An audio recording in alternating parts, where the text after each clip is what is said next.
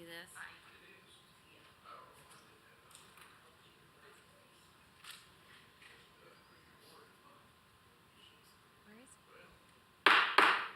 I call to order this public hearing of the Knox County Commission on Monday, July 24th, 2023. Purpose of this is for public input and discussion of the CPACER program. Madam Clerk, will you please call the roll? Commissioner Lundy. Here. Commissioner Derrick. Here. Commissioner Oster. Here. Commissioner Ward. Commissioner Schoonmaker. Here. Commissioner Hill. Here. Commissioner Lee. Here. Commissioner Beeler. Here. Commissioner Daly. Commissioner Jay. Here. Commissioner Frazier. Present. We have 9 members present. We do have a quorum. We do have one person who has signed up for public comments. Ms. Brock, if you would please approach the podium, state your name and address for the record, and you will have 5 minutes.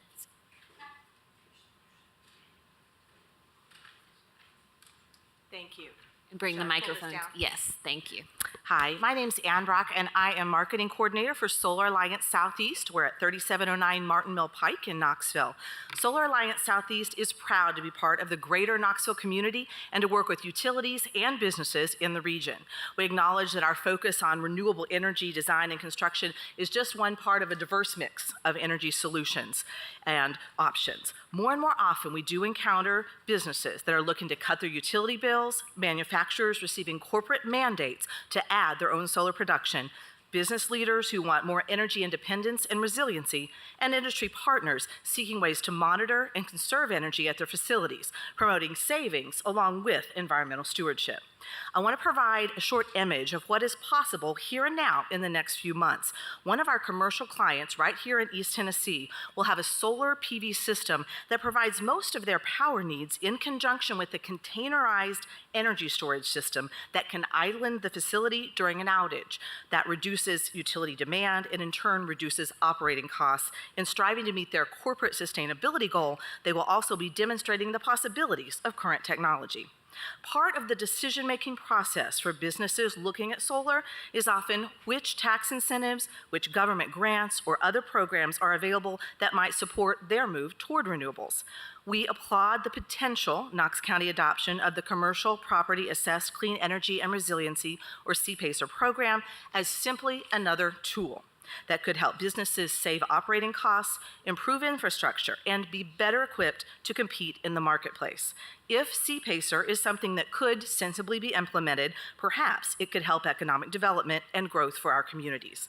Solar Alliance Southeast looks forward to a brighter future for East Tennessee businesses that want to explore cost-saving, clean energy options. Thank you. Thank you. Next, I'll turn it over to commissioners for any questions or comments. I do see that Trustee Biggs is here. If he would like to say a few words, you're more than welcome to. Thank you. I appreciate that. Justin Biggs, 400 West Main Street, Suite 427, Knox County Trustee. I'm here to answer any questions. If there's not any, there's a couple points that I'd just like to go over if I have the time. Floor is yours. Thank you, ma'am. So, first and foremost, thank you for giving me the time to be here to talk to you for a brief moment about CPACER.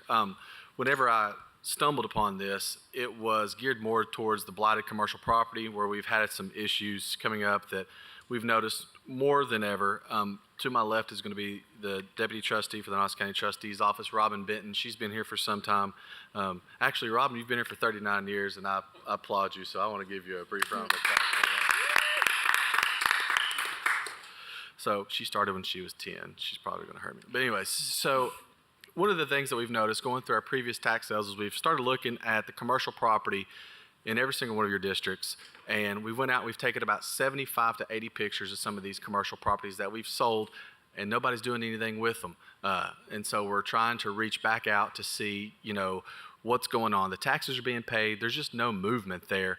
And whenever we're starting to look into the direction that the county is going, I look at the city of Knoxville. So I've spoken with the city of Knoxville about some of the things that they do inside their area, and I was pleasantly surprised that they're also interested in CPACER as well. I had a long meeting with them. Actually, last week, we talked about the benefits for the chamber. We talked about the benefits for the city, for the county, and the direction that this could make us go. So real quick, I just want to give you guys a quick listing of some of the things that you can actually look at that would qualify for CPACER. Water irrigation, commercial refrigeration, permeable pavement, lighting, heating, cooling, windows, insulations, pumps and motors, solar panels. We also have electric vehicle charging, flood protection, seismic upgrades. That means since we're on the fault line, we do fall into this portion of the program. That's the structure of the framing of the house, whether the beaming and things of that nature. That's what seismic upgrades is. Stormwater, tornado shelters, roof, floors, doors, and also wind turbines. The wind turbines, I don't foresee that being that big of an issue here in Knox County and City of Knoxville, but those are the things that would fall underneath the CPACER guidelines. So the next step is we came to you guys last month. And I know you guys probably see a sense of urgency within me, and the reason being is because we are preparing the tax statements right now. Tax statements we're getting ready to ship off to the comptroller's office, and then they'll send it back to us in the next upcoming couple of weeks. And I'm going to put a CPACER pamphlet in every single piece of commercial property if this is passed tonight. So that way we can let everybody know that owns commercial property that this is an option, that this is something that they can do. So right now we have a little over 228,000 parcels in Knox County. We send out about 155,000 tax bills. The rest are on mortgages, and we get those through CoreLogic and other areas. But about right now we've got close to 5-digit numbers that we're going to be sending out to commercial properties, and the direction this could take us, I mean, just alone in every single district, I think everybody up here has some blighted property in their area. Earlier today, we were getting together a tax sale list, and I was noticing in every single district, there's a lot of parcels this go around, and a lot of areas that could need help. So I saw a need. We started diving into it. We started looking at the blighted portion of it, and then I've been contacted by some of the people in our area, and we actually found out that this also applies to new construction, and some of the things that new construction could do with this and some of the benefits on that side as well. I've spoken with the great people from the chamber. I've spoken with many developers around our area to see if they would be interested in it.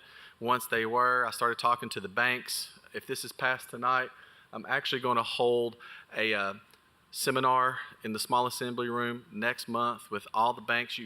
The entire commission's more than welcome to come, so I can talk about the advantages of financing through CPACER, through the banks, and we'll just kind of go from there. But if you have any questions, I'd be more than happy to answer them to the best of my ability.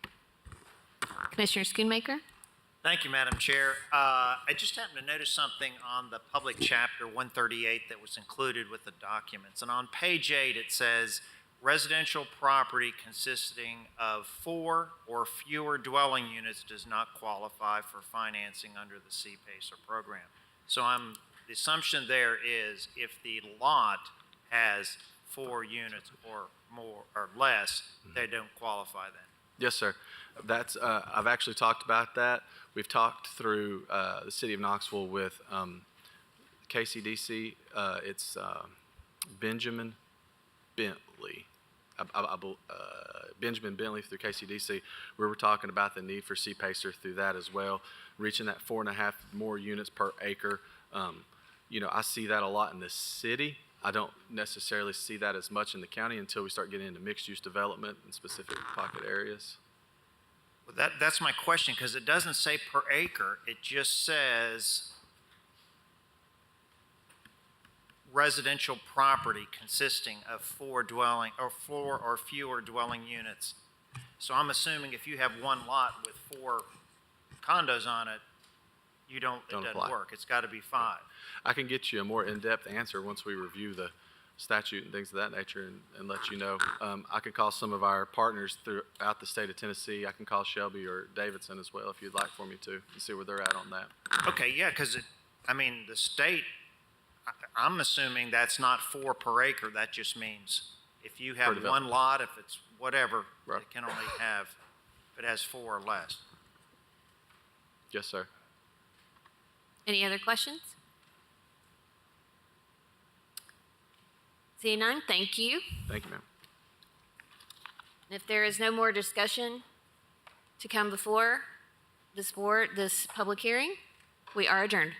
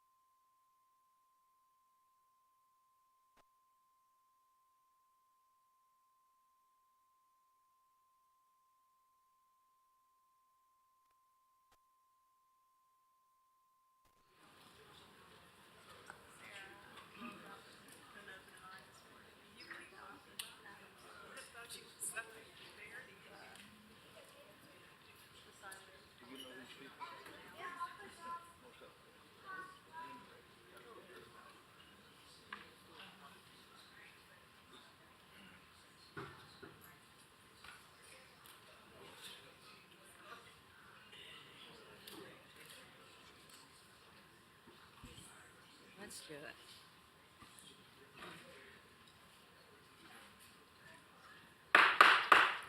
I call to order this meeting of the Knox County Commission for Monday, July 24th, 2023. Seated to my right is Vice Chairwoman Terry Hill and Law Director Moyers, and seated to my left is Ms. Kim Ellis and Haley Evans with the Knox County Clerk's Office. Madam Clerk, will you please call the roll? Commissioner Lundy, Here. Commissioner Derritt, Here. Commissioner Oster, Commissioner Ward, Commissioner Schoonmaker, Here. Commissioner Hill, Commissioner Lee, Here. Commissioner Beeler, Here. Commissioner Daly, Here. Commissioner Jay, Commissioner Frazier. Present. 10 members. Right, okay. We do have a quorum. At this time, I will recognize Commissioner Lundy for tonight's devotional. Thank you so much.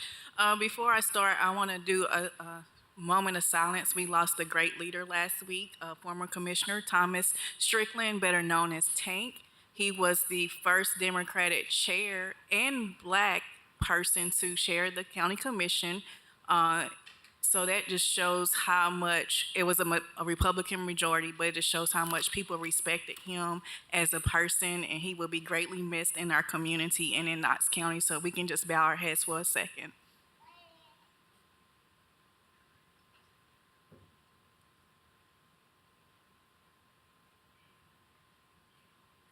Thank you so much. So as I was thinking about Tank and talking to former people that's been in office, such as State Representative Joe Armstrong and former Representative Rick Staples, just everybody's telling me how great of a man he was. And I also talked to former Mayor Rasdale and Commissioner Mike Arms, and they was telling me all the stories of how politics was when they was in office, and it seemed like it was so much more unity than it is now when we look at what's going on in the in the nation and where we are. And I was kind of jealous. I like, man, it seems like, you know, it was more of like a team. So what I was thinking of, I've been reading a book called Disruptive Thinking. It's by T.D. Jakes. He's a mega pastor out of Texas. And what's on my heart right now is just, it's so much division that's happening within us, within our communities, and it's like we can't find common ground. And I hope that we can disrupt our thinking by really just remembering the Great Commission that we are called to do, whether or not you believe in Christianity or not. When you look at different world scriptures, everything is based and rooted in love. And I pray that we can get to the space that we can love our God, whoever your God is, and love yourself and heal yourself, however that looks for you, and be bold enough to love others, and including your enemies also. So I just really wanted to leave us with that. We can do better, because there's a whole nation out there, there's a whole community out there, there's a whole county out there that's waiting on us to come together. So I'm going to end this with a prayer. Let's bow our hands. God, thank you for this moment. I thank you for this time. I thank you for the great leaders that you have appointed to be on this stage at this time. We might not always agree, but we know that we are all trying to work hard for our communities. Let us continue to support each other as much as we can, even during our differences, having different opinions. But let us know that we all love each other and continue to love each other. I pray for this county. I pray for the nation. I pray for this world. May we find our love. May we walk in love. May we transform everything that we touch. In Jesus' name I pray, amen. Amen. Thank you, Commissioner Lundy. I will now look to Commissioner Frazier for tonight to lead us in tonight's pledge. Please stand as you are able with a proper salute to the flag.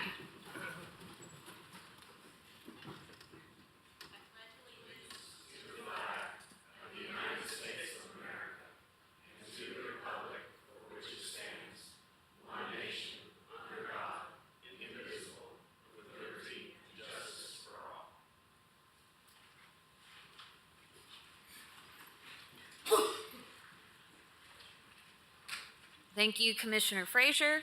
It is at the pleasure of the body, after we set the agenda, we'll entertain a motion for our education and general government consent calendars, honorary resolutions, presentations, and then move forward with the rest of our agenda. Our additions for this evening are items number 27, 30, and 40. Deferrals, items 11 and 12, 36 through 39, 41, 44, and 45. All to August, yes. There are no withdrawals. And our non-consent items, 28, 29, 32, 33, and 35.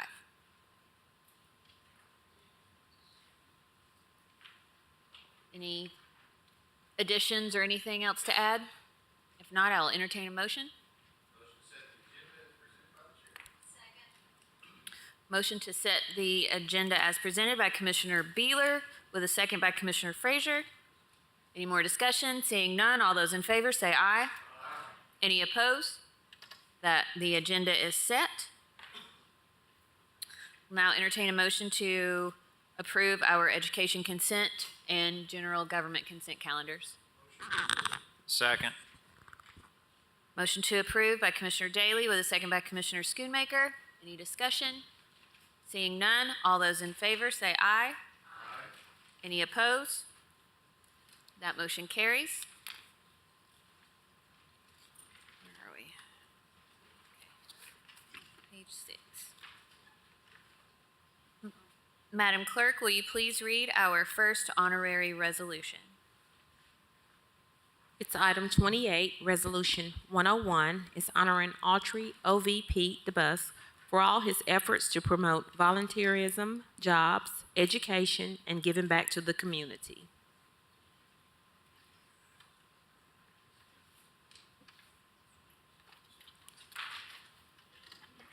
Is there a motion I make a motion to move forward without any recommendations. to approve? To approve.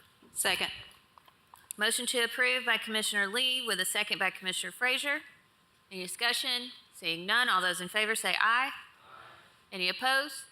That motion carries. Commissioner Lee, the floor is yours. Pete DeBusk, what can I say about you? You're world renowned. The Bible says to give honor to who honor is due. And tonight I have the pleasure to honor two people that are very distinguished and deserve it. And so I'd like to read this resolution to you, Pete, and then I think Pete wants to address the commission. Whereas Autry O.V. Pete DeBust is the chairman and founder of DeRoyal Industries, chairman of the Lincoln Memorial University Board of Trustees, and a noted philanthropist. And whereas Pete DeBus was born in Rose Hill, Virginia, and grew up in the hills of Appalachia, where his family moved around between coal mining towns of southeast Kentucky and southwest Virginia. And whereas after graduating from Thomas Walker High School in Rose Hill, Pete DeBus earned a Bachelor of Science in Biology from Lincoln Memorial University and attended graduate school at the University of Georgia. And whereas Pete DeBus began a career in pharmaceutical sales and his education and experience led him to develop his first company, Pete DeBus and Associates, in 1970. And whereas in 1973, Pete DeBus patented his first orthopedic product, a boot to protect plaster cast, and founded STAT Medical, which became DeRoyal Industries. And whereas DeRoyal Industries was incorporated in 1976, and since that time, DeRoyal has grown to become one of the world's leading suppliers of medical products and to lead the healthcare industry in innovation ranging from products to services. And whereas DeRoyal's workforce of nearly 2,000 employees operates collectively between 21 facility locations in 6 countries, with manufacturing assets on 3 continents, and its corporate campus is in Powell, where it has been for the last 50 years with approximately 300 employees at this location. Whereas Pete DeBus has served on the board of his alma mater, Lincoln Memorial University, LMU, since 1984 and named chairman in 2000, and under his leadership and vision, LMU has experienced exponential growth, evolving its liberal arts core into national university focused on career pathways, with graduates now helping people all over the United States. Whereas Pete DeBus has guided LMU and has added the DeBus College of Osteopathic Medicine, which is now the largest medical school in Tennessee, operating at 2 locations, the LMU Duncan School of Law, the LMU School of Medical Sciences, the LMU College of Veterinary Medicine, the LMU College of Dental Medicine, LMU School of Engineering, and terminal degrees, including the Doctor of Education, Doctor of Nursing Practice, and the Doctor of Business Administration. Whereas under Pete's leadership, LMU's footprint has expanded with off-campus sites stretching from Corbin, Kentucky, all the way to Tampa, Florida. LMU's enrollment has more than doubled, and the physical plant has grown with the building of the state-of-the-art facilities, including the Hamilton Mathematics and Science Building, the DeBus Veterinary Teaching Center in Ewing, Virginia, the College of Veterinary Medicine on the main campus, the Valley of Sports, and in Knoxville, he has spearheaded LMU's renovation of the old City Hall building, now home to LMU Law, and the Madeline G. Clark Tower at the site of the old St. Mary's Hospital.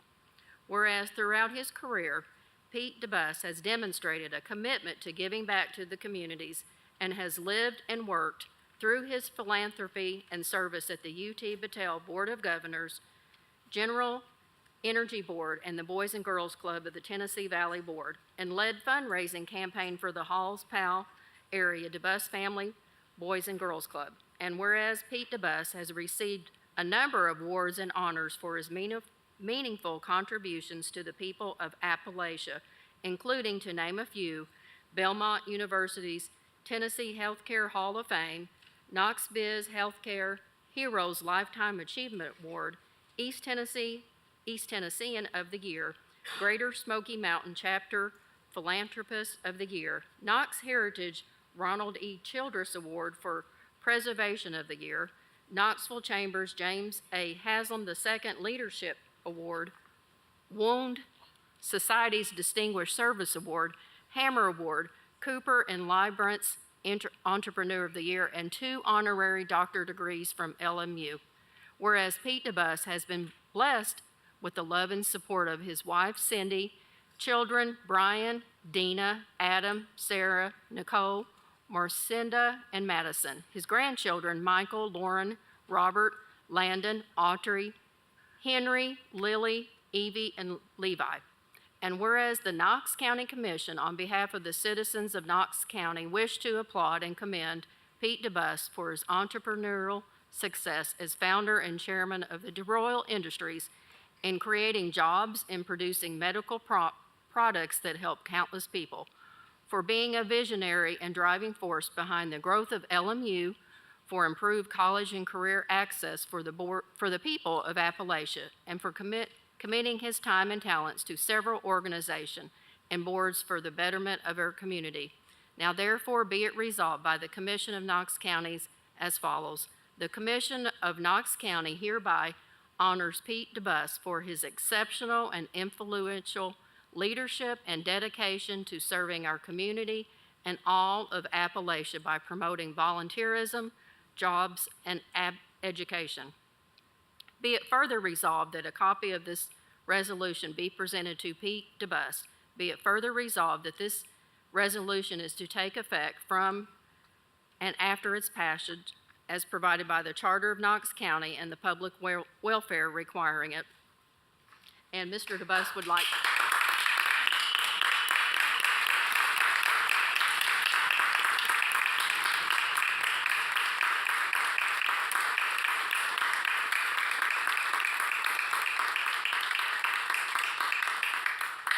And Mr. DeBus would like to address the commission. Well, thank you for all the kind words.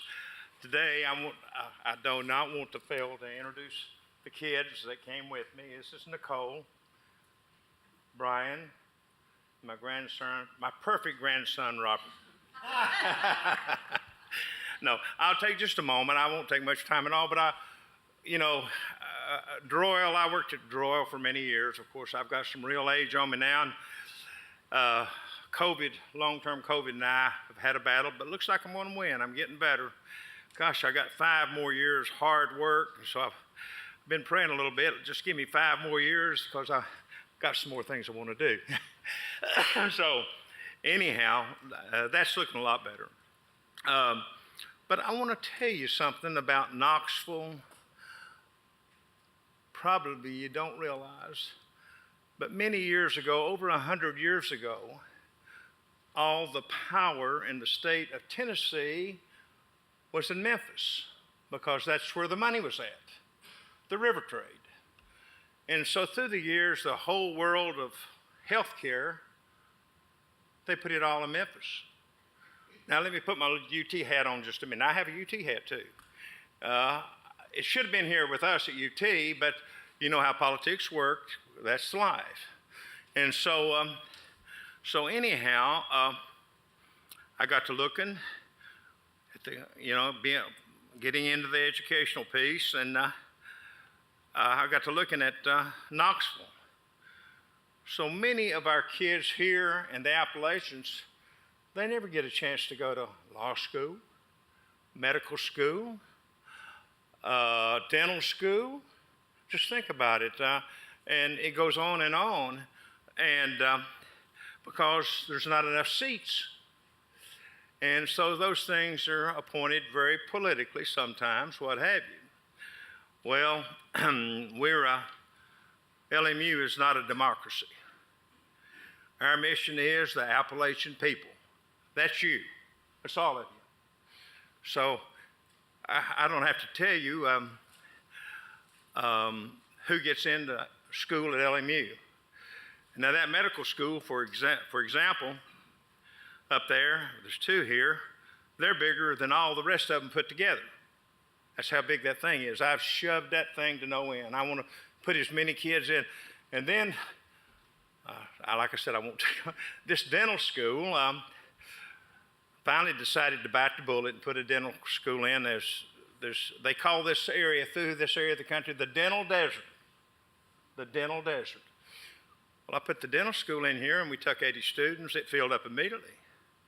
Holy Toledo, we got several hundred applications right now for the 3rd year. 2nd year's already filled up and going on. So we don't know where that's going to, but I'm going to try my best to increase that. But that gives you an idea. There's a real need for high-end education.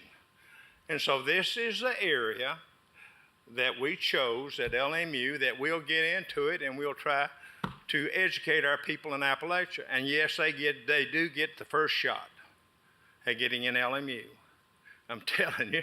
But the success, I had no idea, folks. I had no idea. I got that first medical school and it absolutely went off the face of the earth. And right now, one of the things that we're really on is engineering. Because all these people from Oak Ridge have all these children, and then they can't get into engineering school because the schools just fill up in no time. Well, you can imagine. Got an engineering school, and boy, here it comes. But you've got a lot of kids in this area that's got great families, have great backgrounds. They just need the opportunity. So you pretty much now know what I'm about. Thank you.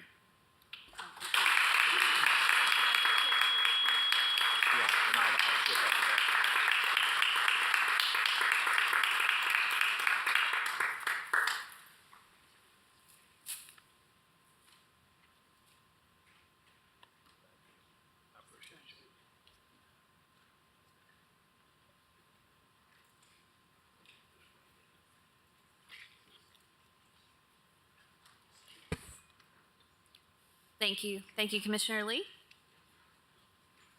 Madam Clerk, next item, please.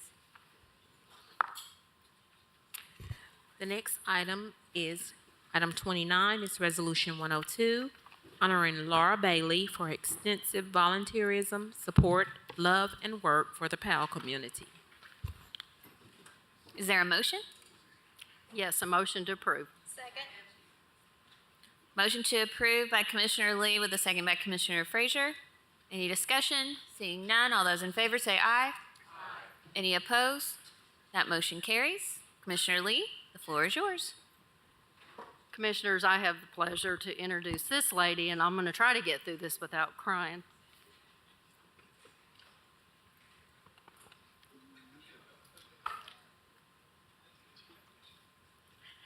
I said, well, I'm not starting off too well on that.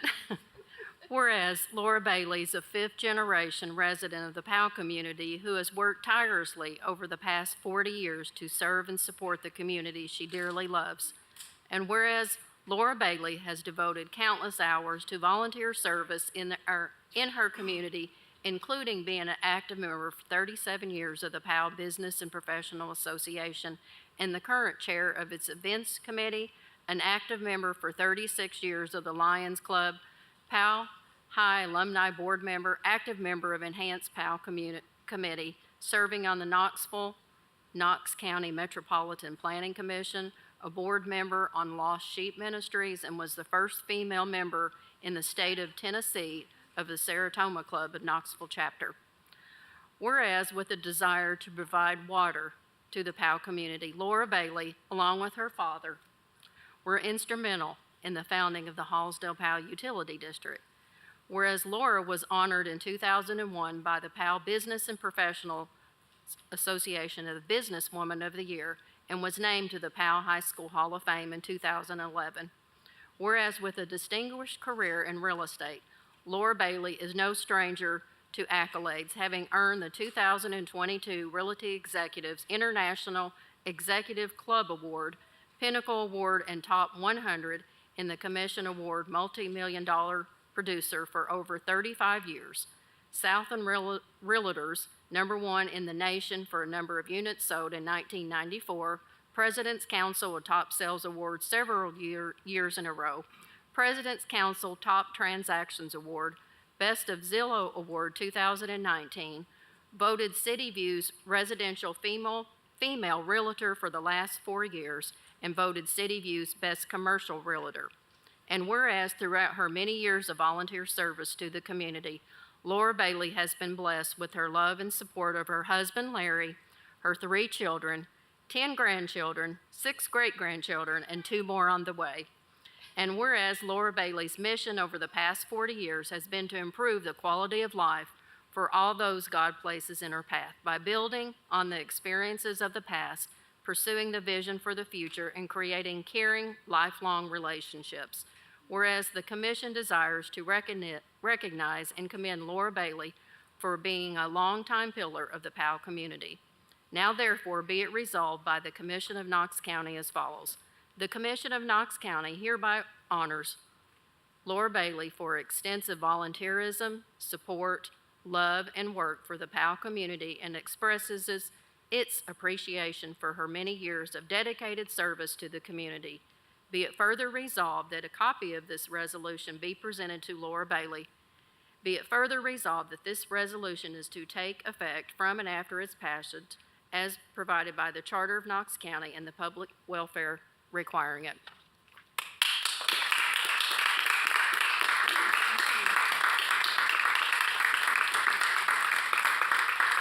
If I could ask the commission to come down and take some up with the pictures. All of you come up. On stage.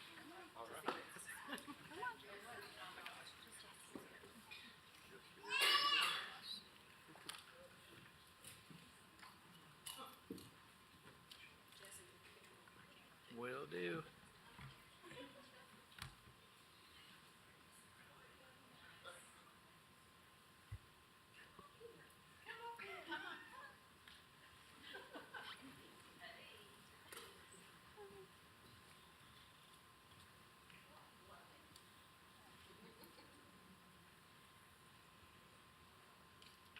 Okay, everybody smile. One more phone here. All right.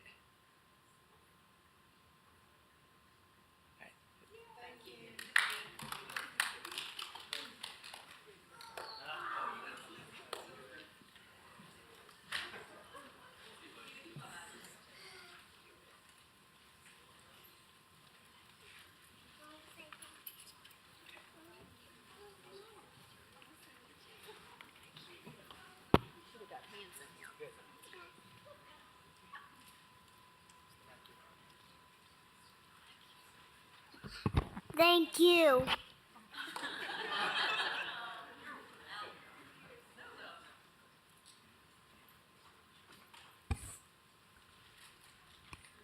Madam Clerk, next item, please. It's item number 30, presentation, Miss Tennessee Senior America on volunteer senior opportunities. Thank you. I had asked to have this added. This is Miss Sherry Doan. She is currently our Miss Tennessee Senior America. Yes.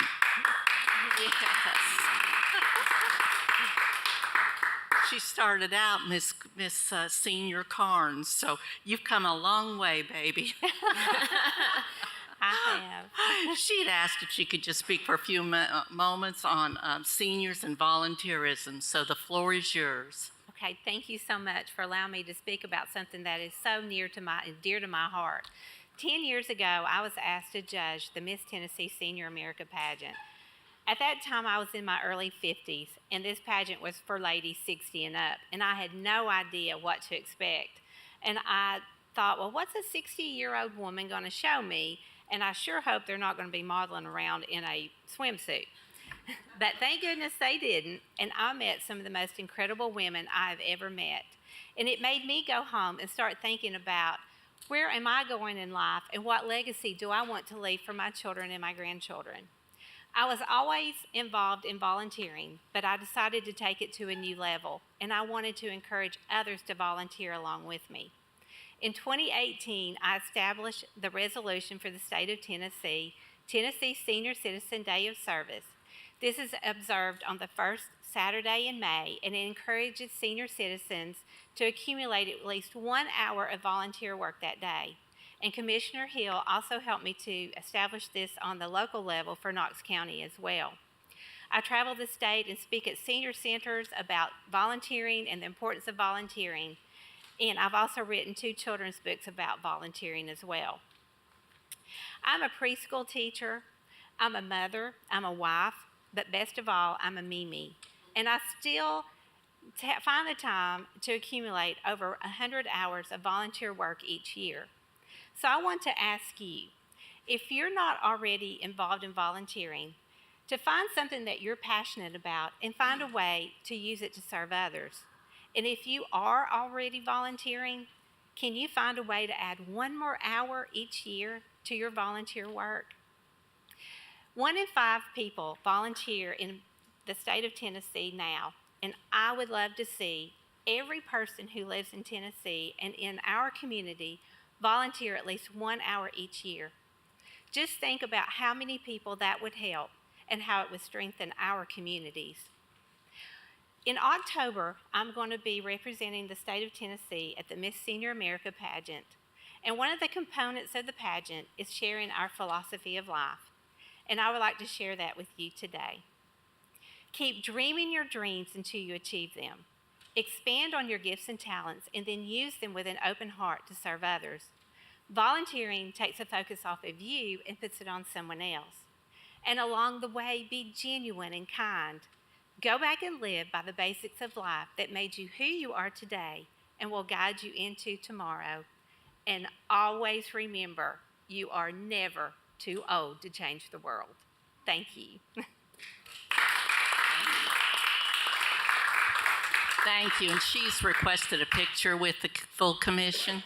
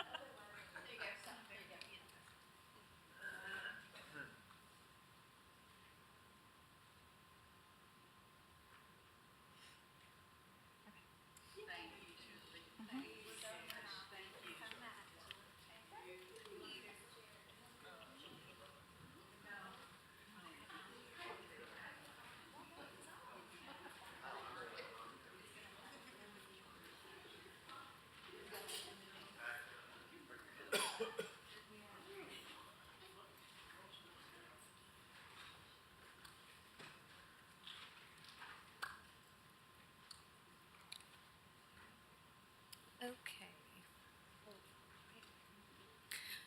Okay, this brings us to public forum. Under our rules, those of us who have signed up to speak to a particular agenda item may speak at this time. We have two who have signed up. First on my list is Tina Sparks. Ms. Sparks, if you would please approach the podium, state your name and county of residence, and you'll have 5 minutes.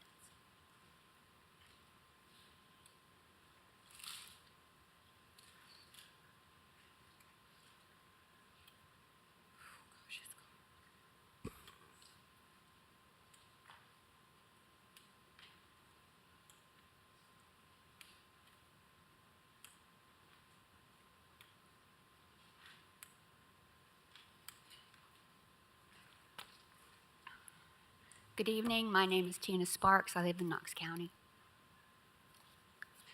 I would like to speak to agenda item R237210, the $430,000 from the state. It's a very good idea. It is going to be used for special services to children and young people in the library system. And I think that is a wonderful thing for materials, for special services, for support services, for the library. However, I have a concern to raise with you all tonight concerning the services to the children and young people in Knox County in our library. As of last Thursday, we were advised of the new policy in the library system concerning concealed carry in our libraries. This is very disturbing to me, especially since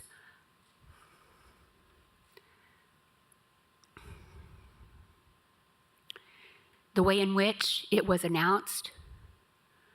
I know you all had a heads up, but that didn't matter because you had no say in your heads up. It was a unilateral decision made by the Knox County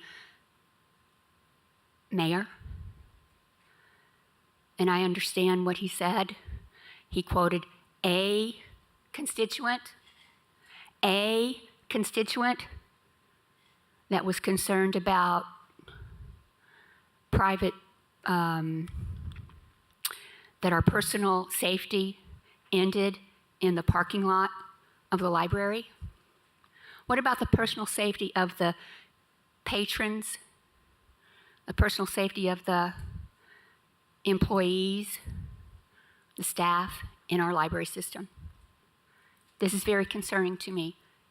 I am sure there's nothing, absolutely nothing you can do, but I am here to voice my opinion because I am a constituent. I was not consulted. Were any of you consulted beforehand? You were all constituents. Now, if someone advocates and if someone has a strong opinion for the Second Amendment, I have no problem with that. I personally do not carry. I will not carry. I do know some folk associated now with the library system who will probably find it necessary, their own personal judgment, to carry. This is very disturbing to me. I work at the Knox County Public Library. I have worked for the county since the late 90s. I have been at my job for quite a while, starting part-time over at the McClung Collection in the genealogy department up on the 3rd floor in the history building. I took my job very seriously over there. Today, I work in the children's room downtown in the public library, Lawson McGee Library.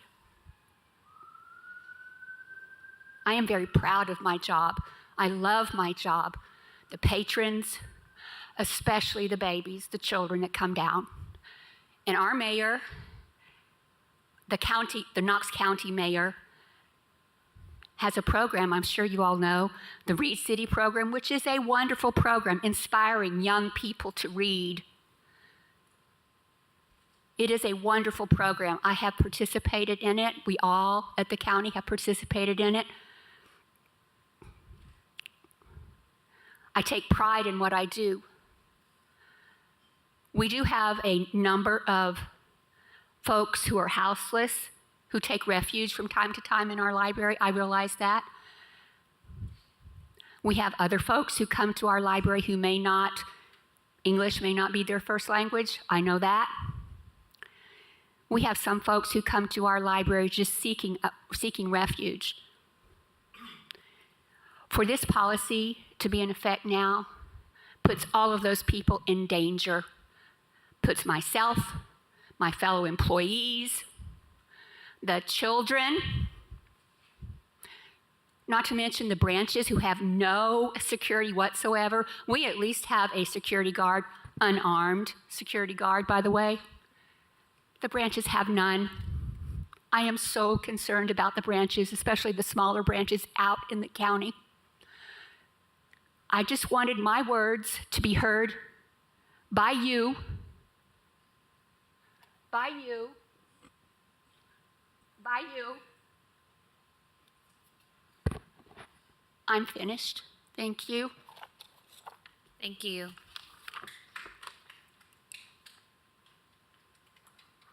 Next and last on our public forum list is Mr. Rick Roach. If you would please approach the podium, state your name and county of residence, and you will have 5 minutes.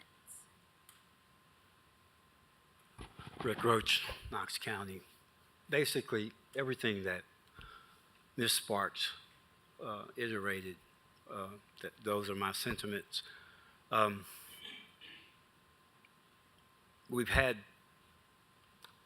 well, a few years ago, over 15 years ago, I was part of a group, kind of an ad hoc committee, and I think the state legislature had passed, and I don't know exactly how you term it, but basically it gave the larger counties, municipal government authorities, basically it took power away, fiscal power most importantly, especially from library systems. And so being part of this committee, we were dealing with Knox County and their lack of response to particular parts of the county. Okay? And some of you may have been living here at the time and you may remember the details of it, or maybe you want to try and forget about it. But basically, the then county mayor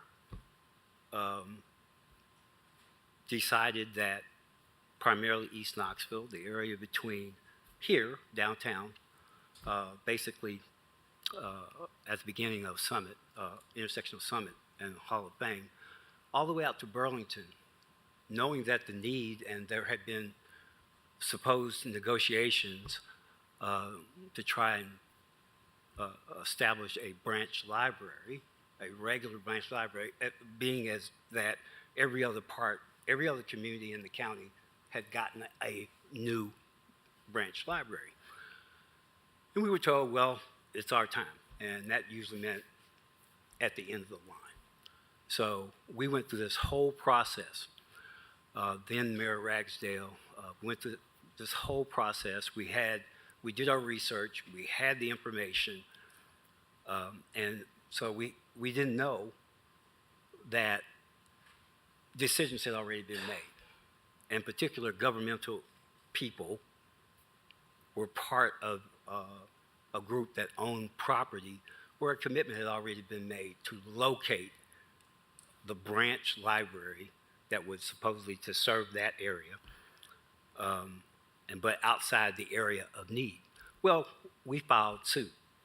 We filed a Title VI complaint, racial discrimination, and we won, okay? And basically, the library system was only fined $55,000, and they still located it where they wanted to locate it, which was outside the community of need, and there's still nothing there. And that is the type of scenario that I'm kind of reliving in my mind when I heard that the county mayor had done what he had done about firearms. You can just go into the library and, Ms. Sparks pointed out the real concerns. Basically, I don't know if there's an agenda. I really don't. But again, it's a situation where the people's voices aren't being heard.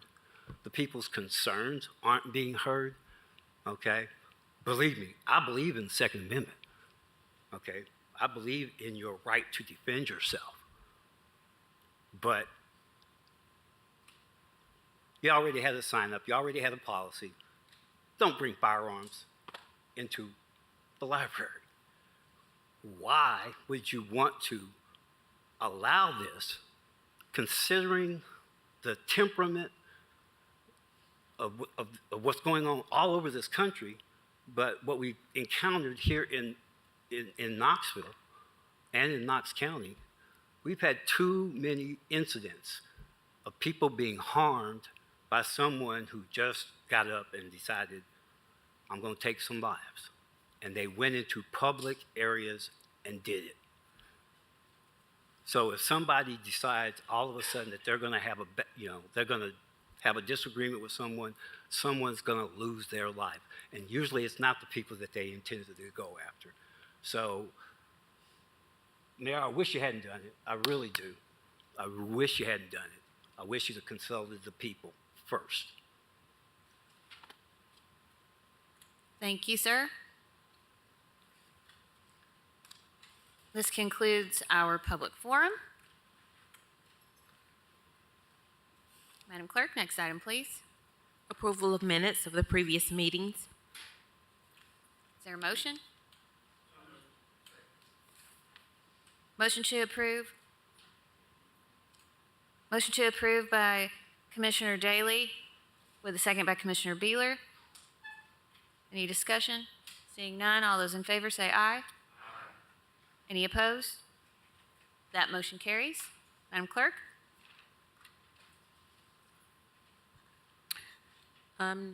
Drives and roads.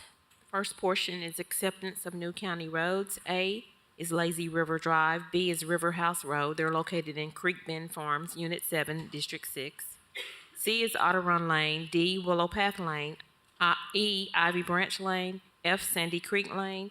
G, Rocky Stream Lane are all located in Willow Creek Villas, District 7. Is there a motion? Motion to approve. Point of order, that's not what our agenda reads. Does the clerk have a different list? The Otter Run Lane is located in Creek Bend Farms, Unit 7, District 6. Is that? I thought I read A, B, and C together, and I thought I said Richie? Creek Bend. Is that what you?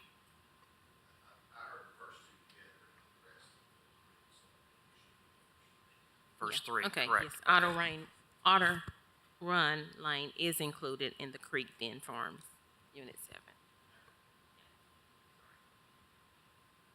Who were the motions? Motion to approve by Commissioner Jay with a second by Commissioner Lee. Any discussion? Seeing none, all those in favor say aye. Aye. Any opposed? That motion carries.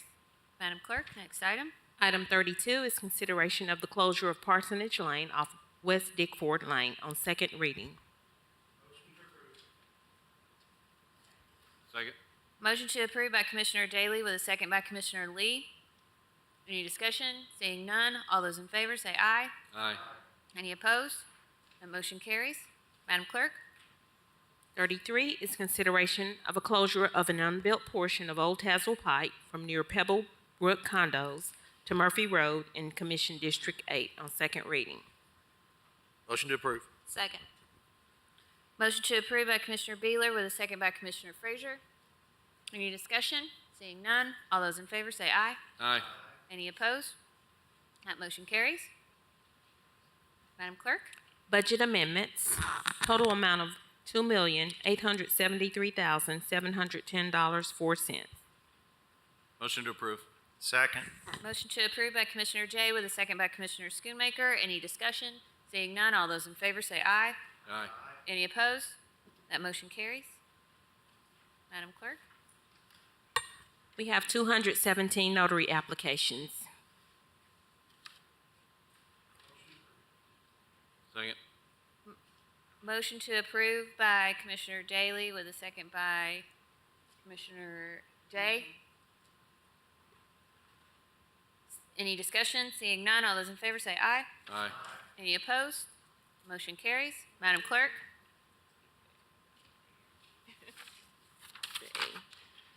Okay. Item number 35, Resolution 110, is accepting the resignation of Ray Jenkins as judicial magistrate for Knox County and appointing an individual to complete the unfulfilled term of Mr. Jenkins with such term to expire June 30th, 2025. Thank you, Commissioners. Is there any more discussion before we move into the nomination process? I do see the two applicants are here. Okay, seeing no lights.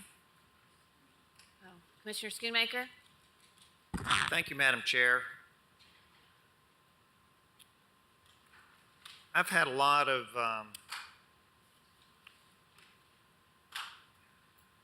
time this past week to think through this process, and I have some problems with us going forward with this at the current time. We're going to be hiring a new Knox County employee, but it appears that, you know, if Mayor Jacobs, one of his senior directors, hired somebody without going through an interview process, that would be very suspect. And yet, we're having our judges supposedly go through a process of not even interviewing a candidate, and then we're now to hire them as a Knox County employee. And I have a problem with that.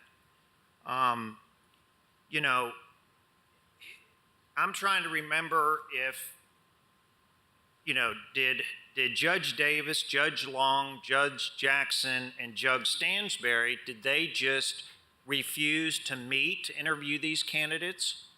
Or was Judge Davis, Judge Long, Judge Jackson, and Judge Stansberry not given the opportunity to meet, to go through the 9 or 10 candidates that submitted applications? It only seems fair that if somebody's interested in a job in Knox County, that we would give them the courtesy of an interview before that final selection is made and a recommendation is presented to us. You know, being a judicial magistrate is a very, very important position for Knox County, not only for the citizens of Knox County, but also for those that have been arrested and are waiting to see if they're going to get bail or not. And, you know, to just totally discount somebody, and I don't even know the individual, who's had 3 years as a judicial magistrate, has spent more time than anybody else down there in that room. In fact, last week when we left from our work session meeting, that individual, Benjamin, I think his name is Standard or Stallard or something, I've never met him, but anyways, he was on his way down to serve a 12-hour shift as a judicial commissioner, but yet he didn't get an opportunity to be interviewed or included on a list. And so I guess what I'm saying is I think we need to defer this for 30 days and send this back to the 5 judges and let them have an opportunity to interview the candidates that are interested in this position, and then send us a correct list with those people that have been fully vetted for us. So I'll wait for further discussion before I make any kind of motion. Okay. Commissioner Jay? Is it on? Thank you, Madam Chair. I'm going to respectfully disagree with my colleague, Commissioner Schoonmaker. This is the interview process. We have been through a very, very specific statute and set of rules. We have been given the power to appoint someone into this role, and we also get recommendations from the judges, but we publicly noticed this process, and everyone in Knox County had an opportunity to apply, including the gentleman you spoke about. That gentleman could have come here and said, my name wasn't on the list, but I would like to apply. Here's my credentials. Here's why I'm the best person for the job, and put his name forth, but he did not even apply for the job. Anyone could have applied in all of Knox County, and we went through that process. We interviewed several people that, one other candidate who was not on the list but applied and said, I think I'm the best choice. So this is the process. I feel very comfortable moving forward. We have recommendations, and we have good candidates. And if that one particular person was so concerned about not being on the list, they should have come and applied directly to us. This is the process, and it's pretty well spelled out. So I'm very comfortable moving forward tonight. Thank you. Commissioner Ward? I'll echo Commissioner Jay. Also, just to point out that the candidates that were presented forward have been to Sessions Court on the other side of the bench multiple times. I've talked to, I think, all 5 judges at this point, and it's not like this is the first time they've seen these 2 candidates. They've seen them multiple times. One of them or substitutes on a regular basis, and the other one's been trained to be a substitute. So I don't think that they're unfamiliar with these candidates. I think they wouldn't present us with a candidate that they're not familiar with, and that they decide not to go through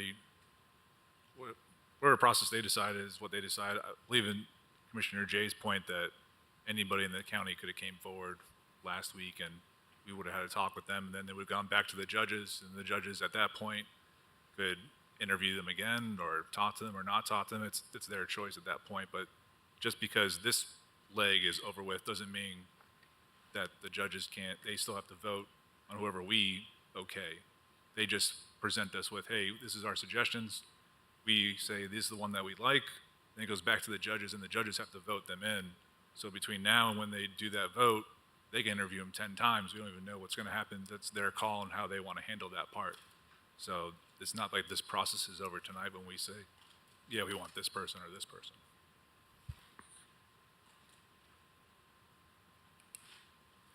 Thank you, Commissioner Ward. Any further discussion before we move into the nomination process? Seeing no lights, the clerk will call the roll, and as your name is called, you may nominate a candidate or pass. Once we've gone down the roll, the chair will look for a nomination to cease motions. Then we will go through it again, in which you would say the candidate you would like to vote for, and the candidate that receives the majority will be appointed to the position. So, Madam Clerk, please call the roll for nominations. Commissioner Lundy. Troy Jones. Oh, and I apologize, I did not read the 2 candidates' names, Troy Jones and Spencer Reed. Commissioner Lundy nominates Troy Jones. Commissioner Durrett. Pass. Commissioner Oster. Pass. Commissioner Ward. Commissioner Schoonmaker. Commissioner Hill. Commissioner Lee. I have a conflict. I'm going to recuse myself. Commissioner Beeler. Pass. Commissioner Daly. Mr. Reed. Commissioner Daly nominates Mr. Reed. Mr. Reed. Commissioner Jay. As both names have been read, I'll pass or make a motion to cease nominations since both members are on the board and move directly to the vote.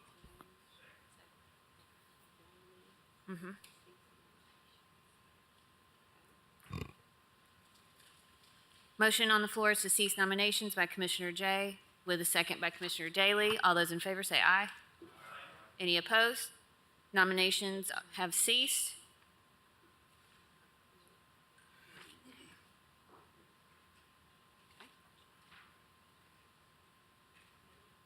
We'll now call the roll to vote for the particular candidate you wish to be in the position. Commissioner Durrett, Troy Jones. Commissioner Oster, Reed. Commissioner Ward, Reed. Commissioner Schoonmaker, Commissioner Hill, Commissioner Lee recuses herself, Commissioner Beeler, Spencer Reed. Commissioner Daly, Mr. Spencer Reed. Commissioner Jay, Reed. Commissioner Frazier, Reed. Commissioner Lundy. Jones. Does the past wish to vote? Does anyone wish to change their vote?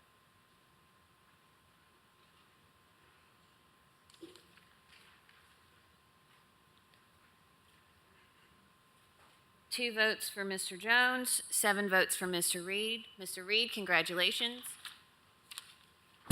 So, Madam Clerk, will you now read the resolution with Mr. Reed's name?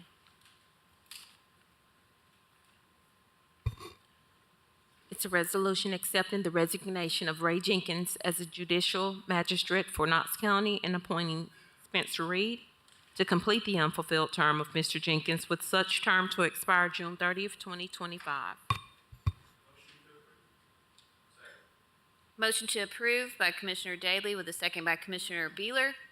All those in favor say aye. Any opposed? That motion carries.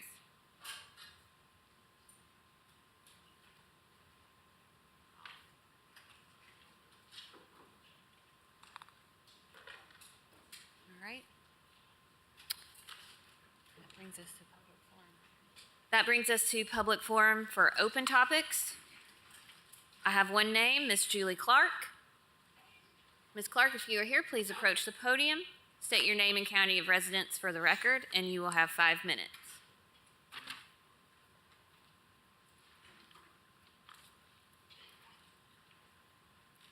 Hi, my name is Julie Clark. I'm from District 9 in Knox County. Both mine and my husband's family have lived in rural Knox County for generations. Our neighborhood is a quiet and safe home to much of our extended family, working people, and senior citizens. In 2019, we built a modest home, which is our sanctuary. On July 8th, our feeling of safety in our neighborhood was altered. I have lived in gang areas in urban cities and have never felt as unsafe as I did this night. On July 8th, 2023, we were made aware of a new Airbnb unit due to a violent party next to our home while our family and children were sleeping. On this night, we were subjected to verbal harassment when directing cars to leave our driveway, endangerment, and noise. Multiple neighbors called police to report the incident. Neighbors fired warning shots until 3 a.m. when authorities finally responded and broke up the party. Neighbors were on edge all night in anticipation of needing to defend themselves. Police reports indicate the house was severely vandalized. We feel we may have been victims as well if partygoers had not been intercepted by family on the way to our house while trying to find the unit. Airbnb hosts did not take any precautions for our safety, such as posting signage or security cameras. The 2-bedroom Airbnb hosted a party of about 30 to 40 people, many of which were underage drinkers and teens. Members of my working family were scheduled to wake up at 3 and 5 a.m. that Saturday morning, just as partygoers were drunk driving recklessly down our road on their way leaving. Due to community action and neighbor reports to Airbnb, the listing appears to have been removed from the platform due to this severe incident. We would like to ensure that this does not happen again to us or anyone else in Knox County. In 2018, an ordinance was passed in the city of Knoxville to regulate short-term rentals. The ordinance includes a permitting process which requires notification of nearby neighbors and neighborhood associations. It also requires that a local contact is designated that can respond within 45 minutes, 24/7. I encourage officials to draft and implement a strong ordinance in Knox County that protects communities. Regulations are desperately needed in rural areas that are not within city limits as well. Regulations would protect property, prevent crime, and most importantly, ensure the safety of families and residents in Knox County. We did not know that this was an unauthorized event and not just my neighbor's guest until the following day. It was not until I found the listing on Airbnb that I was able to acquire contact information for the host. Owners live 3 hours away and management does not reside within Knox County. Host did not respond until police arrival and response at 3 a.m. I have reached out to my commissioner and was told that as of now, there are no codes in place in regards to these short-term rental units. Knox County is home to about 192,000 households. Most of these households are families. There are about 1,000 Airbnb listings in the Knoxville area. The interests of family households, taxpayers, and citizens outweighs the needs of out-of-town property owners. Studies have shown links between short-term rental units and increased rates of violent crime. I cannot think of any reason a property owner would be in opposition to regulations on short-term rentals other than what we have already experienced due to their disregard for their neighbors. Regulations would also benefit property owners, help to prevent vandalism, and promote healthy relationships between neighbors. I urge you to take action and keep our community safe and implement a county ordinance on short-term rentals. Thank you. Thank you, ma'am.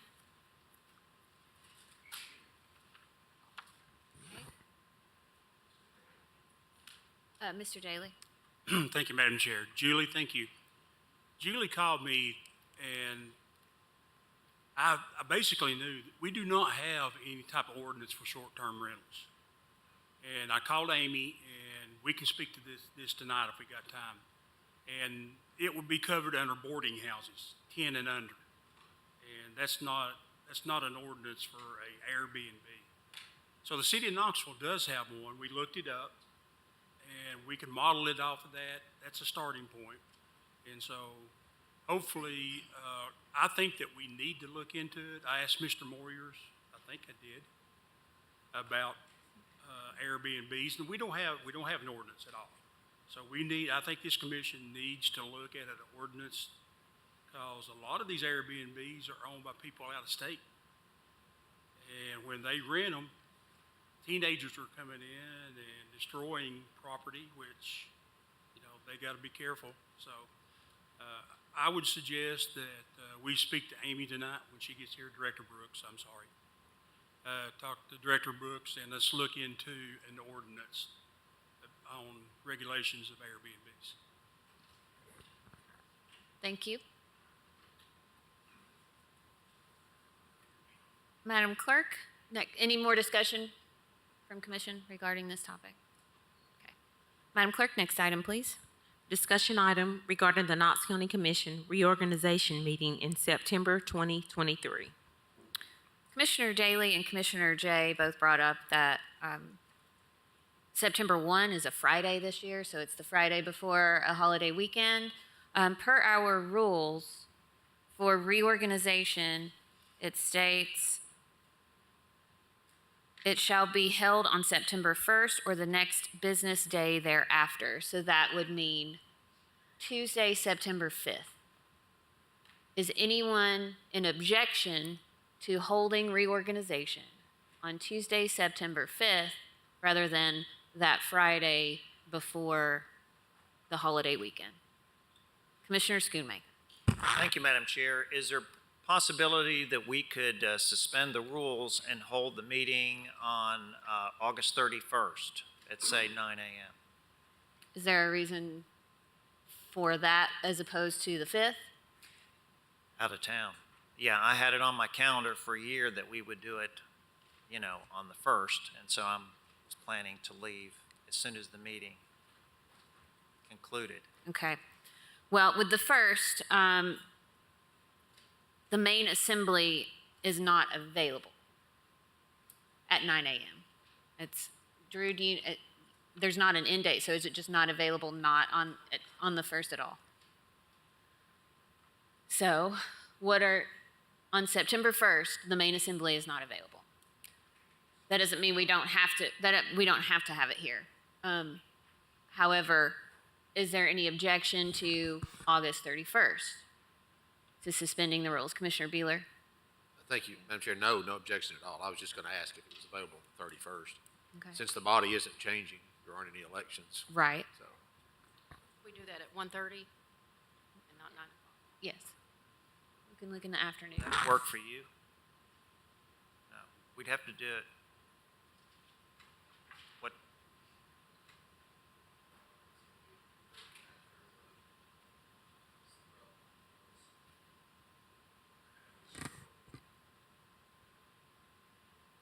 So we're back at Commissioner Schoonmaker. Thank you. Commissioner Jay, what time would be work on the 31st?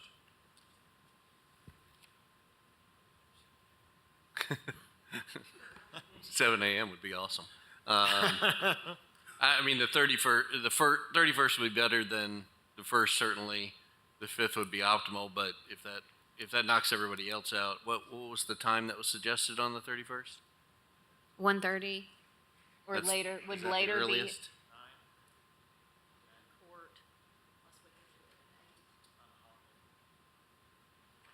We could do it at 8.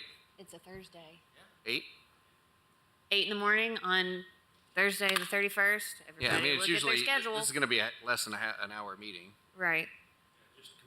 I'll buy coffee. Kyle will bring donuts. Will Kyle be awake? Might be awake. My guys start at 3 a.m. Yeah, I'll be awake. Kyle doesn't sleep. So. Don't sleep. Yeah, I got Pop's Donuts. We will have to suspend the rules. Will that work? Will 8 o'clock? Is that okay with you? Okay. Do we know if the location will be to be determined? Commissioner Daly? I'm going to make a motion to suspend the rules for reorganization only. Second.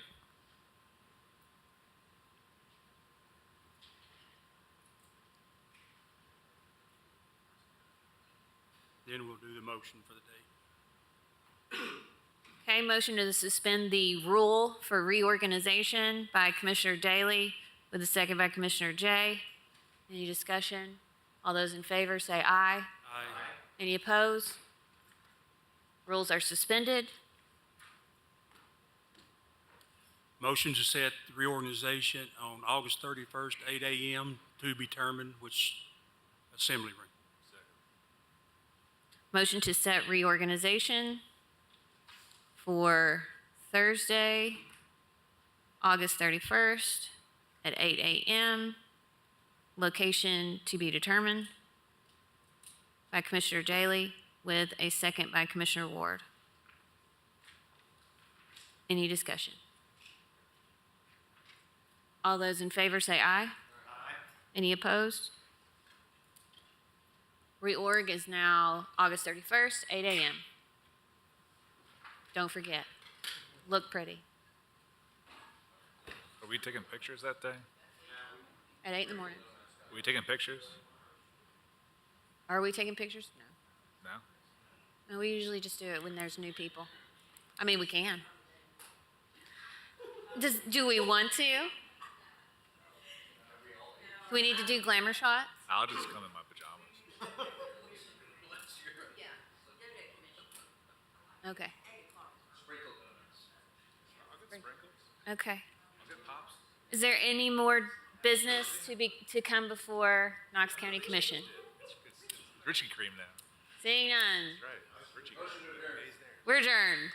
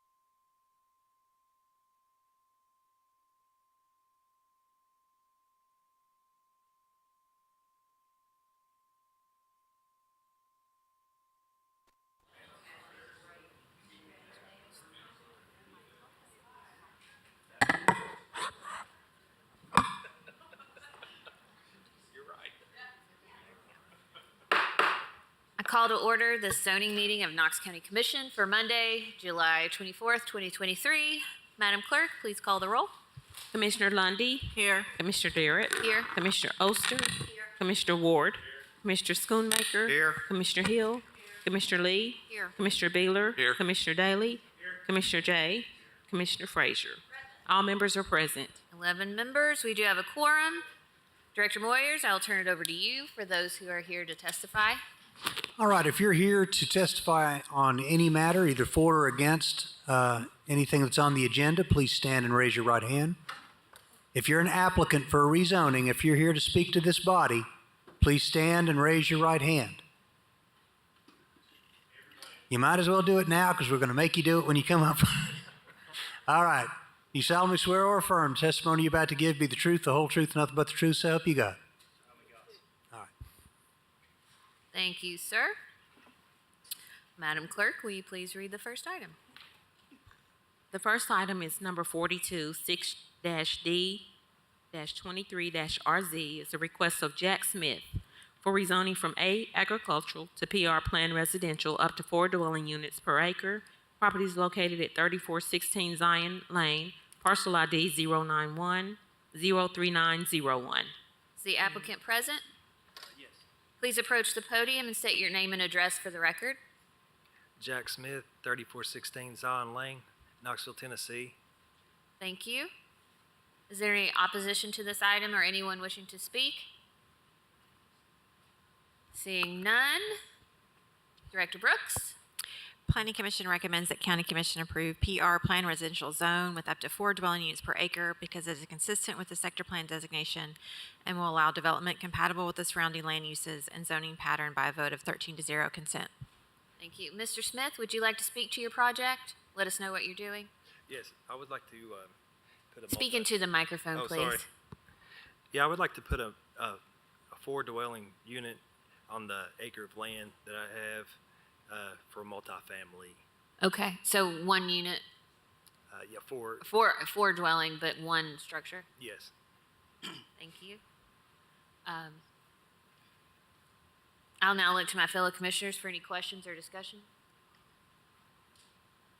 Seeing none, I will look to Commissioner Hill for a motion. Hi, Mr. Smith. Hey. Just one question. You're going to put a fourplex? Yes. Okay. I have no objection to this at all, and I'd make a recommendation that we approve rezoning from ag to PR up to 4 per acre. Second. Okay. Motion is to approve Planning Commission's recommendation by Commissioner Hill with a second by Commissioner Frazier. Any further discussion? Seeing none, all those in favor say aye. Any opposed? That motion carries. Good luck with your project. Thank you. Thank you. Madam Clerk, next item, please. It's item number 43, 6H-23-RZ, request of Roy Anderson and Stephen Paget for rezoning from A agricultural to PR plan residential up to 5 dwelling units per acre. Property is located at 842 East Raccoon Valley Drive, parcel ID 026057 in the 7th Commission District. Is the applicant present?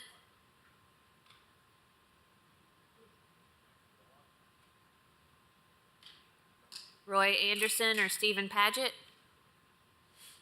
Or someone representing them at 842 East Raccoon Valley Drive? Okay, we will move that to the end.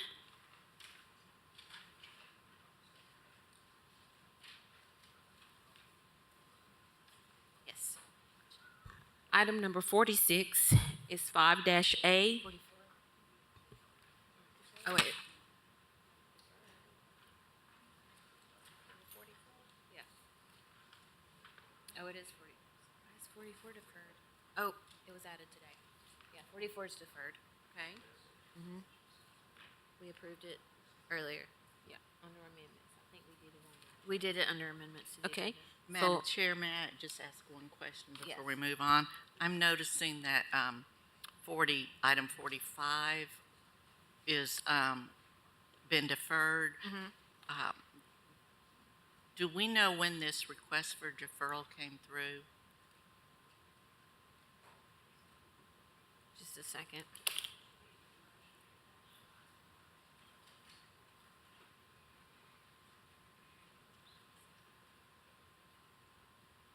I ask because I've got some people here wanting to address it, and I didn't know. I didn't realize it'd been deferred either. Is this the one where he was doing grading illegally and all that? Is that right? Mhm. There are no Ridge Highway. Yeah, we were the one that deferred it. The first time, but The it's first been time deferred it's been again. deferred again, it was last week. Last week. Mm-hmm. It was on the agenda before, with it being on there. You can always let them speak. You can let them speak. All right. If there's no objection, I would appreciate it being read because I recognize at least one person here, I think, that would like to speak to that, maybe two. Okay. It's item 5-C-23-RZ is a request of DC Foundations Incorporated for rezoning from A, agricultural to OB office, medical, and related services. Properties located at 6789 Oak Ridge Highway, parcel ID 079-049-01 in the 6th Commission District. Thank you. I'm assuming the applicant is not here since it's deferred. Is there opposition to this? Okay. Please approach the podium. Did both of you get sworn in? Yes. Okay. And let me apologize before you begin about this deferral. It's my bad. It totally got by me, or I would have called you and let you know. you. I'm very, very sorry about that. That's okay. It is what it is. And I have some Will you pull the microphone down? short people problems. Thank you. And I have some photographs of the property over the course of time that he's been doing the grading. I don't know if I can hand it and y'all can pass them around so you just kind of have an idea of what we're looking at, what we're talking about. Yes, please state your name and address for the record. Cassie Kiesler, 4712 Hazelnut Drive. Oh. And I think I've got them in reverse order, so the ones in the back are the ones from the farthest back when he first started. Okay, thank you. So do you want me to talk, or do you want to wait until you kind of get a chance to look at them? Oh, look, there it is, part of it anyway. You can go ahead. Okay, so I live just down the creek from there. And originally it started out that the permits and things that were pulled for this property were for a single-family residential dwelling with a detached garage, which from the time he started building that property, that was never his intent. And he has also changed the grade of the land there pretty dramatically. That's in the floodplain. And as someone who lives down the creek from there, because he's backfilled so much of that, it has severely impacted drainage and more flooding on my property and my neighbor's property. To my knowledge, he has not pulled any of the correct permits or done any of the things that he is supposed to do to change the land the way he has been. So I have a problem with the fact that he's just kind of doing whatever he wants and then coming up later and asking for permission after the fact. I just really have issue with that. And he owns the property. You can kind of see the driveway across the street, kind of catty corner, which is also still listed as a single family with a detached garage. And he's run that concrete business out of there for, 4 or 5 years now? And he parks heavy equipment and big trucks there all the time, which is the same thing he started doing at this property, which he said that they weren't going to park the trucks there. They might come and go during the day, but there are large pieces of equipment and trucks sitting there all the time. So, I mean, he just says one thing and then does another, and I didn't think that's how we did things. Maybe I'm just naive, but so. Will you please restate your name for the record? Sure, it's Cassie Kiesler. Okay. Can you spell that, your last name? Kiestler. Thank you. Any questions for Ms. Kiesler? I know the pictures are going around now. Yeah. If not, sir, Alvin, you want to speak? Sir, would you like to speak? Trade out. If so, please state your name and address for the record. Alvin Austin. Alvin Austin? Yeah. Nice to meet you. 6715 Ball Road. Okay. And if he's going to run it as a business, I've got a small business right up the road there. And of course, I've got a smaller lot. And one of the things that I had with the county is holding pond, which I eventually finally got away because my lot was just too small for the business and the holding pond. He has adequate room, you know. If you're going to be having tractor and trailer trucks, large trucks that might have an oil spill or diesel spill or something like that, you need a holding pond. The number two thing is, if he's going to run a business out of there, you got to have handicap accessible. This house is not handicap accessible, so he's already running the business out of there and has been for several months. So, you know, it's kind of the type thing is, if you allow him to proceed, how much farther will he go? Okay. You know, where does it stop? I had heard rumors that he wanted to put a batch plant in there to mix his own concrete and stuff like that at one time. So does it proceed into something like that, you know? And that's what's got us more concerned on it, because it's just not a good location for that particular thing, you know. Thank you.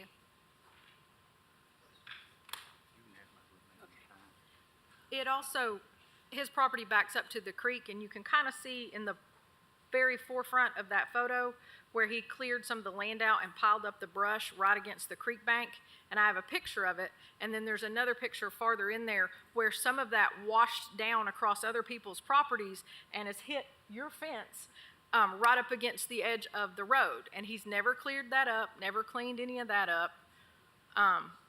You know, and with the trucks and all that, and he's got a large commercial gas tank, like that you would fill a heavy truck with, like it's probably, 300, 400 gallons, that's sitting right at the edge of that graded space, which is in the floodplain, which is kind of concerning as well.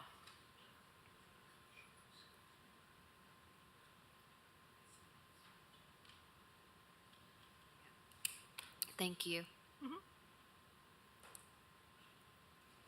Commissioner, since the applicant isn't here, we just discussed with our law director, we can't really deliberate this at the moment. It's deferred. They are here, we're allowing them to voice their opinion, and you're more than welcome to come back next month as well, but since you're here, we wanted to allow you the time to speak to us. So, do you know why it was deferred?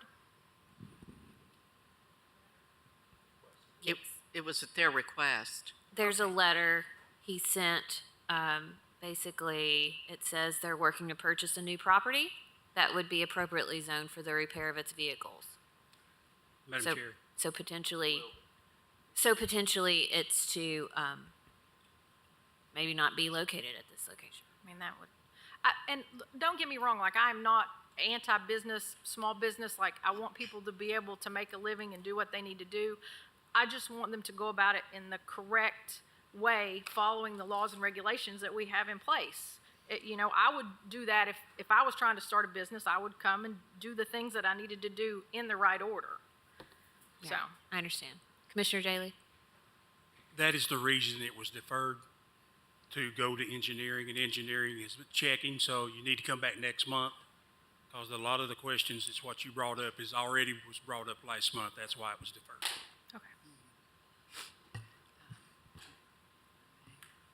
Commissioner Hill. Just one question to Mr. Snowden. If in fact he is operating a business, though, without a license, is that anything that could be taken action on until we do finish with this?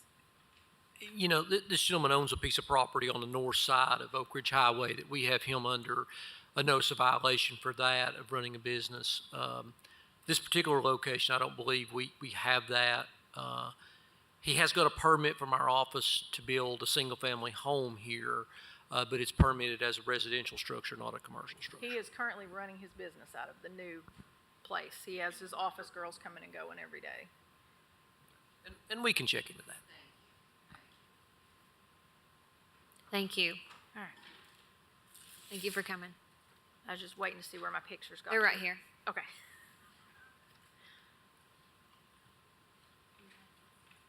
All right, they can keep going, I guess, and when they get down to you, Kim, I'll get them from you, okay? Okay. Madam Clerk, next item. Item number 46, 5-A-23-SP is a request of Homestead Land Holdings LLC for a North County Sector Plan Amendment from LDR Low Density Residential to MDR Medium Density Residential. Properties located at 7642 Old Clinton Pike, parcel ID 067AB 01303 in the 7th Commission District. Is the applicant present? Please state your name and address for the record. Yes, I'm Russell Rackley with Rackley Engineering, P.O. Box 30456, Knoxville 37930, representing the applicant, Homestead Land Holdings. Thank you. Thank you. Is there any opposition to this item or anyone wishing to speak? Seeing none. Director Brooks, will you please read us Planning Commission's action? Planning Commission recommends that County Commission approve the sector plan amendment to the MDR medium density residential land use classification because it provides a transitional land use between adjacent commercial and single family uses by a vote of 12-0 consent. Do you wish to speak to this project? Say again? Do you wish to speak to this project? I just respectfully ask for approval. Commissioners, any questions or discussion regarding this particular item? Seeing none, I will look to Commissioner Lee, the District Commissioner. Thank you, Madam Chair. Sir, what are you planning on, what are your plans for this property? Residential, attached residential townhomes. Townhomes? Yes. And how many townhomes would that be? We have a concept plan approved, subject to rezoning for 47, which is within the zoning density that we're asking for. 47 townhomes? Yes, ma'am.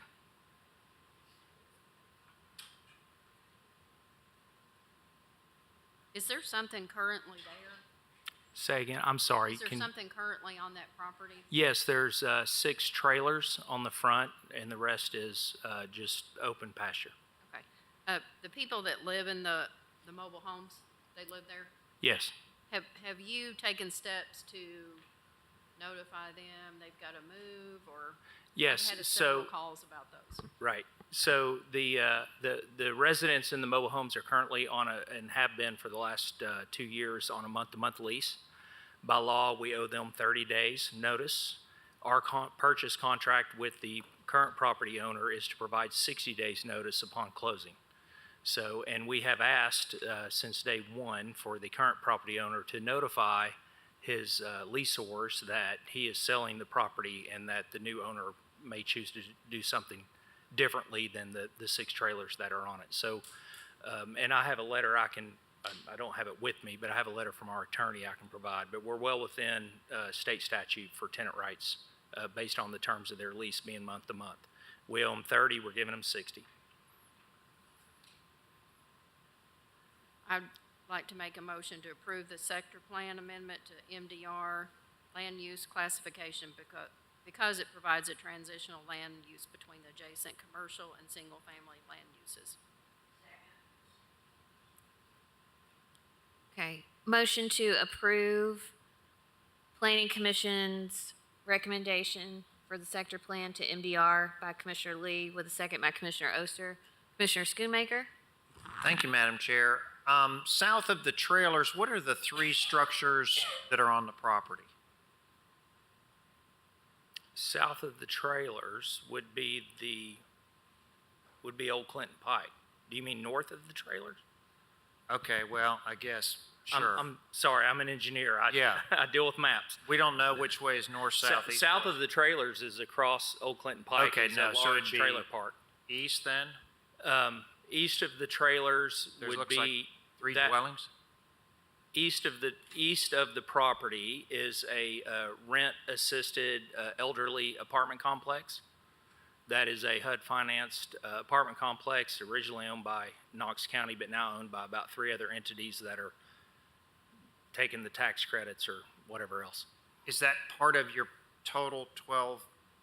No, excuse there's me, nothing on this property other than the trailers at the front.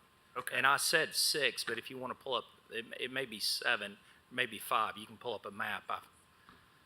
I may have misstated. Okay. Thank you. Yeah.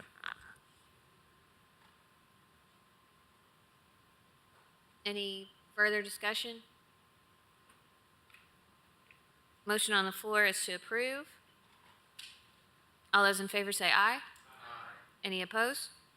That motion carries. Don't go too far. Madam Clerk? The next item is 5-D-23-RZ.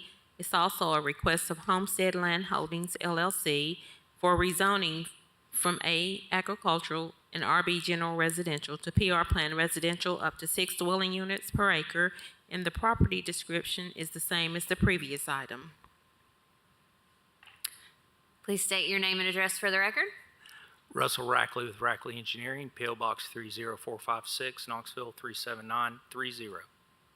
Representing Homestead Land Holdings, the applicant. Thank you. Is there any opposition to this item or anyone wishing to speak? Seeing none, Director Brooks, will you read us Planning Commission's recommendation? Planning Commission recommends that County Commission approve the PR Plan Residential Zone with up to 6 dwelling units per acre because it's consistent with the surrounding development, subject to one condition by a vote of 12-0 consent. Thank you. Anything you wish to add that we didn't cover? No, respectfully ask approval subject to MPC recommendation. Thank you. Commissioners, any discussion, questions for the applicant? Seeing none, I will look to Commissioner Lee. Thank you, Madam Chair. I would make a motion to approve the planned residential zone with up to 6 dwelling units per acre because it's consistent with the surrounding development, subject to one condition. Motion is to approve Planning Commission's recommendation, subject to one condition, by Commissioner Lee with a second by Commissioner Beeler. Any further discussion? Seeing none, all those in favor say aye. Any opposed? That motion carries. Thank you. you. Good luck with your project. Madam Clerk, next item, please. Oh, yeah. Let's go on to the ordinance.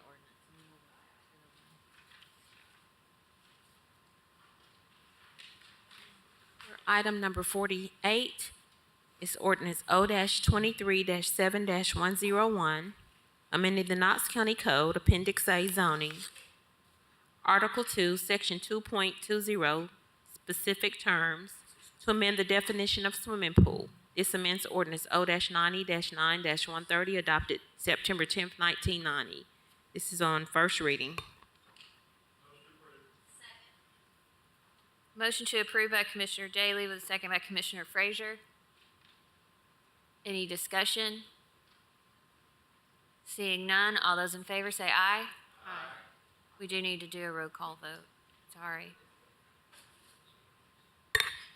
Commissioner Oster. Aye. Commissioner Ward. Aye. Commissioner Schoonmaker. Aye. Commissioner Hill. Commissioner Lee. Aye. Commissioner Beeler. Aye. Commissioner Daly. Commissioner Jay. Commissioner Frazier. Commissioner Lundy. Aye. Commissioner Durrett. Aye. 11-0. That motion passes. We are now back to item 43. That was the request of Roy Anderson and Stephen Padgett. Either applicant ready? Nope. Will they get another notice? On the last topic. Commissioner I had a Ward? question for the last topic. Oh, the ordinance? Yes. Do we need to set a public hearing? Yes. We will. Or did we or do we? Right, yes, we do. We will. I guess for our next zoning meeting. Anything else? Any other business come before this zoning committee? Motion to adjourn? We are adjourned.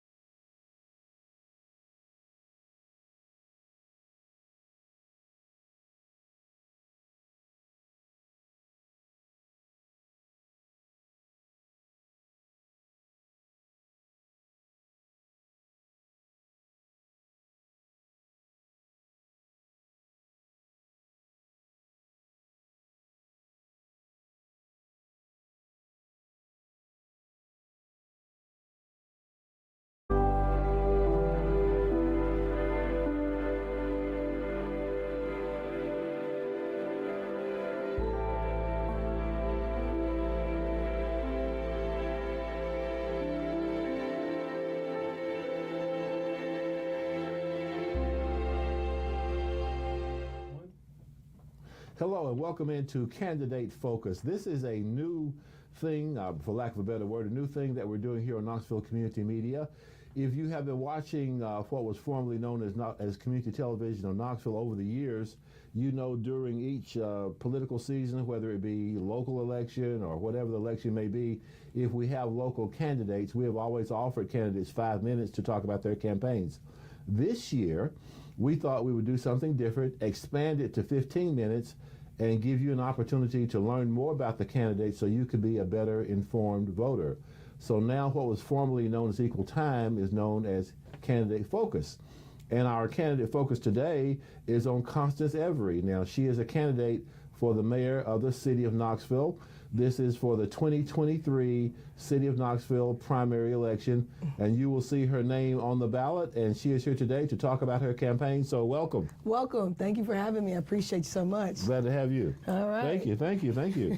Now, so let me just ask you a little bit for people who don't know who you are, Candace or Constance. Are you a Knoxville native, and how long have you lived here if you're not? And Yes, I am born and raised from Knoxville, Tennessee, born right up over there at Fort Sanders on July 5th, 12:05 a.m. I came into the universe and was born to parents of Eartha Gorner. That is her married name. Maiden name is Wynn. And unfortunately, I have to share that on the show, the unfortunate passing of my father, David Every Sr., this past weekend. And so I'm in the process of actually literally handling his burial things and other things, getting his arrangements settled for his homecoming. So that's the truth of my family. Austin East graduates, both of them. And like I said, I was born and raised on the east side of Knoxville. Grew up in Green Hills, lived in Burlington for a few years. My father got hired with Y12 Oak Ridge, and then we settled down in Holston Hills, and currently still have family property that is now in the ownership of my sister as we speak right now. So I am a Knoxville, Tennessee, born and raised native. well, let me offer my condolences. I did not want to interrupt you, but my condolences to you and your family. Appreciate and the passing that. of your father. Yeah, yeah. And so my also understanding from knowing you over the few years that you are a veteran. Yes, I am. Okay, let's talk about that. Let the people know about that too. I am a disabled combat veteran. I served in the Afghanistan War, Operation Enduring Freedom, or as what they call the War on Terror to my fellow veterans. That is the title that we call amongst our network. I did 15 years. I did 9 years active and 6 years inactive reserve for a total of 15 years of service. I currently am a VA medical member. I attend some of the VA breakfasts and other things with people like Ms. Childress and know some friends from the Motley Crew team. As well as the fact I've been an active advocate for veteran needs. As you all know, the VA has been very difficult when it comes to our resources and services. And so I've advocated for mental health because as a veteran that definitely have those issues and those concerns and need those services, I've lifted those voices and those factors up. As well as the fact I've also advocated for issues around our veteran providing of our services. You know, recently they expanded veteran services outside of the network where you can now choose outside providers and still get your services and healthcare needs paid for and provided for. Okay. So that's a little bit of background about my my veteran status. As far as my education, I went to Green School Elementary before it became Green Academy. I went on to Holston Middle Schools after it was a high school. Well, I went to Eastport. I won't hold that against you. Okay. And I graduated from Gills High School, and I would finish my education off at the University of Tennessee 2013 with a background in microbiology. So we could spend all day, if we had all day, talking about just the one or two things that you mentioned. But that's a great background. Let's get right to the mayor's part, okay? Right. Because I know you have a lot to say about that. Right. So the mayor, for those of you who don't know, and there are some of you who don't know, is the chief executive officer in the city of Knoxville. The city government and the Knox County government are totally different. In the city government, the mayor is boss of everybody except for 10 people. Those 10 people would be the 9 city council members and the 1 municipal judge. Unlike in the county, every elected official runs their own shop. And there are about 55 elected officials in Knox County, including the town of Farragut. But you're here to talk about the city of Knoxville mayor. Qualifications for the city of Knoxville mayor are fairly minimal. Age 25. Are you 25? I'm 37. Okay. Have you been a resident of the city of Knoxville for 1 year preceding the deadline for qualifying for this election? This has been my home of record my whole life. Then you qualify. Why are you running? I'm running to be transparent and honest. Black people deserve better, and the poverty issues are the center of the crisis of our city issues that we're dealing with currently as we speak of Knoxville, Are you Tennessee. running to win? Absolutely. Okay. I always run to win, Okay. definitely for that. Now, you ran for governor, so that should not be overlooked. Right. I did. You I wanna ran good for take governor. a minute about that? Yeah, I ran for governor last year, 2022. There were 9 candidates. I was the rookie. That was my first race ever in my life running for office. And I finished in the top 4 of the 9 candidates in that governor 2022 election cycle. Well, this should be a piece of cake. I know, right? Really? Well, not really, but, seriously, though, you are running to win, and so you were talking about your issues. Yeah, the top 3 issues obviously is one, the poverty factor, 47% poverty rate in just the black demographic of Knoxville, Tennessee. The second factor is those issues, or poverty is our root, and then out of poverty we have several factors and issues that are becoming primary focuses or superficial concerns is what I call them. Because we're not actually addressing poverty, we're addressing superficial surface issues like youth gun violence. But we're also not talking about youth enrichment and how it lacks in the East Knoxville, how it lacks in the North Knoxville area, and how when you go west, that's where you find an endowment and an enrichment of youth activities from the main event centers to the laser tags to the jump jams and other things they have in the facilities that our children like to participate in too. But we have to deal with things like public transportation, which is another concern of mine, because if we had more efficient and more importantly, more energy efficient public transportation systems, then we could get our children back and forth on either side of town where these activities exist. So let's hit on that for a minute, because I agree with you that it is an important issue. And that goes back to, like everything else, funding. So do you feel that the funding is adequate for public transportation? Would you encourage City Council to vote for more funding in public transportation? How would you change public transportation? So first things first is that the city actually in the last City Council meeting just accepted, I think, roughly around $14 million total in transportation support for the East Knoxville. I believe they have a recent plan that they're in the process of drawing up for East Knoxville public transportation efficiency. But I'm thinking past that, as you said. I'm thinking more like we need to move towards light rail and bringing in a system where light rail is connecting our county to our city infrastructure and then using our city bus lines to get people around the city spaces and back and forth to these platforms. Well, I didn't say light rail, but I think that's important. The only thing that I would say about light rail is I do not believe that we have the tax base to support it. Because, when you lay down track, it's probably about $1.5 million a mile to lay down track now. I don't think that we have the tax base in the city. Our population is what? Citywide is about a little under 250,000 now. See, that would not support rail, but countywide maybe. Just in the city alone, there's not enough to support it. But in concept, I agree with you. Yeah, well, that's the initiative. The initiative is going to be countywide. We are going to definitely have to partner with the county, and not just Knox County. We're going to have to partnership with fellow counties like Oak Ridge, Alcoa, Sevierville, right? Like we have to build this entire infrastructure. But you want to start here in the city. But we can start right here, exactly, laying the basis track. And when you talk about the budgeting factor, well, let's be realistic about the budget. We need to reallot the budget. I think we're doing a poor spending practice in the budget. I think that concerns like baseball stadiums should take a back seat. I think things like a pedestrian walkway should take a back seat. And we should prioritize human resource right now in Knoxville, which public transportation is what? Human resources. And those are some of the things when you talk about the budget that I would definitely do different. I'm going to reallot how we're spending the money and put it more focused towards public benefit. Let me ask you a couple of things on that line, and then I want to back off and just give you some time because time goes by very quickly. I have never... Well, let me just say this. I think we should have done infrastructure for the stadium, but I could not see putting public dollars in. That was just me. And so what do you say? I totally agree. Randy Boyd's land, Randy Boyd's money, but public dollars need to go to public need and public expense. And as I've already highlighted multiple times, I've advocated about this issue. I've definitely brought the factor of how we should have took a public vote to the issue since there was so much opposition. A referendum. Something of that nature, special vote. It was easy. It wasn't difficult to bring in something to say, public, how do you really feel about the issue? But I'm in agreement with you. I'm not seeing real public benefit, and that's my concern. Now, you also mentioned pedestrian bridge. Which pedestrian bridge were you referring to? I believe the one that's most recently been brought up, which is the South Knoxville to UT side. With South Knoxville's Open Express, they do not want. Over the Tennessee River. Right, Okay. right. Okay. And I'm more of a community-based voice in person. Okay. So when I hear South Knoxville say, I don't want this, or how you told us about it versus what you're now telling us out loud about it is not the same conversation. We need to, again, retract and have a more in-depth conversation with the community of South Knoxville. Well, let's do this. We've got 4 minutes and some change. You don't need me to ask you questions. You tell them what you want them to know and why you're the best candidate for the job. And also, how can people follow you?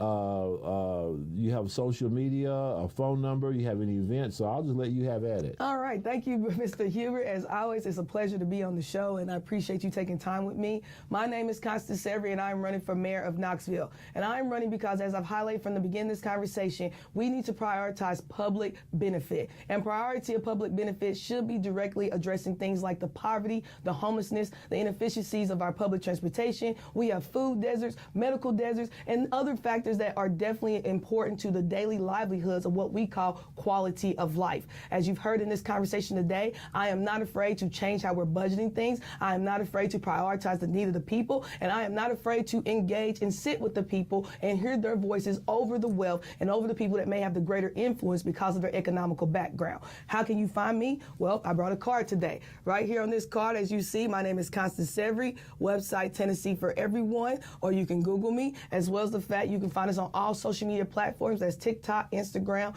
Twitter, Facebook. Did I leave any of them out? I don't know. So many, right? You tell me. However it may be. And as well as the fact, I have been attending multiple events around the city. I am always be found at City Council, County Commission, School Board, you name it. I am always in the space of public voice. And of course, the Motley Crew, once a month, every first Friday of the month. The next one's coming up July the 7th next month. And if you definitely want to catch me there, absolutely attend and come and engage with me. And as well as the fact, there are multiple branches of myself, Deidre Harper, Calvin Taylor Skinner, Lindsey Stone. These are some of the pieces of my network. So if you see people around the community or anywhere a yard sign is up, you can stop and ask about Constance Severy and get that information immediately from the yard signs and my people. Now, give you a chance to take a breath. Yes. You know, the fact is, as mayor, as much as you may want to do, you can't do anything unless you can get 5 votes. That's right. Okay, so how is your process of working with city council in order to get at least 5 votes where you can get something passed that you may want to push forward? Well, we are definitely banking on Amelia Parker to begin getting her seat back. Okay. I know that'll be one strong vote to bring in. I'm looking forward to Cameron Brooks. I've liked some of the things that he's discussed. He's talked about poverty and other issues that I am in alignment with as well. I'm hoping we can get him on board. I believe, it'll be interesting to see between Debbie Hensley and Bentley Marlowe who can pull that out. I think that is based for them too. Unfortunately, a more personal connection. And so I do find a little bit of struggle there. Charlie Thomas, I find him to be very persuasive and pervasive, so I think we can pull him in for votes. That's 4 right there, and you got the mayor's voice plus the community's voice come to the platform. I think we can easily find that 5th vote with the proper pressure, and like I said again, prioritizing the public as the center of our voice and what they want to do.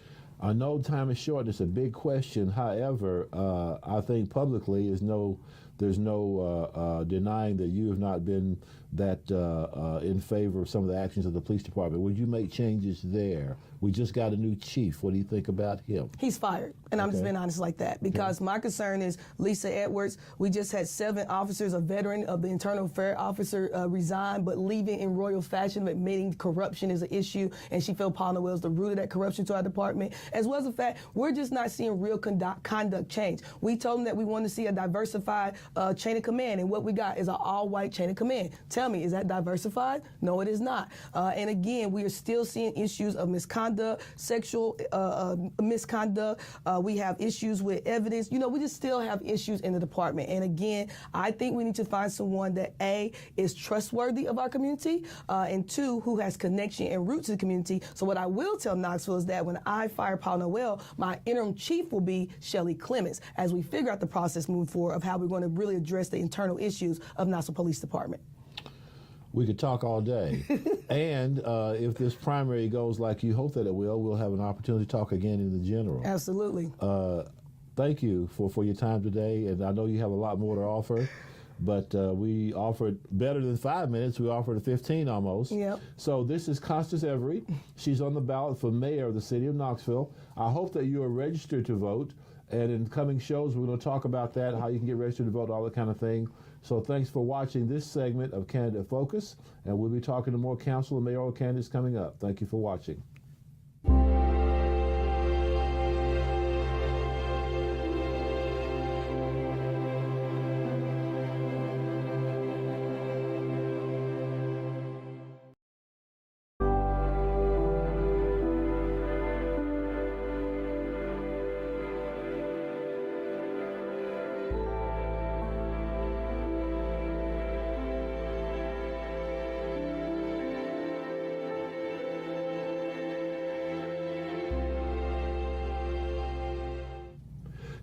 welcome to another episode of Candidate Focus.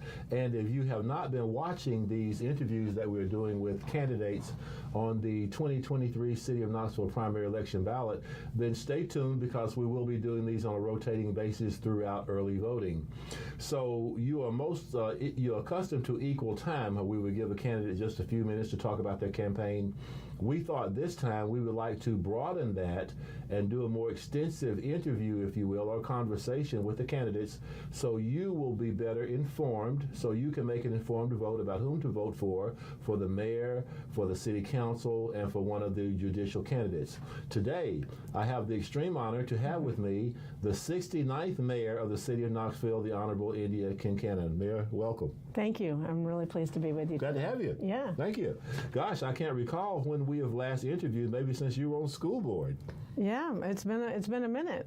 So I'm glad to be back, and I can't think of a better person to be conducting these interviews. So you are no newcomer to politics. For people who are unfamiliar with your background, I was talking with the staff earlier, and I said, people know more about the President of the United States than they know about their mayor. Yeah. So people who may know nothing about you, let them know a little bit something about yourself, please. We moved here in 2001 with a 6-week-old baby and my husband's job at UT, and we, didn't know a single person here in Knoxville, but we obviously fell in love with this community. We've raised both our daughters here, and they had a great education in Knox County Public Schools. I was a very big advocate for public schools, and when there was an open seat on the school board in 2004, I put my hat in the ring and ran and was able to win and was reelected 3 times and served as chair and member of the school board for 10 years. It was a great experience.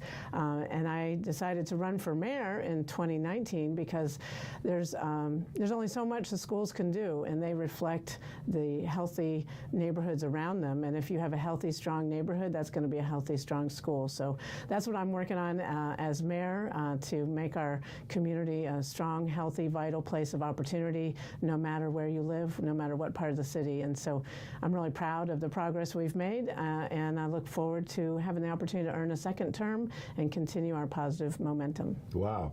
Now, so that's almost, if I may steal the phrase, a rags to riches story. Now, I didn't say you were rags when you came, but in other words, 22 years ago, you came here, knew no one, and now you're the mayor. Yeah, I think it's a great story about opportunity in this community. People don't care what your connections are or your background. They care that you're going to work hard for the people of the city, and I hope I've demonstrated that in the last 3.5 years. We've been working hard. We've had some challenging times, not just in Knoxville, but across the planet, and we've been rising to the occasion, both as a city. Hopefully, I as mayor have been seen as working hard for this city, navigating through the tough times of the pandemic, navigating through the challenges of reimagining public safety. We've made a lot of progress on that. I'm particularly proud that I started the Office of Community Safety because I do support strong, effective policing, but we all should know that safety is not just the job of police. We need the community to play a role in that too. So LaKenya Middlebrook is leading up our Office of Community Safety and Empowerment, and that's to address particularly issues of violent crime in our city, and really pleased at our progress on that. Crime rates are down. We have a great new police chief who's reorganized the department, and I'm committed to paying our officers fair market wages and making sure they have the tools they need to keep us safe and the tools that the community needs to continue to work to keep our community safe. Knowing a little bit and staying with the public safety, but knowing a little bit about your background, you understand economics.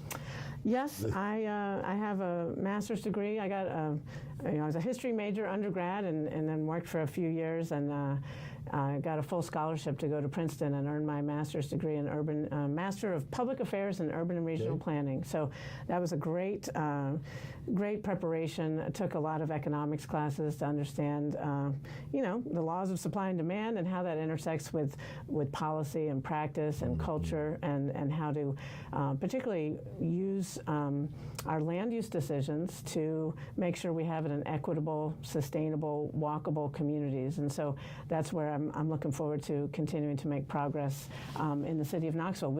How we use our land can really be very beneficial if we make good, sound decisions on transportation and land use and connecting people to opportunities. So my academic background has prepared me for that, and just living in the city and taking advantage of our sidewalks and parks and the things that make the city great, our cultural amenities. I think living here, raising a family here, on top of my academic and school board background, have really been beneficial to navigating leading the city. Just to touch a little bit on your academic background, you not only took economic classes, but did you not also do some study under Ben Bernanke? Yes, former Fed chairman. I had a class with Ben Bernanke, macroeconomics. Okay. He was an excellent teacher. I had amazing teachers. I took a financial accounting class with a world-renowned economist, Uwe Reinhardt, Alan Kruger, Chris Paxson, Ann Case, who has worked with her husband to write. They wrote an amazing book on the increase in despair among some working class people and what has caused that and what the economic remedies might be to address people. There aren't as many jobs as there once used to be in assembly line work, but there are jobs for highly skilled manufacturing, and we're eager to bring more of those to Knoxville. So we have increased jobs here in Knoxville since I've been mayor. We've brought over 2,000 new jobs to this city, and they're high wage jobs, and they have fair wages and good benefits. So that's an answer to a lot of our challenges too, making sure people can earn the money they need to support themselves and their families. So people have asked me how you were able to get the tax increase. I think it was around 50 cents or so, somewhere thereabouts, property tax increase. I think it was ultimately 36 cents after the equalization. And I say, look at her background. And I think you just explained that, and you fully understand the process, how it works. You never know how people are going to respond, but it seems like you knew the formula. What were you thinking, and how were you thinking you were going to get this passed without a lot of resistance? Were you expecting more than what you got? Well, every mayor of the city of Knoxville has made careful decisions about how to be good stewards of the taxpayer dollars. And there's one thing I know is that the city of Knoxville, the residents also, they want to make sure we're good stewards, but they also want some services. They want, when they call 911, they want to have firefighters and police officers who are there and can respond in a timely manner and save their lives. Similarly, they want to have great parks. They want to not be having the roads closed down to flooding. So, the vast majority of this, the budget that included the tax increase was to pay our public service workers, make sure we had a starting minimum salary of $15 an hour for every worker, but also pay raises all the way up to scale, because I've studied labor economics, and guess what? It's a seller's market, and if you don't pay people and treat people fairly, they're going to leave to another job. So, and when I go and talk to people across the city and they ask a question about that budget, I say it's to pay our police officers, firefighters, and the people who maintain our streets and sidewalks, and they nod and say, yep, that makes sense. Taxes are the price of a civilized society, and the people of Knoxville deserve that. You mentioned a couple of times, wow, I need to shut up and let you talk. You mentioned Parks and Recreation. I had the opportunity to have on my show Cheryl Ely just last week, and she let me know that we have 97 parks in the city of Knoxville. Some little pocket parks, some bigger parks, but that's a lot of parks and recreation, and obviously that's high on your agenda. Right. Parks are most people, the way they interact with the city is to enjoy our beautiful parks and obviously our streets and sidewalks. So I'm very much committed to continuing to improve the parks we already have, maintaining them, modernizing them with ADA accessibility, and also continuing to invest. We're making big investments in Morningside Park. Are going to be bringing ADA accessibility and bathrooms to that park. We're bringing considerable improvements to Lakeshore Park, which is one of the most visited parks in the city, and that is leveraging a lot of private sector dollars thanks to the Lakeshore Park Conservancy. I'm also really eager to continue making improvements to our urban wilderness and the connections. And one thing that a lot of people expect and need to make parks accessible is having bathrooms, because when you bring whether you're there with your grandkids or your kids or yourself, being able to enjoy the park for any length of time, it's nice to have facilities so you can take advantage of those as well. So I love our parks. Most people thankfully do not have emergencies on a day-to-day basis, so the parks are heavily utilized during the pandemic when there weren't many other things going on. Our parks were more heavily utilized than ever, and people came to appreciate them, and that heavy use has not subsided. People are still using our parks and our programs, and Cheryl Ely does a great job. I recall 2019, I think it is, the Bijou Theater. You were on stage, sworn in as the mayor of the city of Knoxville.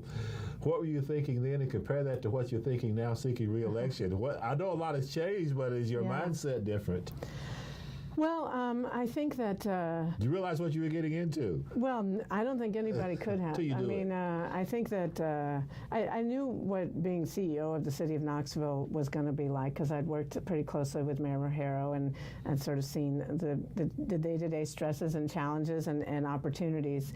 No one could have anticipated 60 days into my administration that they declared a global pandemic, and we had some unprecedented emergencies to navigate, and I did the best I could with the information available, and I was very committed to making sure the people of Knoxville had access to the best information so they could make decisions based on to keep their own, themselves and their families safe.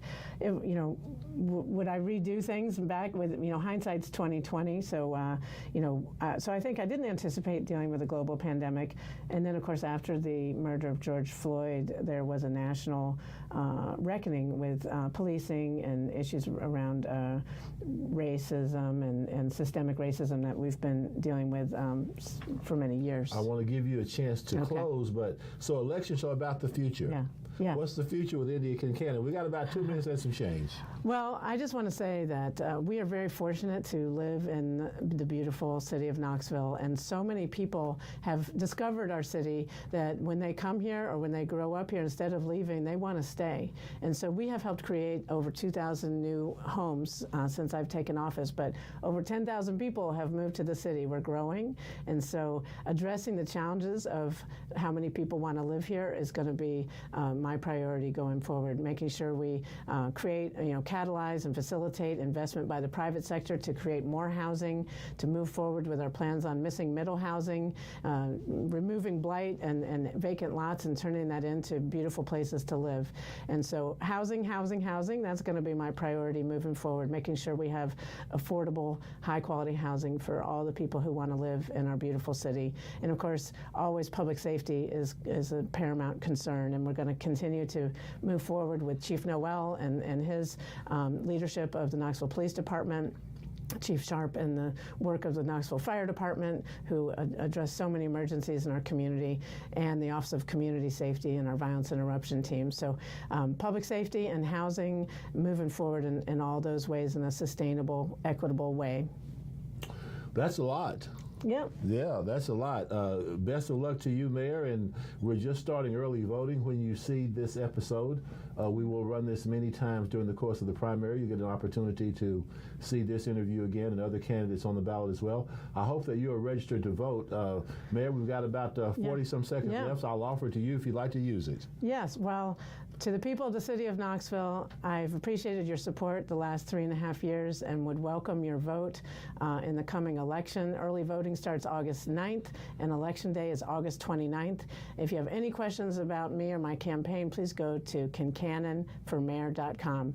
Thank you very much. I'm honored to be your mayor and hope I earn the right to continue serving. Thank you. The 69th mayor of the city of Knoxville, the Honorable India Kincannon, seeking re-election on your primary election ballot. She is one of 4 candidates on that election, as you heard her say when the voting begins. You can go to knoxvotes.org to get all of your campaign information. Thank you for watching this episode, and stay tuned for more.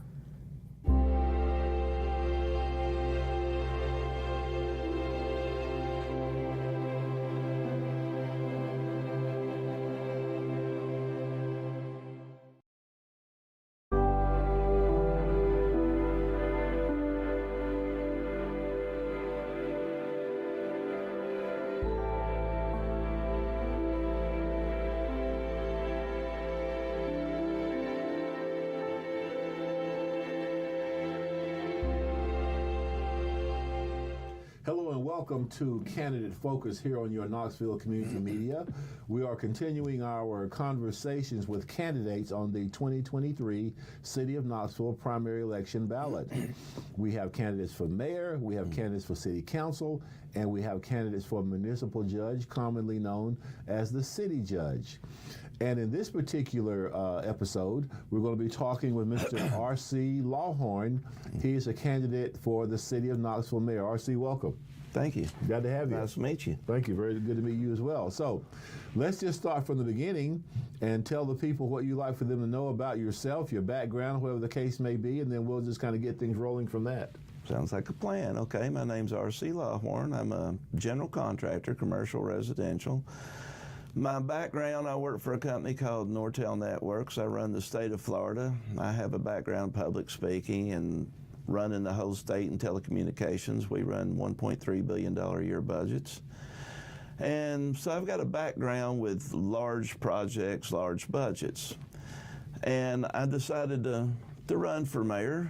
My father taught me a long time ago, if you're not happy the way things are, then if you're not willing to do something about it, you should be quiet about it. Well, you give me a jumping off point. Let me ask you some things before we ask you what you're not happy about. Are you, how long have you lived in Knoxville? Born and raised in Knoxville. I did move away for a while for college, but born and raised and been right here in Knoxville pretty much my whole life. Where did you go to grade school, elementary school, junior high? I went to Bluegrass Elementary, went to Farragut High School, and then I've got an electronic engineering degree. I went up to Louisville, Kentucky for a while. Now, are you a City of Knoxville resident? Yes. Okay, great. You say Bluegrass, I know that's in the county, yeah. Yeah. So, have you been involved in politics at any particular time? Involved in anybody's campaign or just a regular voter? Have you always voted? I've voted. I've not been into politics first time. Not happy with politicians, so decided to give it a different look. And you want to be one? Well, looks that way, yeah. Well, I'm glad. Yeah. Now, let me say, I ask you that question because I'm a believer that politics is not a dirty word. No. It's not a dirty word. It's an honorable profession, not to say you do it for a living, but it's a job. I think it's honorable, and I have a great amount of respect for the process. That's why I'm doing this interview with you and other candidates, because I do respect the process. So I come to it with a positive attitude in terms of what it does in a civilized society. It determines how we live on a day-to-day basis for the most part. Would you agree with that? I do, very much so. When did you decide to run for mayor, and what prompted your decision?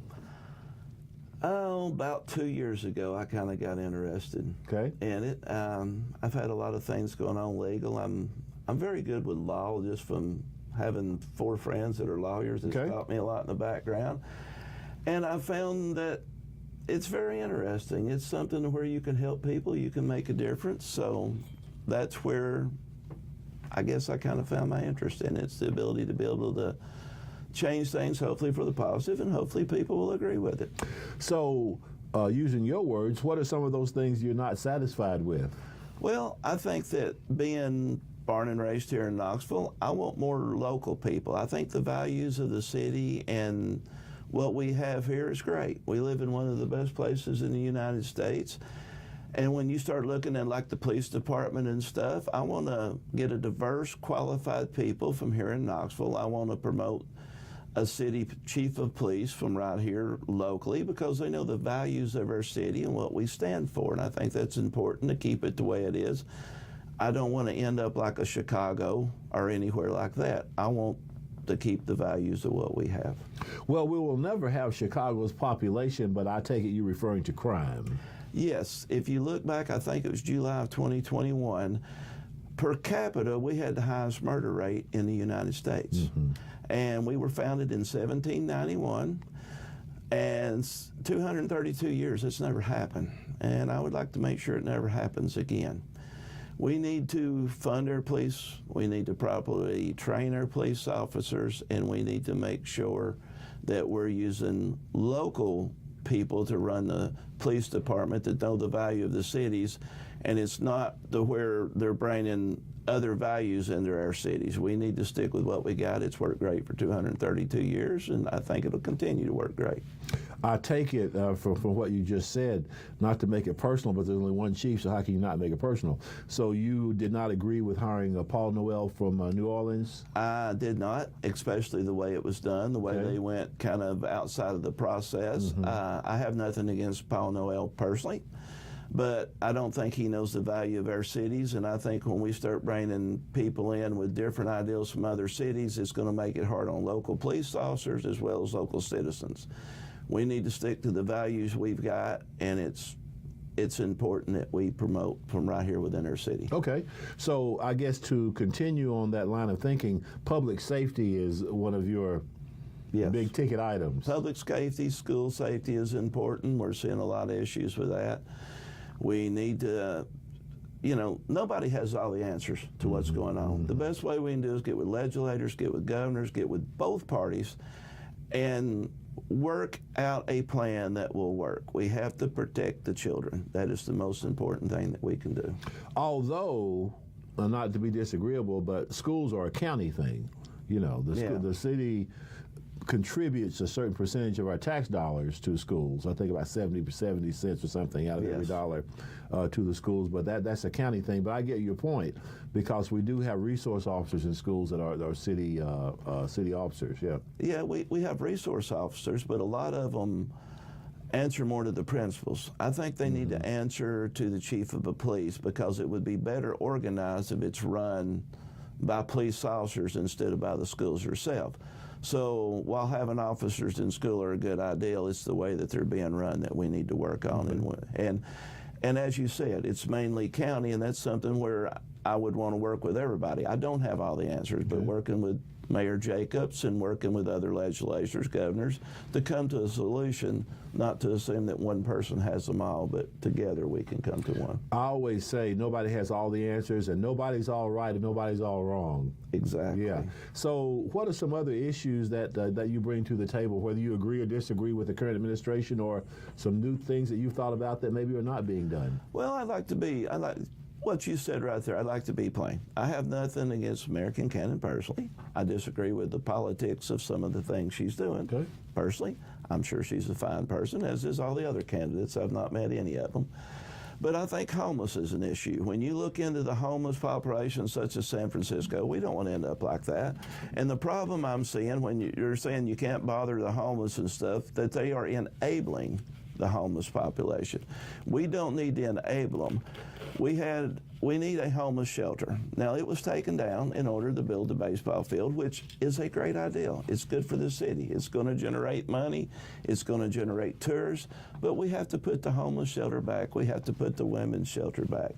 We need to offer them a way to empower them. We need to offer them a way to get off drugs, to get off alcohol, to become productive citizens again, because if you talk to them, the majority of them, that's what they want. They don't want to be homeless. They don't want to be in the situation they are. So we need to offer mental health and offer ways to get them off the streets, not to enable them to stay on the street, but to empower them and encourage them to get off the streets. Let me ask you along those lines, because I think we have some organizations that are doing good work, like Volunteer Ministry Center. Yes. CARM. Yes. And others, Gateway, that are addressing the issue. The issue is just so overwhelming.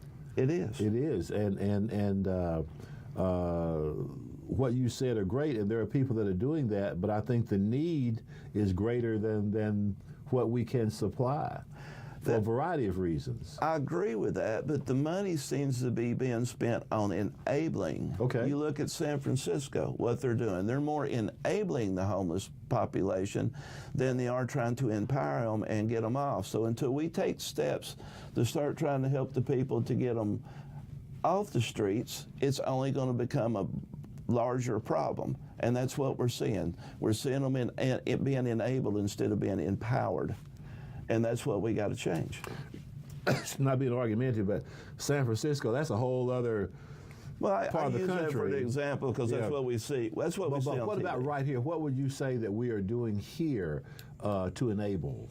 The hands-off approach, the fact that we've taken down the homeless shelter, we've not put it back, and as you say, while there's a lot of organizations that are offering programs and stuff for the homeless population, the city of Knoxville needs to be the one doing it.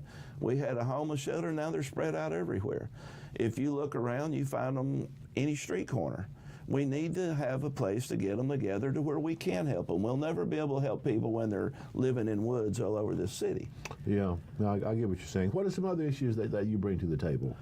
Well, I feel like the TCAP scores, we got issues with that. We need to start working on that. We need to start working to get the education levels up and working with Governor Lee. I know he just passed a law to start, paying teachers more money. We need to utilize that. We need to get all schools up to par. When you look at the east side of our city, those schools are not up to par. They need to be brought up to par. We need to allow people to get a good education, and the government will never get you out of poverty. What will get you out of poverty is education. But again, I need to kind of challenge it a little bit, because the schools, the city doesn't run the schools. So the TCAP, that's a county thing. The city plays no part in that. Am I right or wrong about that? It is, but why can't we work with Mayor Jacobs? That seems, what you're bringing up right there seems to be one of the biggest problems. Well, you brought it up. Well, I mean, as far as you're talking about the county, excuse me. But, but what I mean by that is we need to start working together as one. And you see, we got a city mayor, we got a county mayor. That's great. But when you get different policies, they tend to work against each other instead of together. And we need to, I like the bipartisan concept of this, because we need to work together with all parties to come to a solution. We don't need to work against each other. And if you look at what's going on right now, we live in the divided states of America, not the United States of America anymore. It seems like every state has went far right or far left. We need to work together for the better of the people and quit working against each other. Well, as you know, city races are nonpartisan, so there are no R's and there are no D's on the ballot for city races. Yeah, I like that. Well, yeah, but in terms of working together, I think the charter clearly defined this is what the county does. The county does schools. The city doesn't do schools, but the city makes a financial contribution in terms of 70 cents out of every dollar toward the schools, but the county runs the schools. So I don't know if that's something that the mayor of Knoxville would get involved in, nor does the charter of the city of Knoxville address the city getting involved in. They gave up the schools, one time. We had city schools and county schools. Right. And the city withdrew from that, and now that's all this county thing. Anyway, we're down to about a minute and some change. Tell the voters, RC, for the time we have remaining, why you're the best candidate, any events that you're having, anything you want them to know, contact information, anything like that. Well, I'm doing a lot of different speaking engagements. I'll be on WBIR, I think it's July the 18th and 19th. I'm trying to get more messages out there. I've got a website, rclawhorn.com.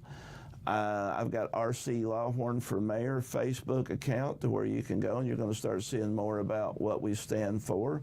What I want to do is try to unite the people and unite the city and county. I believe that it's time that we start working together for the better of the people and quit working against each other. We need to solve problems with the police to make sure that we don't get in a situation where we have the highest murder rate again. We need to work with TCAP. We need to work with the homeless, the women's shelter, and the quality of everybody's life. We need to make sure that we focus on the people of the city, and I'm here to do that, and that's my purpose for running for mayor. That's a strong close. Yeah. Now, you're old enough, man, to remember R.C. Colas? Yes. You ought to get you some of that. I actually used to like it. As a matter of fact, I'll be honest. The guy running my campaign, Russ Egley, attorney Dave Dunaway, and then Sean Murphy, they were the ones suggested. They were the ones suggested use RC because it would be easier to remember. Pleasure to meet you. Pleasure to meet you, RC Lawhorn is the candidate for City of Knoxville Mayor, and you'll see his name on the ballot. Early voting begins sometime in August. Thank you for watching, and we'll be back with more candidates.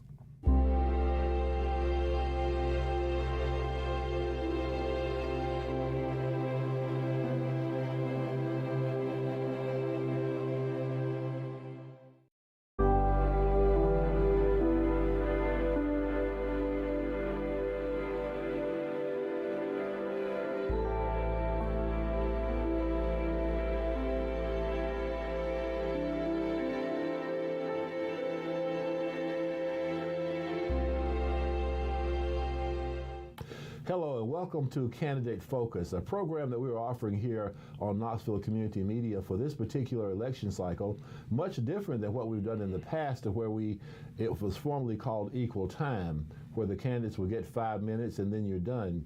We decided this campaign cycle we wanted to give the candidates an opportunity to fully explore their campaigns, to fully, as best that the time will allow, to tell you what it is that they want you to know about them, so you will be a more informed voter and hopefully vote for them. So welcome into Candidate Focus here on your Knoxville Community Media. I'm Hubert Smith, the host, and with me is mayoral candidate Jeff Tallman. Jeff, welcome. Thank you, Hubert. Great. Appreciate your leadership in this discussion. Thank you. So you want to be the 70th mayor of the city of Knoxville? I do. Yeah. I do, and I like what I see. The feedback I'm getting, the traction I'm getting.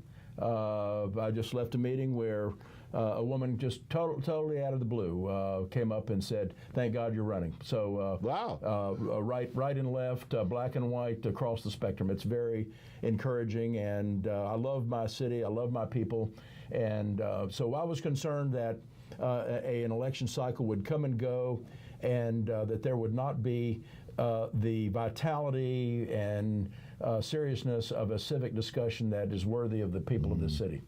Are you in it to win it? I am in it to win it. I do not have a plan B. Okay.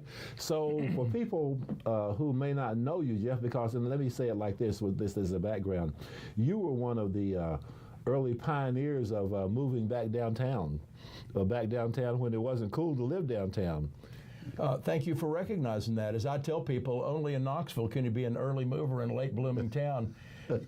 And so maybe you just explain what I just said. Yeah, and so I've believed in downtown, and not as a real estate thing, but as a civic expression, that the sidewalk neighborhoods are where your grandfather delivered newspapers, and there's an engagement there with citizens, and that's really the ideal of what I think a healthy community is all about. Okay. And so the idea that we would have communities that were walked away from does not fit my view of stewardship or healthy civics or conservation or anything. And so in some ways, and I've lived in 4th and Gill off and on since 1984. I've raised my 2 spectacular children there, and they are out in the world, ambassadors from the capital of the volunteer nation. And so, and a lot of what I'll just tell you this, Hubert, I've got a genetic disability. I see opportunity everywhere I look. And so what frustrates me sometimes is the discussion about what we can do, and I just know we can do a whole lot better. And so I just sort of got tired of putting things in the suggestion box. Okay. And I sort of said, I want to run the suggestion box. Okay. And so I think we're on the verge of a golden age in Knoxville. I like most of what I see, but there's some things that we need to talk about. And I hope we'll get a chance to do that. And, with any time constraints that we may have here, I would direct interested viewers to visit my website, tallmanformayor.com, to get more information. And if there's any interest in follow-up, as you well know, I'm a thoroughly engaging person, and there's not a conversation I'm unwilling to have with anybody in town. So, well, we've got 10 minutes to get to it. I've got, my campaign is based upon 3 pillars: unity, safety, and prosperity. And I look at the things that in some cases, things that we value the most culturally here. We love our arts, we have great regard for people who choose military service, and we love our volunteer athletics. And all of these are the great levelers, the great unifiers in American society. We don't care what your station is, we don't care what your stripe is, if you are on our team. And I don't care what race the keyboard player is for the Knoxville Jazz Orchestra, I don't care what color the quarterback is at the football team, and I don't care what color, what race, or whatever the drill sergeant is at the 278th reserve unit. So in some ways, I think we're hungry to have a different partnership and a different dialogue with our neighbors that transcends race, that transcends status, that transcends things, because I don't think we've got the luxury of doing anything in our community without a high sense of partnership. Okay. So that's unity. Okay. The other part is that we need to unify with our intergovernmental partners. We need to partner with the Knox County mayor. We need to county with our adjacent county leadership. We need to have partnership with the state government. So we're a region of a million plus people, and I think sometimes we think very parochially about who we are. That they're that neighborhood, you live in the city, or no. We all drink from the same well. We got a million plus people. We've got people who live in Union County who drive through Knoxville to work at Denso and Blount County.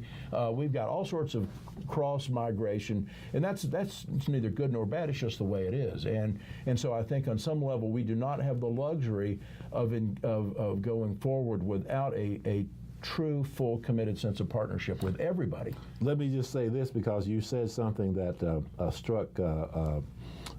jarred my memory. So it sounds like you're about 18 years too late talking about unifying city and county government. I just don't think that will ever happen. No, you didn't. You heard something that I didn't say. Okay. No, you said working with the county mayor. Yeah. Partnership. No, this is not unification. Okay. No. But for example, we've got an approximately 8-acre parcel on Central Avenue. That's the old Sears building. It's named something else now. It's a back office of storage and voting machines and records, and the sheriff has an impound lot there. None of that's highest and best use. My only point about partnership is to work with Mayor Jacobs, and I know that he's going to try to move this property with an RFP or something before his current term is up. No. I'm not talking about unification in a formal organizational sense. This is unification as a sense of purpose and shared duty to the citizens. Okay. So that's an important distinction.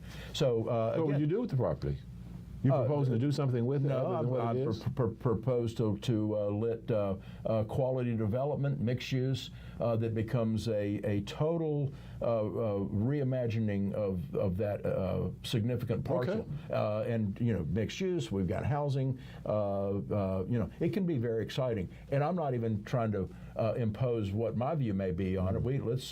Let's hear of the suggestions from people who are very smart. Central Avenue is a very important corridor in our community, and so that was just a for example. Okay. The county and city, we're all partners on the mixed-use stadium. It's one thing to have the stadium and cut the ribbon, but we need to guarantee that that's going to be a successful enterprise, and that means, and I'm a city builder. You may know, and we've engaged over the years. I love cities, and in fact, high-functioning cities are some of the most interesting organisms in nature. And so I want again, we're on the verge of a golden age in Knoxville. We've got people moving here from around the world. I just saw a Bloomberg News piece a couple weeks ago. There's $100 billion worth of capital flight to this part of the world from people who want to be where they are treated well and their capital is treated well. Let me ask you why you got to pause. Excuse me for interrupting, but before we get too far, let's go back to the stadium.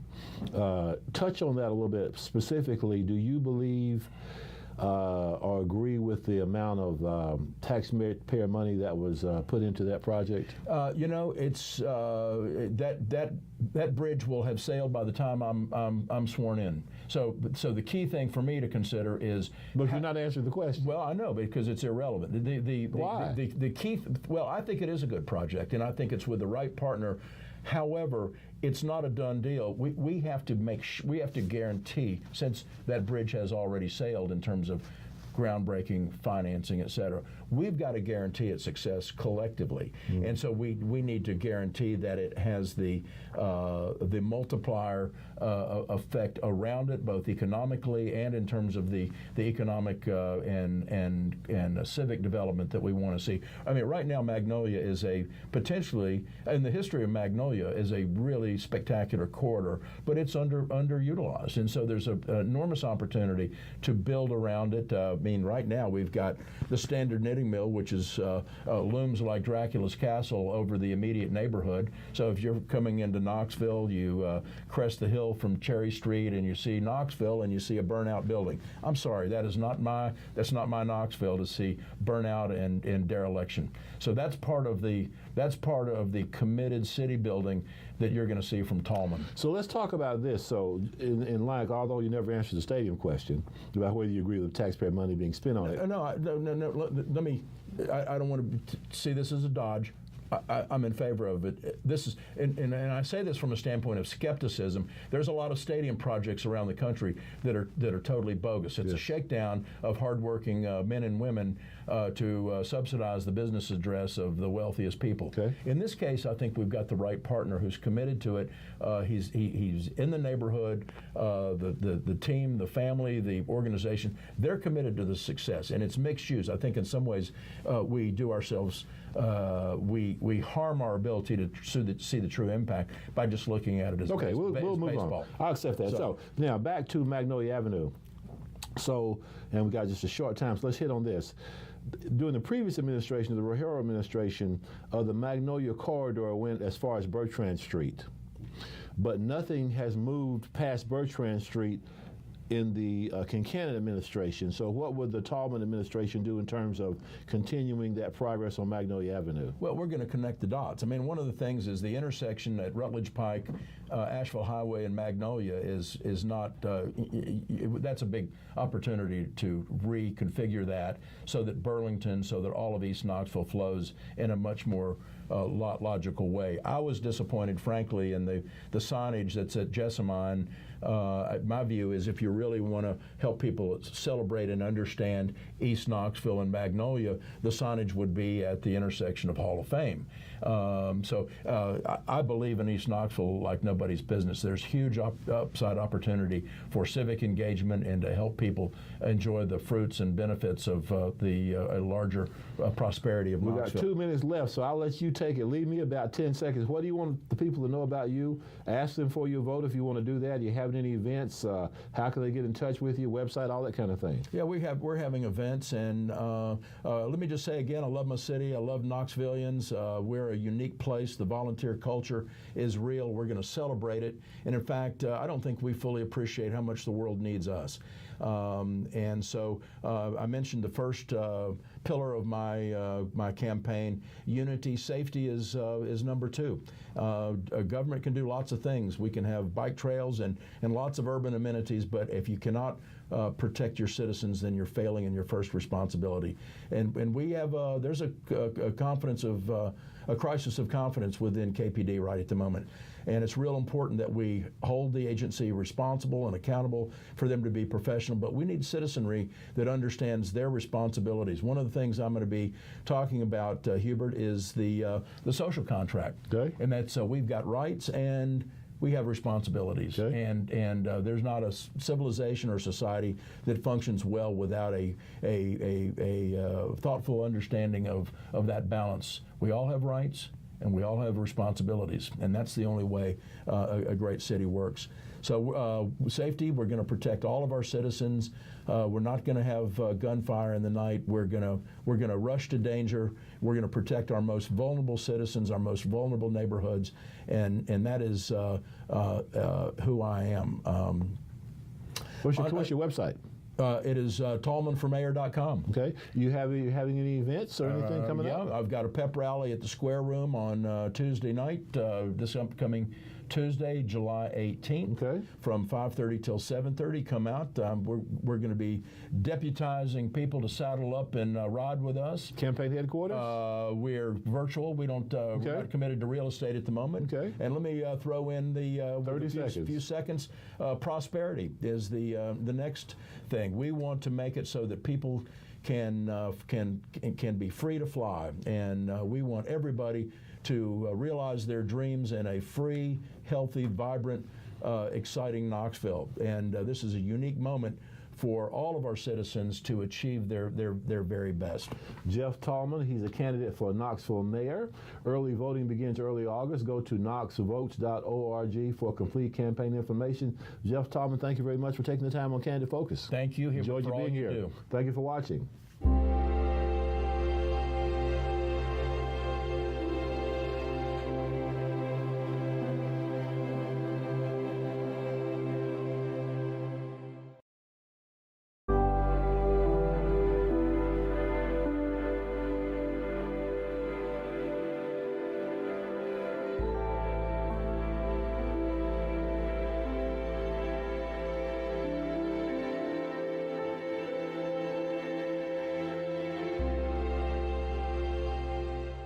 Hello and welcome into Candidate Focus here on your Knoxville Community Media. And we are doing something different during this election cycle. If you know, and if you have been a formerly known as community television watcher, community television Knoxville watcher, you know that during each election, whether it be city, county, state, federal, whatever the case may be, if there are local candidates, we will feature those local candidates. Previously, it's been for 5 minutes, and we call it equal time. So, this occasion, we are doing what we're calling Candidate Focus.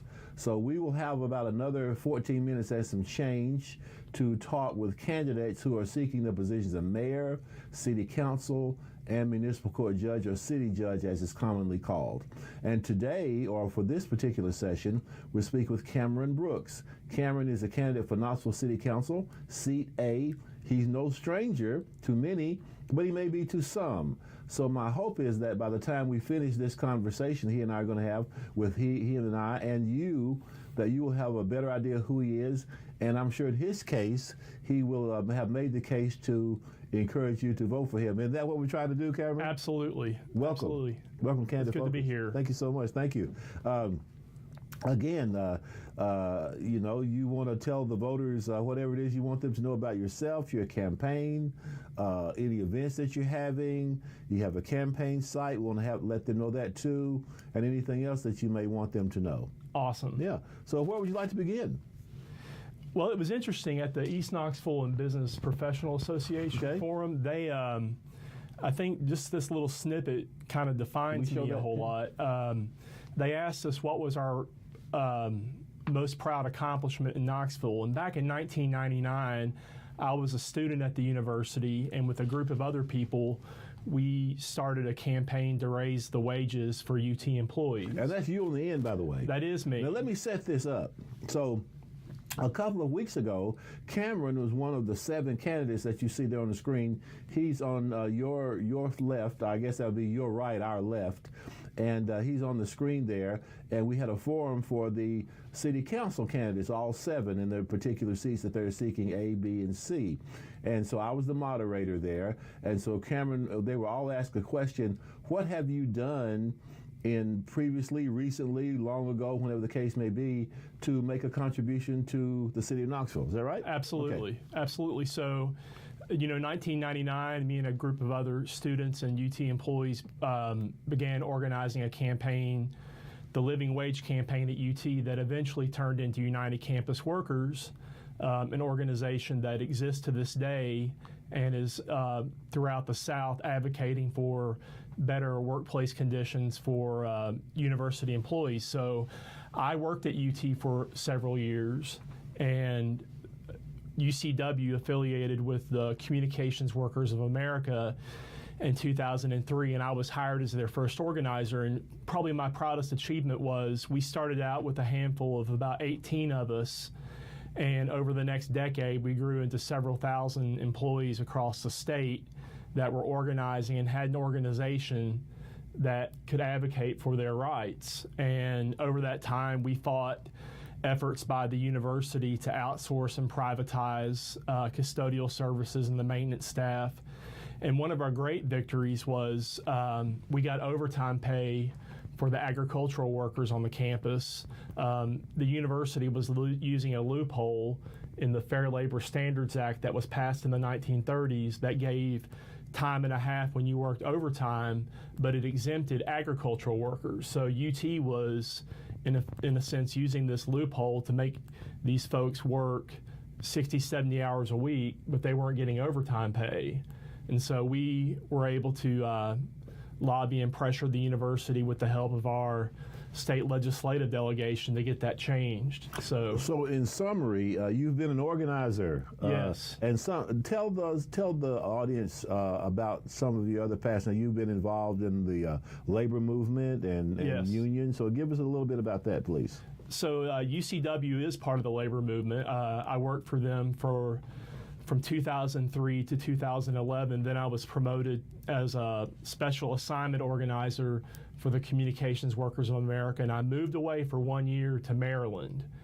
And I worked in Maryland, D.C., West Virginia, and North Carolina, and I did that for about a year, and it just wore me out, and I missed Knoxville. So I was back in Knoxville, worked for UCW for 1 more year until 2013. Okay. Well, heck, after doing that, this little city council thing is a piece of cake, right? I guess so. Well, you know, the funny thing is, I was talking to one of my former colleagues, and I said, you know, it's a lot easier to ask someone to when you knock on their door and ask for the vote. It's a lot easier to do that than asking someone to join the union. Okay. So, I think that has prepared me. Well, let's get to the city council race, because that's specifically what we're here to talk about today, but I think background is important. But not also to be overlooked that you served for a while on the Knox County Election Commission. You were appointed by one of our state representatives to serve. Talk about that, please. I was originally appointed by State Representative Harry Tyndall and Representative Joe Armstrong back in 2009 to fill the vacancy left by Pam Reeves, who took a judicial appointment. And I served for 2 years then, and then I was reappointed in 2017 to the Election Commission. So people who don't know, what is the role of the Election Commission? We oversee, or we oversaw the elections. We approve, we ratify the results. We approve poll workers, election workers. We determine the times of the election. Set the rules. Yes, absolutely. And the parameters. Okay. So now to this election now, and I think that background, from what I hear, if I heard this for the first time, I would say, well, that gives him some unique qualifications for city council. Do you agree with that? I think that it's very rare that we have advocates that come from the labor movement on city council directly. I mean, we have people that support the labor movement, but to actually have someone that came from an organizing background from the labor movement, that's a first. Okay. What helped you to make the decision to run for city council? I just felt there needed to be more voices for working families on the council. And with my background, I thought that I could do a good job doing that. So I ask all candidates this question: are you in it to win it? I am in it to win it. Some issues that you've spoken out on recently have been one in particular that was in the news just within the last couple of days, is that the bridge that was been proposed from UT to South Knoxville, and the city had offered to help in that effort and spend, I think, about $150,000 to hire a search firm or a firm to write the grant. I always wondered, you mean there are not people in the city county building capable of writing the grant? Now, that we haven't talked about this, right? Absolutely. We have not talked about this, but this is just me talking now, and I'm just asking you your take on it because you've spoken out against it. When they talked about that $150,000, I thought the University of Tennessee has many grant writers. They spend lots of money to get tens of millions of dollars in grants for the whole university, and I thought, why is the city paying for this when the university could? And primarily, I've seen the plans for the pictures of the bridge. I mean, it looks nice. I don't have a visceral reaction against it, other than I think that city taxpayers shouldn't be footing the bill for it. And also, from door knocking in South Knoxville, people particularly affected around that area aren't too fond of it. So I'm asking the question, so is that $150,000 down the drain? I would say so. Because we had to pay for the work whether it got accepted or not, right? Mm-hmm. Yeah. What are some other issues that you've been sort of loud about, for lack of a better word, you've spoken out against? Well, or 4 for that matter. For 4, I think that we have a real issue in Knoxville with not having an economy that works for middle class and working families. Okay. When you look at the per capita income for the city of Knoxville, it's only $29,000. Okay. And that's what working families in Knoxville are dealing with right now, on top of record inflation that's still around, despite what folks want to think. The average family is paying $320 more a month on groceries, and that really hits people in the pocket.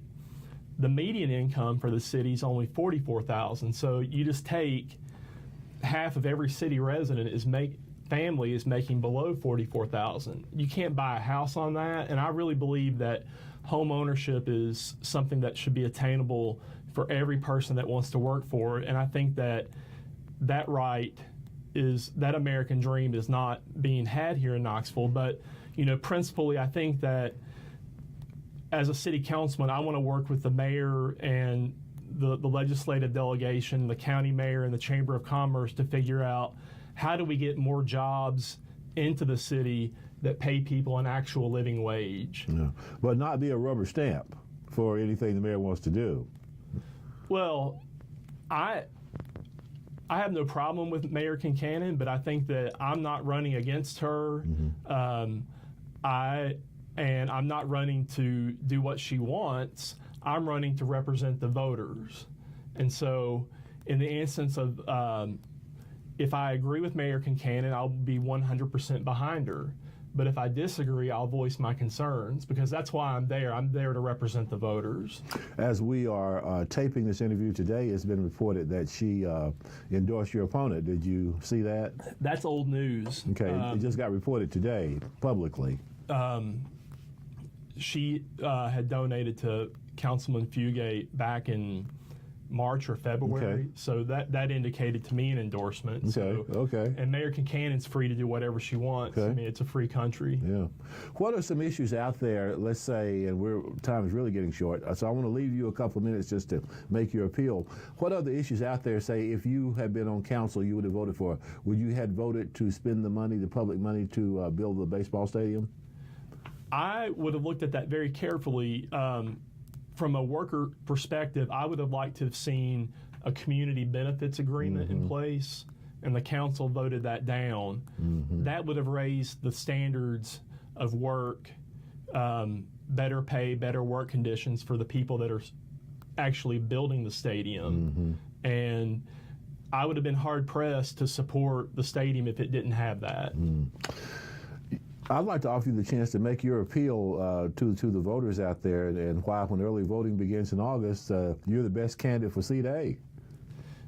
Well, I promise I'll have an open door policy to every voter. If you email me, if you call me, I will respond. And I know that not every councilman does that. But what's your email address?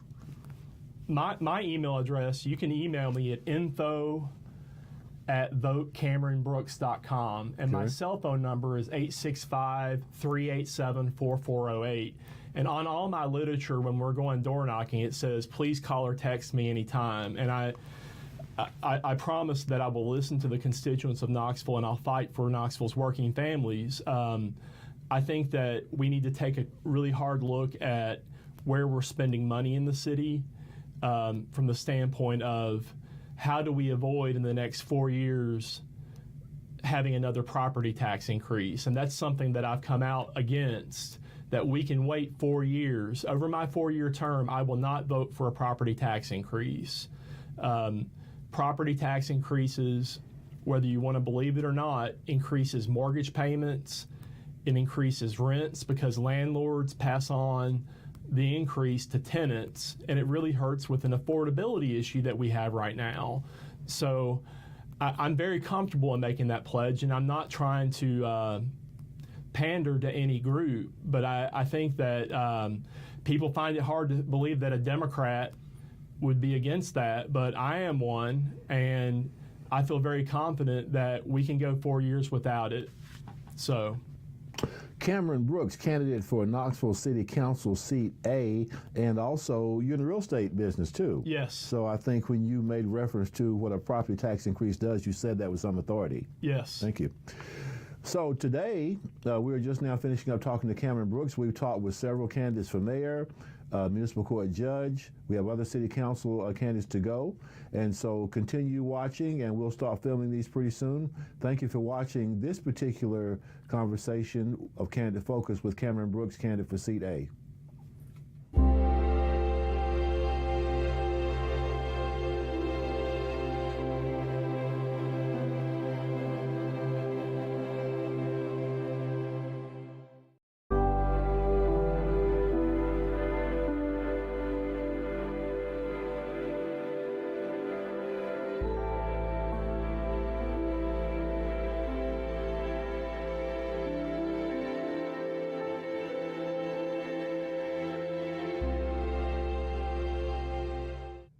Hello and welcome in to Candidate Focus here on your Knoxville Community Media. We are in the middle of a series of conversations that we're having with candidates on the 2023 City of Knoxville primary election ballot. And in case you didn't know, we have city elections coming up very soon. We're right on the eve or the cusp or the edge or whatever word you want to use of City of Knoxville primary elections. We have offices for mayor. We have offices for city council seats A, B, C, and District 5. And we also have candidates for the city judge or municipal court judge in the city of Knoxville. If you have not registered to vote, please do so. You may go to knoxvotes.org, knoxvotes.org, and get all the information that you can possibly consume about voting. But today, we are here with information about one of the candidates for City of Knoxville for re-election, City Council, the Honorable Lynn Fugate. Thank you. The Honorable, you like that? Yeah, I like that, Okay. being honorable. And I must say, early voting begins August 9th. Okay. What else do you want to tell them about that? Well, just early voting, it begins August 9th, and you don't have to vote in your assigned precinct. You can vote anywhere in the city during early voting, but on election day, you must go to your precinct. Are you an early voting advocate? Yes, I do it all the time. I had to be, Chris Davis. Yes. He finally brought me over, but he had to work on me. Well, I think it's nice to have options. Okay. I like options in life. There's a lot of fun and joy to go stand there on election day. Okay. I've done that for years. Okay. But the way the world is now, people travel for work more, people are in and around town, and it limits the number of people who can actually go exercise their constitutional right to vote if you only have to do it on one day. So I love what we do here with a couple of weeks of early voting. I know I've been accused of being a get off my lawn guy. I know. Well, no, I mean, I know. I love it. I love it too. I mean, but convenience is nice. Okay, so there she is, Lynn Fugate. If you don't know about her, then you're going to learn, and that's what the remainder of this program is all about. So she is a candidate for re-election for City Council at large seat A. Seat A, okay. A is in A, B, and C. So a little bit about yourself, Lynn. You are a military wife and a military mom, right?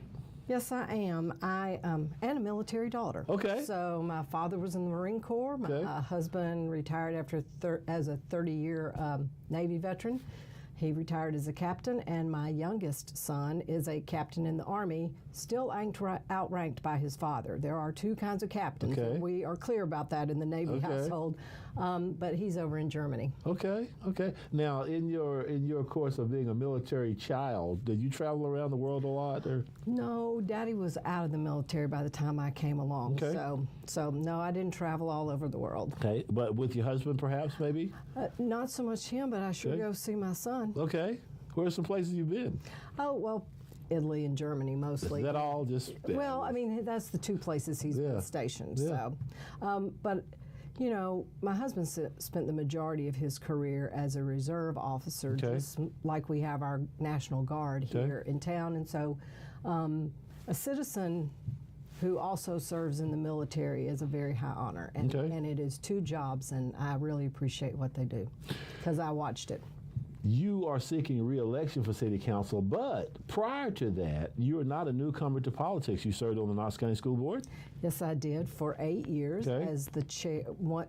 One year as the chair, and 1 year before that as the vice chair. Okay. And I also was fortunate enough to be appointed to the Tennessee School Board Association board. Okay. So I'm daughter of a teacher, granddaughter of a teacher, so PTA president, the whole thing. Okay. So education is the key to everything. Okay, I believe that. In your professional life, you were a banker at one time? Yes. In your heart, maybe still? I do miss doing deals sometimes, but yeah, I was a banker for a very long time. I think it has given me a lot of valuable experience about the way the economy works, the way business works, raise money, pay your bills, all that kind of thing. So that was very fascinating. And when you do that for a living, you learn a lot about your community and your city because you're working on projects all over the community, the city, and the region. So I did that, took a little time off, and ran 9 Counties, 1 Vision, which many, to you and me, it seems like yesterday, but it was really about 23 years ago that we kicked that off. But many of the fabulous things you see in our community came out of citizen-driven vision, talking about what they wanted Knoxville to look like and our broader region to look like. So I was very proud of that. Went back to banking for a while, and then a headhunter called, and now I'm at the Girl Scouts as the CEO. Talk about that for our audience who may not know. What does that mean, the CEO of Girl Scouts? So our Girl Scout Council goes from Virginia down to Georgia, and we have 3 offices, and the CEO means that you have to make sure that Girl Scouts is available here in this community. I have the staff that helps make that happen. We have 3 locations, so it is not a small task. And you even brought cookies to one of our Motley Crue lunches, so thank you for that. Yes, I did. Yeah. Yeah. You mentioned that, and if we can bring this picture up, Lynn, you and I both, as well as 7 other candidates, there's the picture there, were participated in a forum at the East Knoxville Business and Professional Association, where I was the moderator. And you mentioned during that, it reminded me about 9 Counties, 1 Vision. And you're right, a lot of the things that we're doing now came about as a result of that. Well, let's talk about that forum. You participated in many of those as a candidate. So yes. What did you think about the forum? I thought it was great. I enjoy an opportunity to talk to folks. I prefer to answer questions than just stand up and give a monologue. And so I like that forum because the questions let you know what people are curious about and concerned about.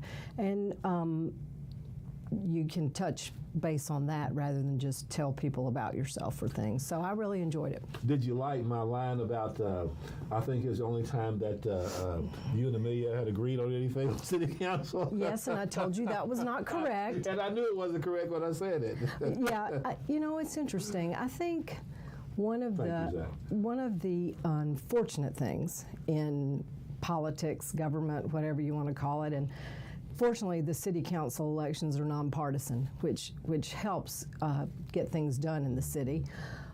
But we spend a lot of time focusing on how we disagree rather than on how we agree. Mm-hmm. And quite frankly, most votes on city council are 9-0. Mm-hmm. Occasionally 8-1, 7-2, whatever. We very rarely have big divided votes. Mm-hmm. So I think that's a testament to the fact that I really like working with anyone who really wants to work to make Knoxville better. Mm-hmm. You are serving a 4-year term. So why are you seeking re-election? Is it unfinished business? Do you see some other things out there you like to do, or you just like it so well you want to do it another 4 years? A little of both. Okay. I mean, I really think that it's important to have well-rounded city council members who understand the wide variety of topics that come before us. And I think my life experience and background really helps with that. But there is unfinished business. There's always unfinished business with a city because a city that isn't moving forward dies. And so we've started working on projects with Affordable Housing Fund. We've started working on programs that we have a new police chief. We've instituted some new programs with police, the co-responder unit, and last night at City Council, we voted to begin to explore an alternative response unit, just adding to all the things that we offer in the city to make Knoxville a better place. That's just part of it. I'm excited about the multi-use stadium that's coming. That's always an energizing thing. It impacts quality of life. We need more of our young people to stay here when they finish high school or college, and quality of life is a big issue. So I think all those things are important to me, and when you serve on City Council, you get to work on all of them. So you stole my question about did you support the stadium. I think I knew the answer to that already, but let's dig into that just a little bit deeper. You know, there were several issues surrounding that, and one was, you know, salaries and all that kind of thing. I mean, did you embrace it wholeheartedly? Were there any things in particular that you think we could have had a better deal on from the taxpayer perspective? I think in the period of inflation and all the stuff that we've done a pretty good deal. We actually have a team owner who's investing a lot of money themselves. That isn't the case often in other cities where stadiums don't work as well. The state helped fund it. So really, city taxpayers are coming out pretty well on this. I think we'll be fine, and we'll attract so much, because I think the thing that we have to keep talking about, it is not just a baseball stadium. Mm-hmm. A stadium that is built for one thing and since it sits empty many more days is not as financially attractive to a city as a multi-use stadium. So we'll have baseball, we'll have soccer, we'll have concerts and other public events that will generate sales tax revenue that the city of Knoxville benefits from to help pay that off. So, I mean, there's always pros and cons. I mean, you remember back in the day when the convention center came, you know, and there are a lot of people that still thought that was a bad idea.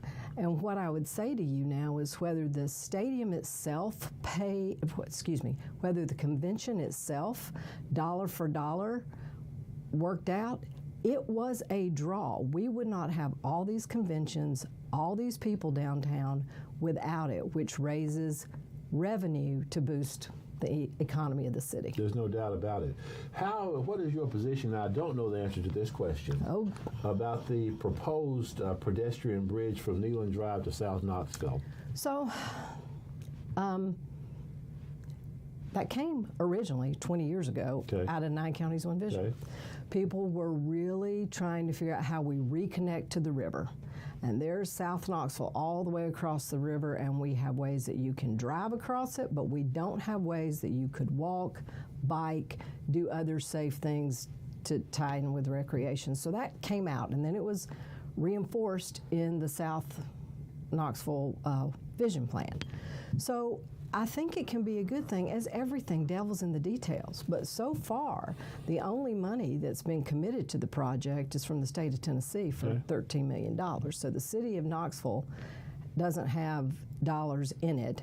Yet. I mean, we will, and UT would have to put money into it too. So when you say, what do I think about it? I'm an old banker. I need to see the deal. Okay, and that's why I asked you that question. I trust your judgment on that. Moving on, then we got a short time. I want to allow you a chance to appeal to the voters here and tell them why you're the best person to be reelected to the job. So we spent a lot more than we had expected on the safety center. Yes, but first of all, there are many layers about that. The safety center is a good thing. I really think that we're taking care of an area that would have been blighted because St. Mary's left. The city needed better facilities, and so it went there, and other things will come around it.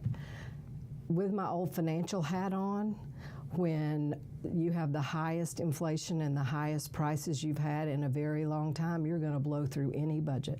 Okay. I got a minute and some change left, and I'd like to offer you the opportunity to appeal to the voters out there and tell them why they should vote for you. Start early voting. Okay, so again, I'm Lynn Fugate, and I'm running for City Council at Large, Seat A, for a second term. I would hope that you would want to continue the trajectory of progress and forward momentum that we have in the city, and I've been a part of that.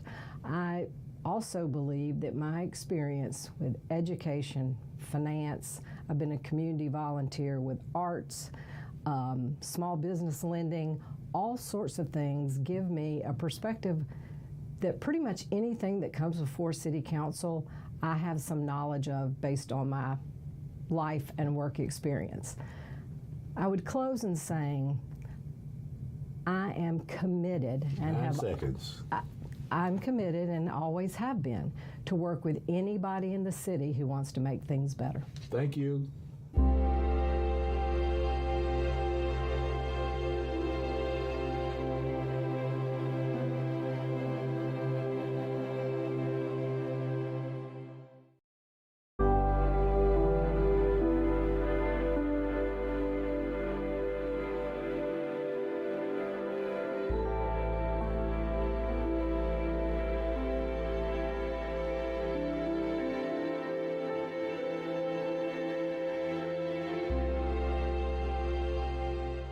Hello and welcome into Candidate Focus here on your Knoxville Community Media. If you have been a long-time watcher of what was formerly known as CTV, Community Television of Knoxville, you know that during each election we would always offer candidates 5 minutes to talk about their campaigns and all that type of thing. We thought this election cycle, it could be more beneficial to you as being an informed voter. It could be more beneficial to the candidate by getting out their message with a little more time. And so we came up with Candidate Focus. So for the next remaining 13 minutes or so, we're going to be talking with R. Bentley Marlowe. Do we say the R? That's what's on the ballot, right? Yeah. Okay. R. Bentley Marlowe. Bentley just during the course of our conversation? Correct. Okay. We're going to be talking with him about his campaign for Knoxville City Council at large seat B. Okay. And so if you're unfamiliar with the process, and we hope that you will get more familiar with it, just simply by going to knoxvotes.org.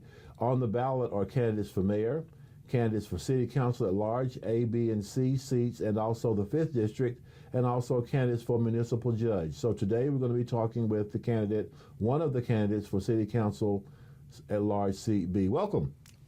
Thanks for having me. Glad to have you. Glad to be here. Is this your first run for city council? This is my first run for anything. Except for the border? I haven't made a run for the border. For people who may know absolutely nothing about you or nothing lately, please tell them what you like to know about yourself. So I've been in Knoxville since I graduated college at UT back in 2001. In 2004, I purchased my first home over in Mechanicsville, which, as my grandfather said, was rough as a cob. And I went through rebuilding it, and that was in the days before YouTube or internet help functions, so it was buying books and studying. And fixed up my house, and then started buying the houses around me as the recession took them. They became bank-owned, abandoned, blighted homes, and now I have a small portfolio over in Mechanicsville that I've rebuilt, and I've started building new homes in Mechanicsville on vacant lots. FYI, nothing to do with your campaign, but I grew up on the corner of Dedrick and Dora. Okay. You didn't know that, did you? I think we've talked about this before, Hubert. Yeah. I couldn't recall if we had or not. It's been some time ago. So glad that you're revitalizing the neighborhood of Mechanicsville. So how does that qualify you to be a city council member? So I think that the largest issue facing the city right now is housing and the housing crisis. And a lot of it stems from bottlenecks in our development services and challenges with our regulations and zoning. RECODE was supposed to fix a lot of things, and it fixed certain things, but it created new challenges and obstacles that were unintended, particularly when working on remodeling in the older parts of town or building infill in the older parts of town. And as a builder who's regularly before BZA, Historic Planning Commission, Historic Zoning Commission, and Historic Planning, I think I know enough about the players and the regulations and the rules and the processes, where the bottlenecks are, that I could jump right in and try to make a difference so that we can build more housing. Man, you mentioned RECODE, that brought back nightmares. Wow. Just for a little bit, if you like, give the people a little taste of when you say RECODE, what that was all about. So the city of Knoxville's zoning ordinances had not been updated for 50-ish years. So in the end of the Mayor Rojero term, she made a big focus, and we called it Recode Knox, or Knox Recode. And it was a very broad, total revision of our zoning code. It had special things for South Waterfront. That's a form-based code. We did a special code section just for the Strip and around campus. And then it generally changed land classifications and our maps that we use for zoning for the whole city. And the idea was it was supposed to modernize it and bring us into the 20th century. So, building, things of that nature, real estate, that's your calling card, but let's talk about citywide.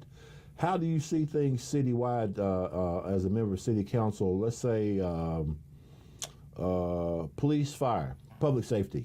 So public safety is a priority. Okay. Somebody that lives near the downtown area that has a close proximity to the homeless shelters in the Mission District and a historic area for crime, the police are very important. What really got me fired up and got me coming to all the council meetings was back during the COVID crisis in 2020 when the camp went unchecked down along Blackstock. And one by one, all my tenants were having their bicycles stolen, flower pots off their porch stolen, cars broken into, and it kind of got me fired up about it. So I value the police. I've had a house burn. A tenant set a house on fire in a cooking fire.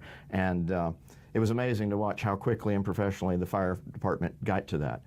I was very vocal in supporting the mayor's tax increase to pay for the compensation because our police levels were just, quite frankly, pretty dismal.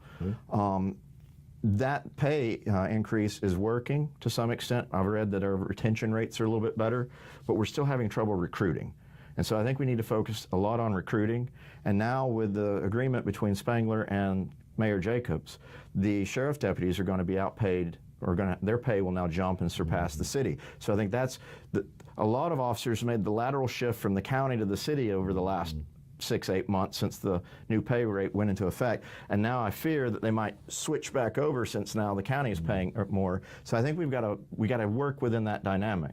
What about the fire department? They don't get a lot of play because they're not as controversial as police are, but that's part of public safety. Yeah, and I had a chat with Deputy Chief Wilbanks at Fire Hall 20 over near Westtown Mall at the open house a few weeks ago.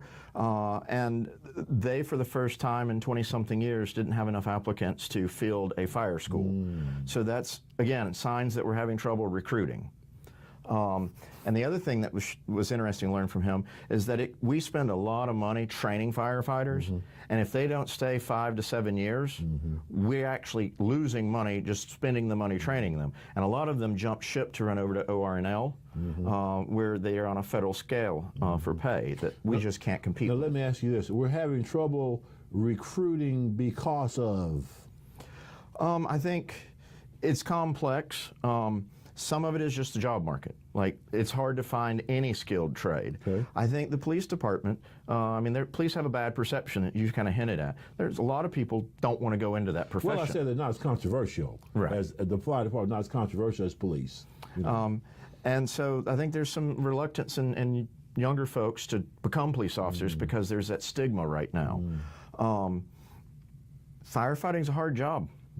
And as the economy moves and evolves and people can work remotely, I think that, like I am in the construction industry, the skilled trades are suffering. It's very difficult to find skilled tradesmen.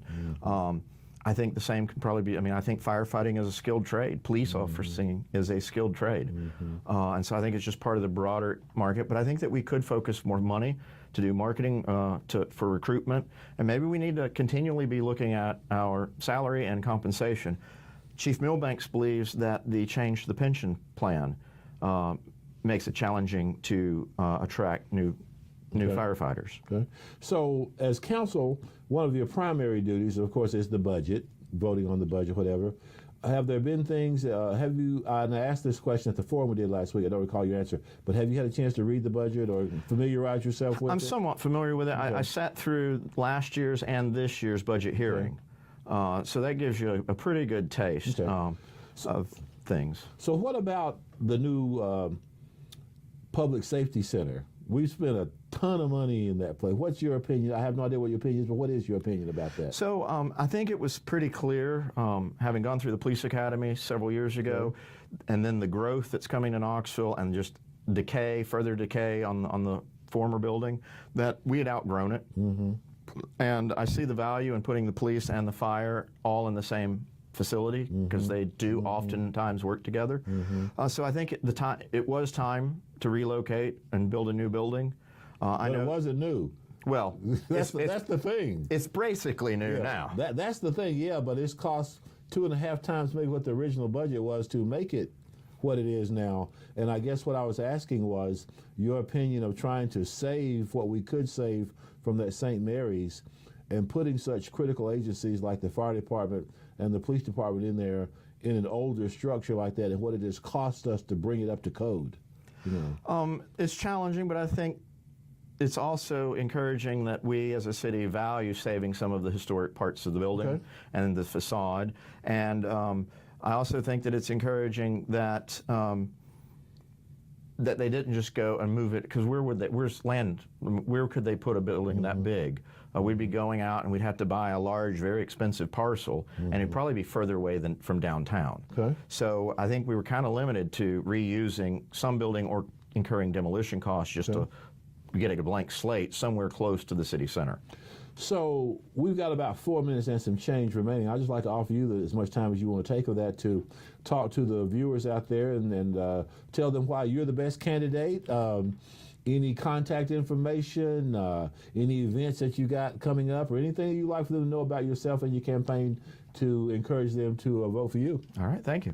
So I'm R. Bentley Marlowe. I'm running for City Council at Large, Seat B. You can remember B for Bentley. My website is letsbuildknoxville.com. I'm a licensed contractor, licensed electrician, licensed plumber, and licensed HVAC installer. I've been building and restoring old homes here in Knoxville, primarily in Mechanicsville, but I've also done work in South Knoxville, 4th and Gill, historic Mechanicsville overlay, the Oakwood Lincoln Park area, and done some projects over in Park Ridge. So I'm familiar with a lot of the parts of the city, and it's interesting to see how all the parts come together, and some of it been organically over time. And I think that having that knowledge of working all over the city and facing challenges, and then working with the city to address challenges, and particularly what's concerning housing, having the contracting background and working with the BZA. I was there yesterday on 2 applications.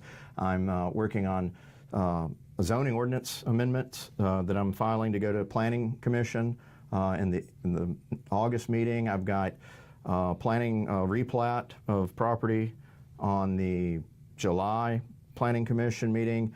So I work with all the parts, and I think that with housing being the most pressing challenge the city is facing right now, and our development services and the way it functions and encourages, and right now, quite frankly, discourages construction, are some of the biggest issues, particularly when we're talking about how we have to maybe have to adjust our pay scale already again for police and fire. Well, we've got to have the revenue to do so. If we can build more buildings, we increase our tax base without raising our taxes.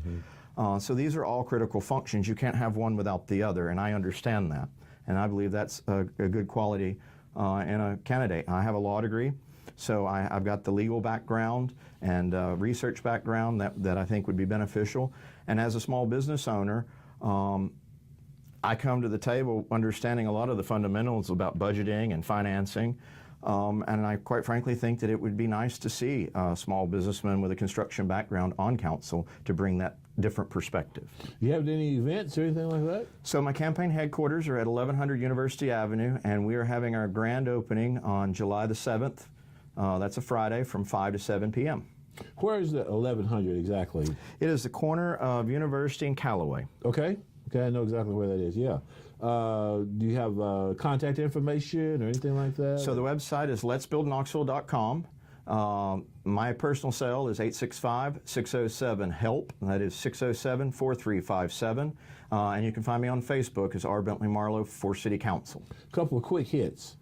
The idea of a pedestrian bridge from, say, Neyland Drive to South Knoxville, are you for it or against it? I tend to be for it. Okay. I believe it will be yet another way to connect. Okay. One thing I've noticed about big cities that are growing and interconnected, really interesting cities, count the number of bridges that cross rivers, because that bridges the city together. Another quick hit. Should public dollars have been put into the building of the new stadium? I believe it's a good use of public dollars. Okay. I believe that the significant investment by Randy Boyd in the surrounding development, and that's going to encourage other private developers to come in and put money, and I believe that it's a good leverage of public dollars. Fair enough. We've been talking with R. Bentley Marlowe. He's a candidate on the 2023 City of Knoxville primary election, seat B for Bentley, right? Yeah. Okay. And I hope that you are registered to vote. If not, you still have time to do so. And that's going to do it for this segment of Candidate Focus. Thank you for watching, and stay tuned for other candidates.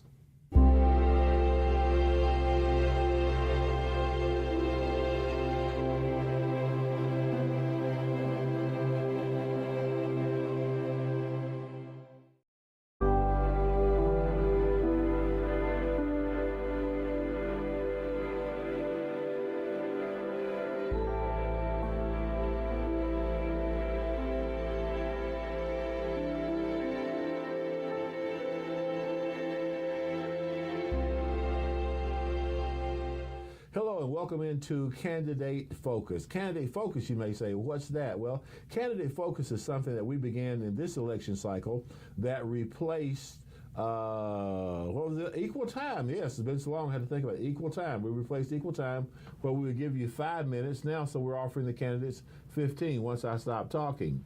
We thought this would give you an opportunity to become a more informed voter, get more information, and at the same time, the candidate would have more time to tell you what they are all about. If you did not know, on this 2023 primary election ballot, we have candidates for mayor, we have candidates for city council, and we have candidates for municipal judge. And today, our guest is Mr. Matthew Best, who is a candidate for city council at large seat C. C, okay. And so we have A, B, C, and District 5. But you can only vote for District 5 if you live in District 5. But seat C is citywide. So if you didn't know about Matthew Best, his slogan is Best for Knoxville. Best for Knoxville. I like that. Best for Knoxville. Great play on words. That's very creative. And so we're here to talk about his campaign, and by the time this is over, I hope you'll have an opportunity to say, I learned about Matthew Best, and I like him, and I'll vote for him. That's what you hope they'll say, right? Absolutely. Welcome in. Thanks for having me. It's been fun. It's fun to connect with you after your years of teaching at UT, and I was a journalism student at UT. I did not know that. Oh, we chatted. It was years ago. Did we? Yeah, it's okay. It's all That's good. been a few years ago. Well, I graduated in 2010, so yeah, it's been a little while. Been a little while. Thank you. Thank you very well. Thank you for reminding me of that. Sure. And I've been following your success. You are now the director of the Change Center. I am. And just start there and then give the audience as much as you want to give them about your background. Sure. Well, the Change Center is a nonprofit disguised as a skating rink. And what we do at the Change Center, we provide first jobs and workforce development for high school kids as young as 14. We kind of kill a few birds with one stone by offering the first jobs in the workforce development, because we know kids with jobs stay out of trouble, kids with jobs graduate, and kids with jobs gain skills that they will use well after they're out of high school. But we also provide safe space for recreation and for fun for youth and young adults. And then we also do a whole lot of collaborating with other organizations and nonprofits throughout the city. So we're kind of hard to put down in one sentence, but we do a lot of cool stuff. So what were you doing prior to that and prior to that? And so we know where you went to college. Yeah. So Went to UT. in between, what have you been doing? I went to UT, had the pleasure of being on the track team for a couple years there. Went straight into college ministry, working for InterVarsity Christian Fellowship. Ran a college fellowship at UT for 7 years. Worked part-time with the New Sentinel, got to use my journalism degree a little bit. Started as a features writer, then did copy editing in the sports section, stuff like that. But then worked at Emerald Youth Foundation, serving young people primarily in East Knoxville, which is where I live. And then worked at Johnson University. I ran the Future of Hope Institute. A former school board candidate, Demetrius Jaggers, if you remember him, he was the first director of that. I had the pleasure of following him. We taught kids about faith and justice and how social justice doesn't have to be a dirty word in the church and the Christian community. And so we talked a whole lot about that. I love that because it was diverse kids from all over the city and all over the county coming together to have conversations about real things. And what I found is that high school kids are a lot better at having difficult conversations than adults are typically. And so that was a fun and really rewarding job. And then did some diversity, equity, and inclusion work there before I came on at the Change Center. Now, we had a forum at the Jacob Building last week, sponsored by the East Knoxville Business and Professional Association. What did you think of that? I thought it went really, really well. You did a phenomenal job of, as somebody that's hosted stuff and kind of MC programs before, the fact that you handled that many candidates and with the time limits was pretty impressive. So, I wasn't asking for that reason. Well, but it went well. Yeah. I mean, and even though, thank you for saying that. Well, even with 30 seconds to introduce yourself and a minute to respond, which was plenty time. It's exactly, and if it's done well and organized well, you can get a whole lot done. And so I think it was informative for folks, and I enjoyed being part of it. Well, the organization credit goes to the Business and Professional Association. The reason I asked you that question was, what did you get from that as a candidate, hearing other candidates and that kind of thing? Yeah, I think it was insightful because, one, you hear a lot of folks, some of us are on the same wavelength, right? So it's not even always a position difference that's going to separate one candidate from the next. Sometimes it's going to come down to a trust factor, and then how well do you think they'll actually be able to get things done? Because it's one thing to have great ideas, it's another thing to get them across the finish line, right? And I think we see that in public policy all the time, where you've got somebody that's brilliant, a great thinker, but doesn't have the follow-through or sometimes the relationships to get things done. And so for me, it was great to kind of showcase that I like being a team player, like being a problem solver, and I love getting folks together to have difficult conversations and us coming out on the other side with something better than what we started with. Well, here's what I learned from that, and that was from the very beginning, when I think our mutual friend Brian Brooks was offered to deliver the prayer, and you said, what'd I say? You said, no, that should have been me. Oh, no, that's not what I said. What did you say? I said, how am I not the first person to quote scripture during the thing? Did I talk? Well, something like that. Something like that. Anyway. Because I'm a minister, been preaching here in Knoxville since I was 19. See, I didn't know that. And I was embarrassed I did not know it. Talk about that. Now, you did give a little bit of your background. Sure. But let's talk about that, though, that thing right there. Yeah, I got really involved in campus ministry when I was at UT. It really changed my life. I grew up a Christian, but it's different when you become an adult and you kind of decide that that's the thing that you want to do, or that's something that you kind of feel called to do. And so for me, that's kind of ministry or service has kind of been my life since I was 18. And so I got involved, started preaching at the church I'm in now, assistant pastor. And where is that? Children of God Ministries in Mechanicsville. That's right, okay. Right across the street from Emerald Academy. And where I grew up, did you know that? You did tell me you grew grew up on the corner of Dedrick and Dora. That's right, which is, so I've worked in that area. At one point when I was working for Emerald, we had a office kind of in that area, but I love Mechanicsville. Okay, so now Matthew, but some people would say that politics and religion don't mix. And I would tend to agree with them, right? But you're running for office. Well, here's what I'll say about what that, you right? say? So I had somebody reach out to send kind of a bit of a nasty email to my campaign email and saying, oh, this person believes in God, and I don't believe that anybody that believes in God should be involved in religion. And I was like, that's a little bit harsh, I think, I'd say. Be involved in politics. Be in politics, excuse me. Okay. What I would say, though, is I tend to agree that theocracies have typically not been very good for that many people, if we're being honest. If you just look at it from a historical perspective, right? And nobody's advocating for that. What I can say is that my faith informs the way I think about what people deserve and how we should treat other folks, right? So for me, this idea of a living wage, or the idea of jobs for people that can't find them, or the ideas of public service, or people having access to that, for me, that is a matter of faith. And I think that whether you're a Christian, whether you're a Muslim, most people of faith, I'd say probably all people of faith, have similar values around what people deserve and what we should be providing. And so for me, yes, nobody's saying we should have a Christian nation state that should make people follow the tenets of the Bible or Christianity. But for me as a person of faith, it impacts the way I think about the world around me. Now let me say this too, from my side of things, politics is not a dirty word. That's right. It's not. It's how we live in a civilized society, Because there are people that do bad things in every profession. So the mixing thing, that's not a belief I had. Just kind of want to throw that out there. And I get it. And I think because people will say, well, how do you feel about LGBT stuff if you're a preacher, right? Which I think is a fair question. And one that I would say that what I desire for people is for people to be safe, for people to feel accepted and loved, and for people to be comfortable being who they are, right? Okay. And I think, unfortunately, we've got a lot of state legislators that I am not ashamed to say that have nothing better to do than to try to infringe upon people's personal liberties and freedoms, and I think that would be the same. So my being a preacher or being a Christian minister or being someone that's been in ministry for over a decade now doesn't change that. In fact, it only heightens my my sense of wanting people to feel comfortable who they are. It seems to be working out okay for Reverend John Butler. Absolutely. Of course, he was, before he came here, he had served on the school board already. That's right. Did you know that? I did know that. Well, I ran his campaign last year.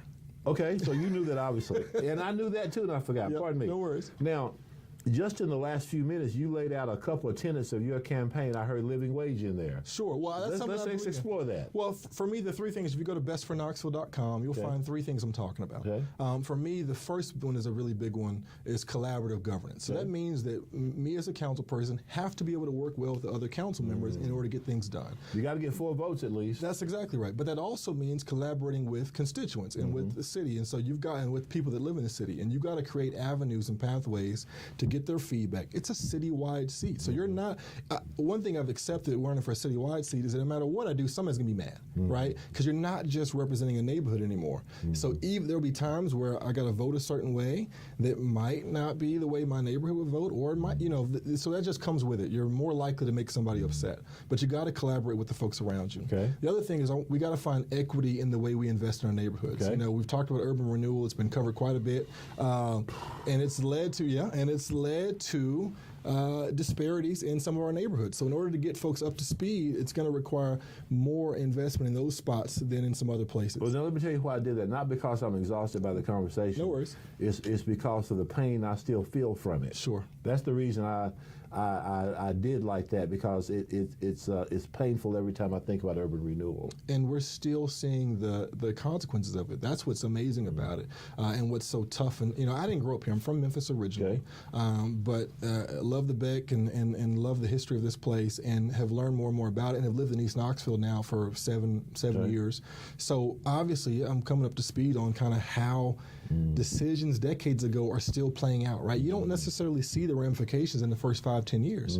You see it a generation later when folks are still dealing with that stuff. And so equity and investment in our neighborhoods is a big thing. And then the other one that I really want to highlight is this idea of what does it look like to have a plan for economic development that makes sense for everybody, right? I think we've got a lot of folks that have typically pursued projects, had plans, had ideas, but I'd love to see a comprehensive plan for our city around economic development that can span administrations and that can span elected officials. And I think other cities in our region have done that, and I'd love to see us have a very specific goal-oriented plan on what economic development looks like, because you can't just do projects here and there as they come up.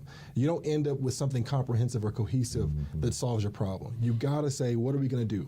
And I want to get to that. So we get a little short on time, so I'm going to ask you just some quick hits, and then I'm going to turn it over to you. Sure.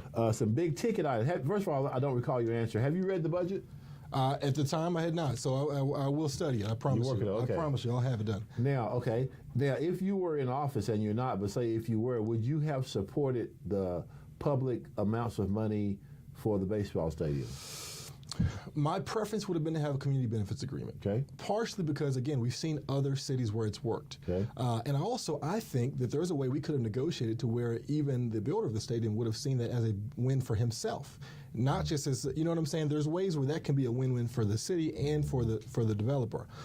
So I don't think I would have approved as much money or would have been open to as much money. But what I will say is I'm a bit of a pragmatist, and the stadium's coming, right? Not to mention other cities that are developing have started with similar projects. And so for me, how do we apply pressure along the way to make sure that folks are getting in where they fit in and they can use it as a on-ramp to building capital? Okay. I talked to Theodis Robinson several months ago about the World's Fair project and his involvement in that. And you had companies that could not have done the work entirely, but they were able to get in certain spots and use that opportunity to scale up so that going forward, they have more capacity. And that's what I'd love to see for a lot of our minority and local businesses. Now, here's one that may be on your plate if you're elected, and we're getting short on time, so give me a short or best answer you can give me. You've seen the proposal, I hope, for the expansion bridge from Neyland Drive to South Knoxville. Yeah. What do you think about that? So I think you got to listen to South Knoxville residents, and you got to go back to the original waterfront plan and see where it fits in there. Okay. And if that was in that plan and that was approved a long time ago, And then it wasn't. right, then that's one thing. I know it's also a small number to pay compared to what the UT is going to pay. I get that. I wonder how much it's going to benefit. The overall scheme of things. But I know they're trying to do a large transformation in South Knoxville. Does this get us there? I don't know. I want to listen more to the residents of South Knoxville. Got a minute, some change. Take a minute and tell these people why you want to vote for you. Yeah. Any contact information, any events coming up, anything like that? Absolutely. So bestforknoxville.com is the best way to find out about me and hear about what I'm planning for our city. For me, this is a thing of passion. I want to offer a different perspective on our city council than we typically get. As somebody that works with youth and families on a day-to-day basis, I don't think we always consider them when we make decisions. So I would love to at least lend my voice to that space as it comes to making decisions on council. So how does what we decide affect our youth and our families? And I think if we do that on a regular basis, we'll get to where we want to go. You excited about the campaign? You having fun? I am. Believe it or not, this is actually fun for me. I'm a bit of a raging extrovert, and so knocking doors is not as terrible for me as it is for other people. So I enjoy it. Now I've heard of extroverts, but not raging extroverts. Oh, I absolutely am. If you follow the Myers-Briggs, I'm an ENFP to the nth degree. So. Okay, I've done the Myers-Briggs. That's what told me what I want to be when I grew up at 30 when I went into college. Okay. Matthew Best for Knoxville. Thank you, sir. Thank you, brother. That's going to be our time with Matthew Best. Stay tuned for other candidates. Thank you.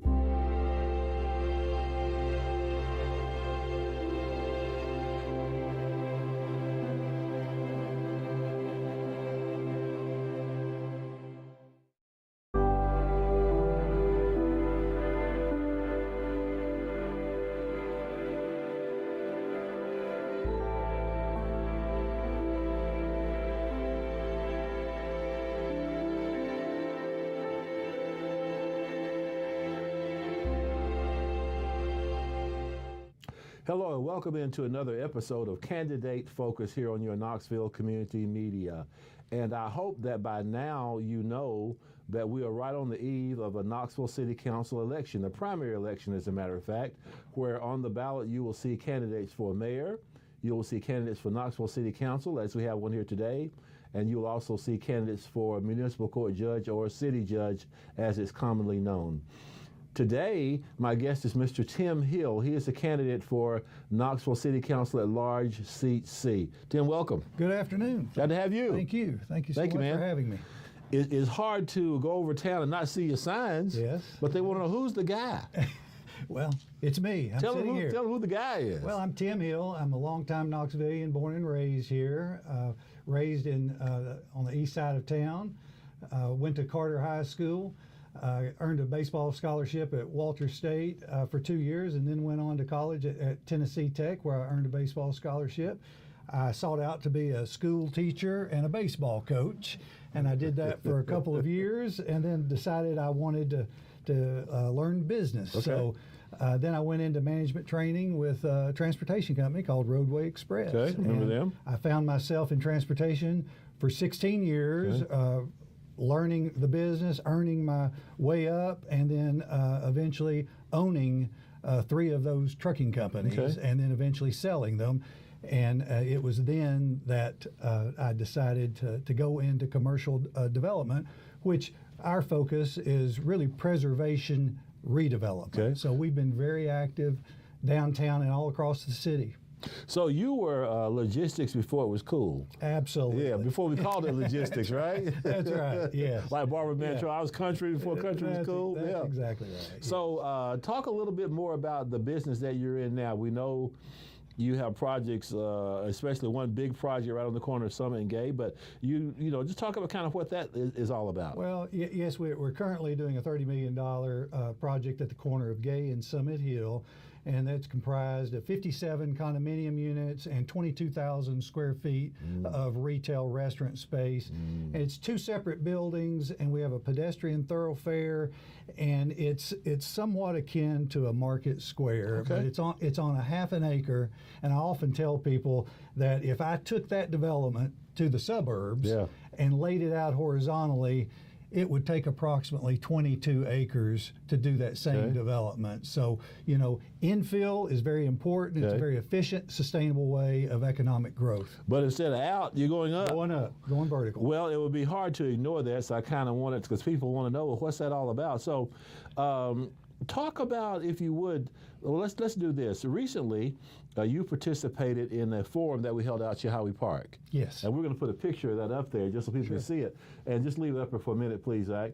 And so there you are, and there were seven candidates, all the candidates on there, and you're on the end there. Yes. And we asked each of you a question. We said, what have you done for the community? Or kind of what have you done? Sure. You participate in something, and a lot of things you participate in, but this one thing in particular that we found a clip of you talking about it, and I thought it was most impressive. We'd like to show it, if you would, please. Thank you. Okay. I understand that it's hard for many to be motivated for causes like this because I was once apathetic to the homeless community. I looked at the homeless community and said, you know, these are just drug addicts by their own choosing end here. That's not the case. Very few of them ended here because of addiction. They got here through an underlying condition, typically mental illness, and they didn't have the services provided to them to guide them in a direction to avoid the homelessness that they're now suffering. And just because they're homeless today doesn't mean that they should be homeless forever. That's you in your own words. Sure. And I brought that up for two reasons, to let people see some of the things that you're involved in, to answer the question, what are you doing in the community already before running for city council? And also, as a city council member, I think it kind of qualifies you to address one of our biggest issues. Absolutely.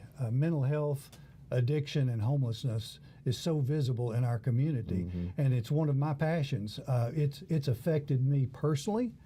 Within my family. I think it's affected most families, and many people don't want to talk about it. And what I found, especially out here on the campaign trail, when I bring it up first, and for instance, let me talk about my daughter. Okay. My daughter, through an undiagnosed mental health challenge, which was anxiety, she experienced a very traumatic relationship, which exacerbated her undiagnosed anxiety, which led to drug addiction and opioid drug addiction. And my daughter attempted suicide 2 times, and you know, this is heartbreaking as a family and all that goes with it.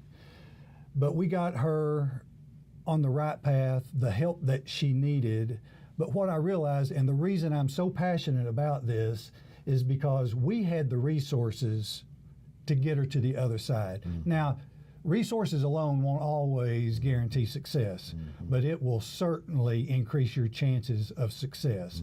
And so one of my primary platforms is to broaden access to mental health treatment and addiction services and the right type of housing for our homeless community. You know, housing alone, just general housing, that's a recipe just for failure if you have someone that needs addiction recovery.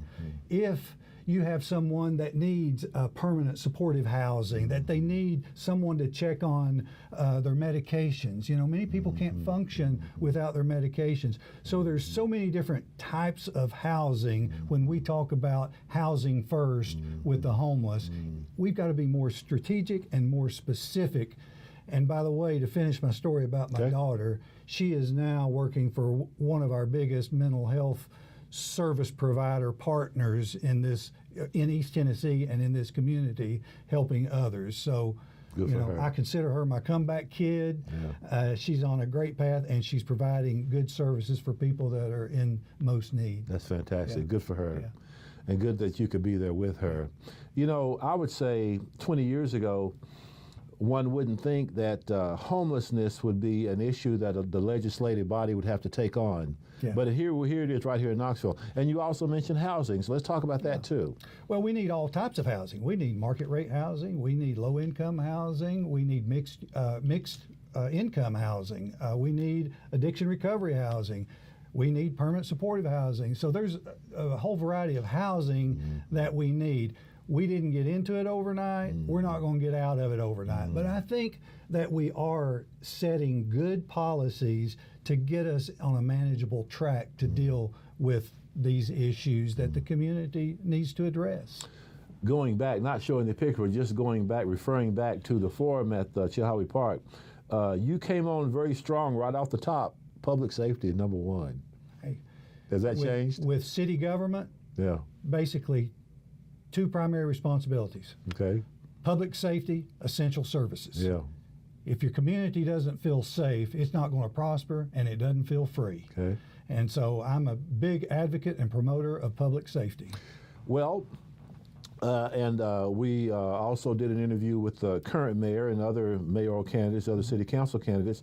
How do you feel that we're doing in public safety? Our current police chief is just a little bit over a year on the job. Yes. And there was some criticism about hiring a so-called outsider. Yes. But outsiders bring in fresh perspectives.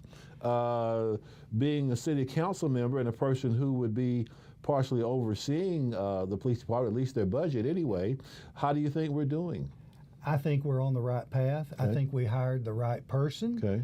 And I think when he gets all of his strategies in place, we're going to be a much better city than what we have been. He is a leader, and I have all the faith and confidence in him. Good. Now, the fire department doesn't get as much press, but more, they're awful important.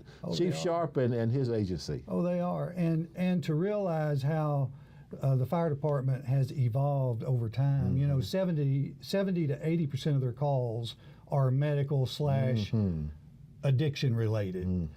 I remember talking to Mr. Sharp, and he said, this generation of firefighters have seen more death in a year than I saw in my entire career, because we're seeing this opioid epidemic that's just ravaging our community.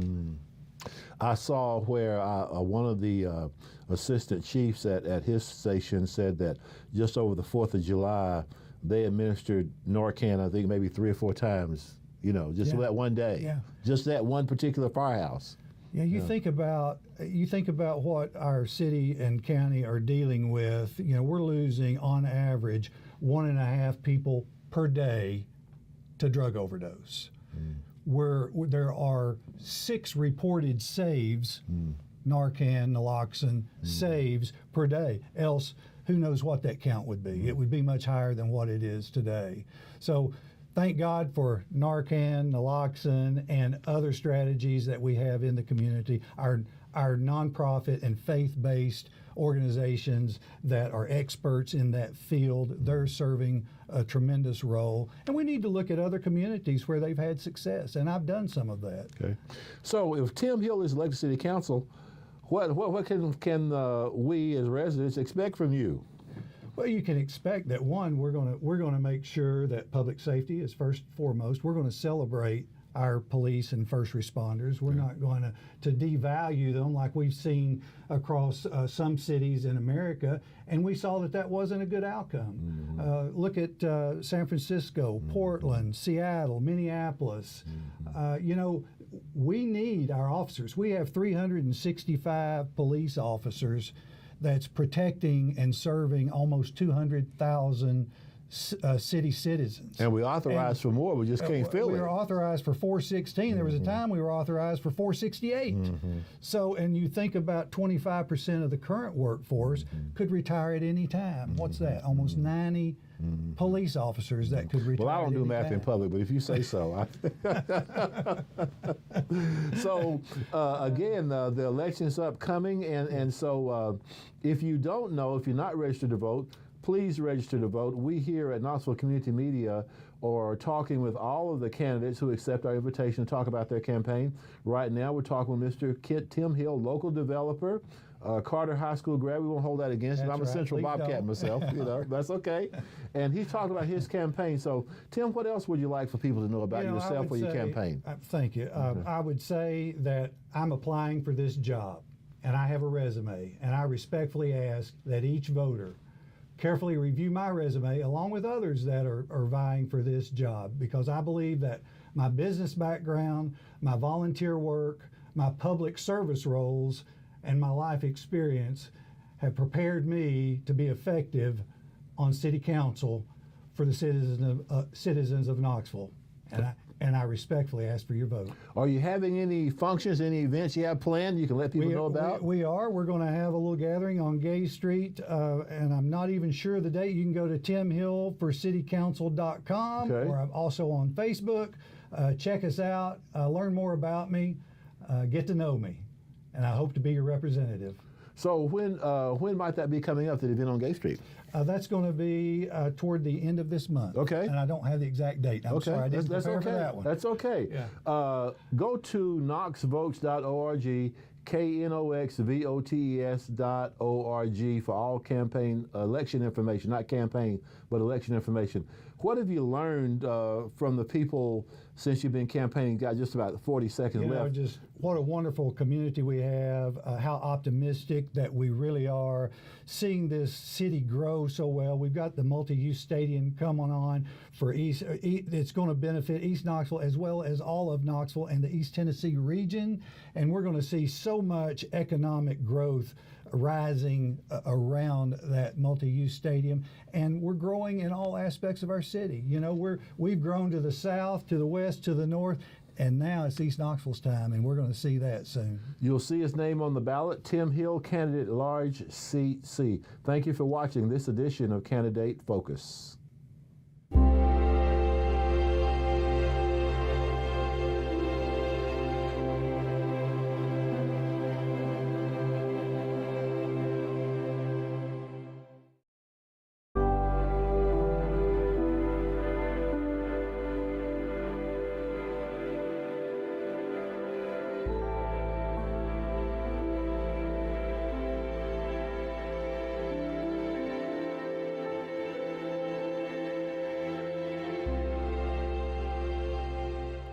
Hello and welcome into Knoxville Community Media as we continue our Candidate Focus interviews. If you didn't know, we are right on the verge of a City of Knoxville primary election where on the ballot are candidates for mayor, candidates for city council, A, B, C, and District 5, but only if you live in District 5 can you vote, and also for a municipal judge commonly known as the city judge.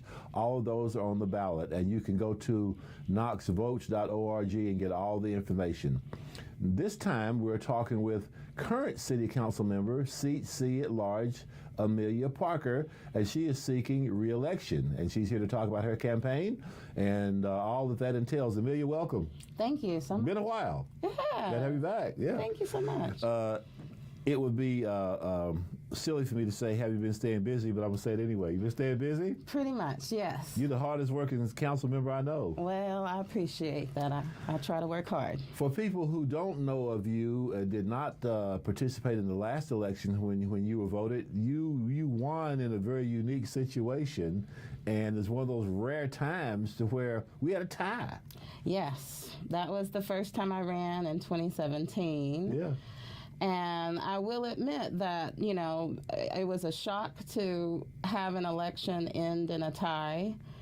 But it was an interesting experience. I learned a lot through that experience. So I have to say I don't regret it. Yeah.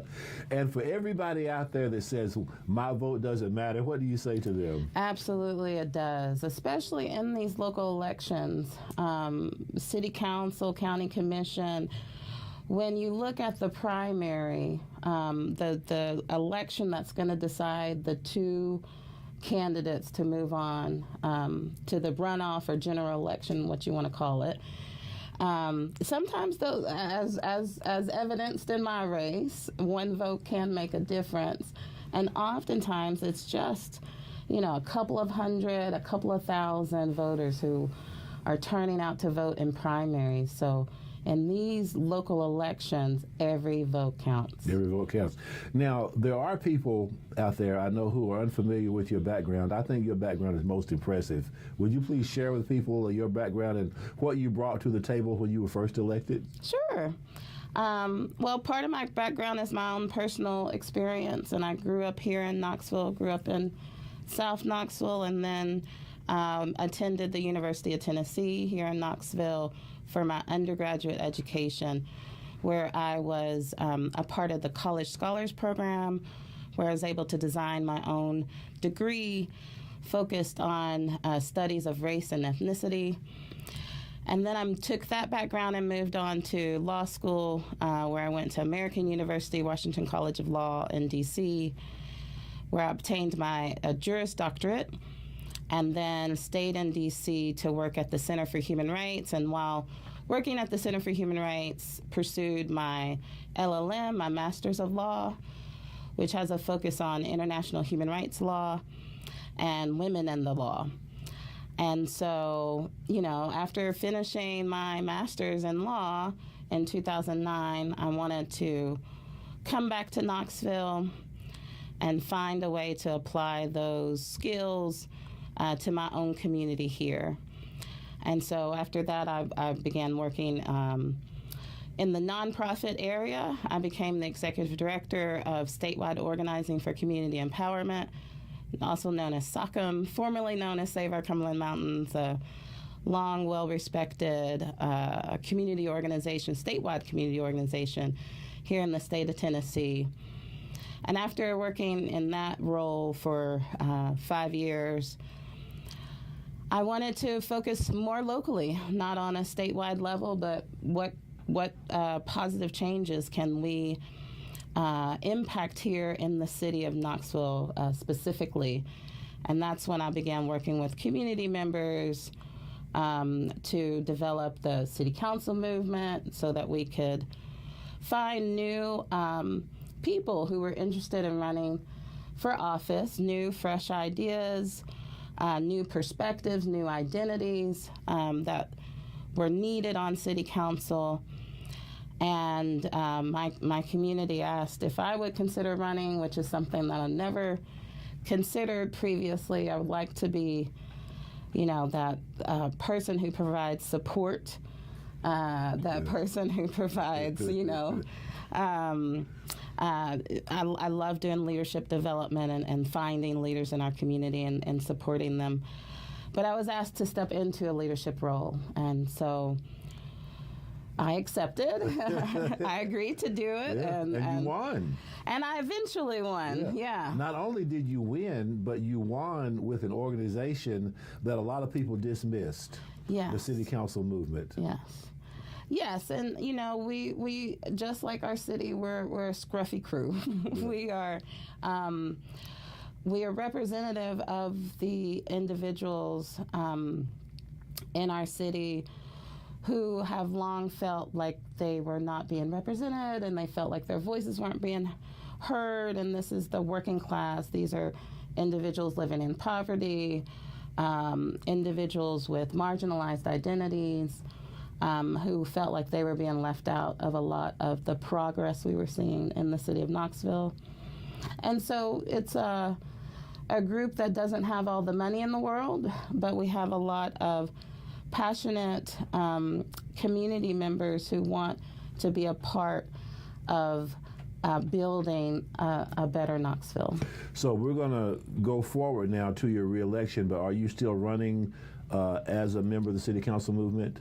Is that still in effect? The city council movement is still active. I still have the support of the city council movement. Okay. I don't believe that the movement is going to run a slate of candidates. Okay. That's a better this question. Year. Okay. Yeah, as the movement has done in the past. Okay. But definitely still have their support and Okay. still committed to a Knoxville for All platform. So normally when a person runs for re-election, they either like what they're doing or there's some unfinished business. Yes. Which would apply to you? Yes, actually both. Okay. I love what I'm doing. I love working with the community to develop solutions to some of the problems that we're seeing in our city. I love bringing new ideas forward that might have a positive impact. I love writing policy. And so being able to use my law degree to try to find some creative ways to approach issues. And there have definitely been challenging moments. definitely did not expect a pandemic to hit after being elected, and the difficulties that came with that, especially for someone like me who likes to stay in community and connected to community, and finding the first portion of my term really being conducted through Zoom. I hate Zoom. Yeah. Oh, Jesus. It is. It's Sorry. It's really No difficult. disrespect intended, sorry. Yeah. No. And it can serve its purpose in some ways, but for community work, you really need to be in the community. So that was a challenge, and it shifted my focus a bit. Affordable housing was a priority of mine. Still is, I take it. You say it was. Yes, right. It hadn't gone away. Right, exactly. Yeah, okay. Like after getting elected, that was number one priority. After the pandemic hit, it became an even greater a priority of mine, expanded need in our city. And so definitely have unfinished business, definitely lots more to do. Let's talk a little bit about the housing, then jump to some other things, so that our time is quickly fading, and I want to give you an opportunity to make your appeal. But the city has invested a fair amount of money into affordable housing. Would you agree? Oh, definitely. Okay. Yeah. But I would say that the level of investment that we need at this moment is much greater than what investment we are seeing. Okay. And we're seeing some creative strategies that other cities have employed or deployed following the pandemic to increase the level of investment and development in terms of affordable housing in their cities. A few models that I really like, and I've actually heard that the county is about to do something similar, so we'll be able to benefit from it. But being able to identify revenue that can be used in the city, either for a no interest or low interest loan that could go towards the development of affordable housing. What we're seeing is the increase in value of our land in the city of Knoxville, not just properties throughout the city, but land itself. And when that property on its own reaches a certain level, it limits the ability of a developer to put affordable housing on that property. So if we can provide some sort of funding, whether that's through grants or whether that's through a loan program, that would allow developers to have some funding that will help their overall funding package for that project work. I think that we will see more affordable housing move forward in Knoxville much more quickly. Right now, a lot of developers are hampered by the price of the land itself. Down to about 3 minutes, so what may be your top 2 or 3 issues you want to take into the re-election, and then go ahead and make your appeal to the voters. Anything you want to tell them, any events that you're having, or anything that you'd like for them to know, and why you want them to, can I say, pull the lever? We still pull the lever, however we vote for you. Well, thank you so much. I appreciate this opportunity. I appreciate Knoxville Community Media committing to the equal time programming so that candidates, especially candidates that may not have the resources. I'm one of those candidates that doesn't necessarily raise $150,000 each election to run a campaign. So this is a very important tool for our democracy to ensure that our voters are able to hear from those running for office. So thank you, Knoxville Community Media, and thank you to you, Hubert, also for pleasure. Participating and helping elicit a good conversation from these candidates. I have a few priorities for a second term. One has been in the news lately, and that is continuing the work to move Knoxville towards being able to realize, to be able to adopt an alternative response team that would pair a behavioral health expert and a medic to respond to 911 calls for various public health, mental health crises that we are experiencing here in the city. I have a few other priorities. One is to establish a charter review process for the city of Knoxville. The county has a review process that's codified and occurs every 10 years. The city does not have an equivalent process, and I feel that it's needed to ensure that our foundational principles, our charter continues to reflect the priorities and the values of our current residents. Sorry, excuse me. And then finally, I have an ordinance that hopefully we will have a workshop on in the coming months that deals with the real-time information center that's being built out currently at the new public safety center, and our city's plan to deploy at least 15 surveillance cameras initially. I know that KPD is working on some policies that would put some guardrails in place for use of that surveillance technology, and I have an ordinance that I plan to introduce that also speaks to the needed guardrails and also ensuring that we do not have disparities in terms of how various members of our community are impacted by a new surveillance program. You got 10 seconds. Yes. What do you want to say? So I hope I have your support for a second term on City Council, and I hope that you will come out and vote. Early voting begins August 9th, and primary election day is August 29th. Thank you for watching this interview with Amelia Parker. Her name will be on the ballot for City Council at Large Seat C. And stay tuned for more conversations with more candidates for mayor, City Council, and for the Municipal Court Judge, or commonly known as the City Judge. And you're watching Candidate Focus on Knoxville Community Media. Thank you.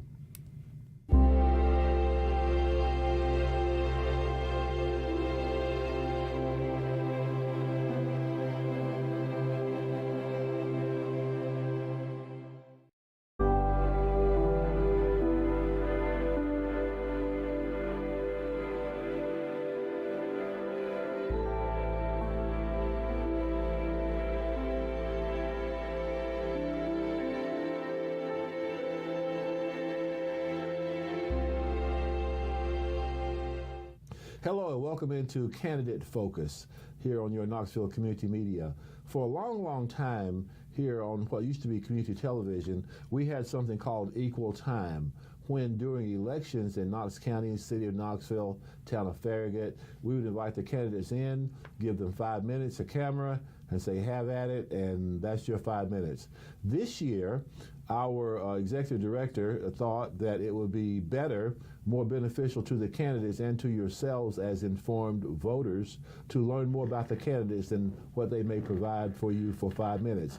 I have been honored with the task of interviewing the candidates. My name is Hubert Smith, by the way, if you didn't know already. And so we will begin our first interview today. We are making an attempt to interview all the candidates for mayor, all the candidates for city council, and all of the candidates for municipal judge, or city judge as it's generically called. Today we're starting out with Andrew Beamer.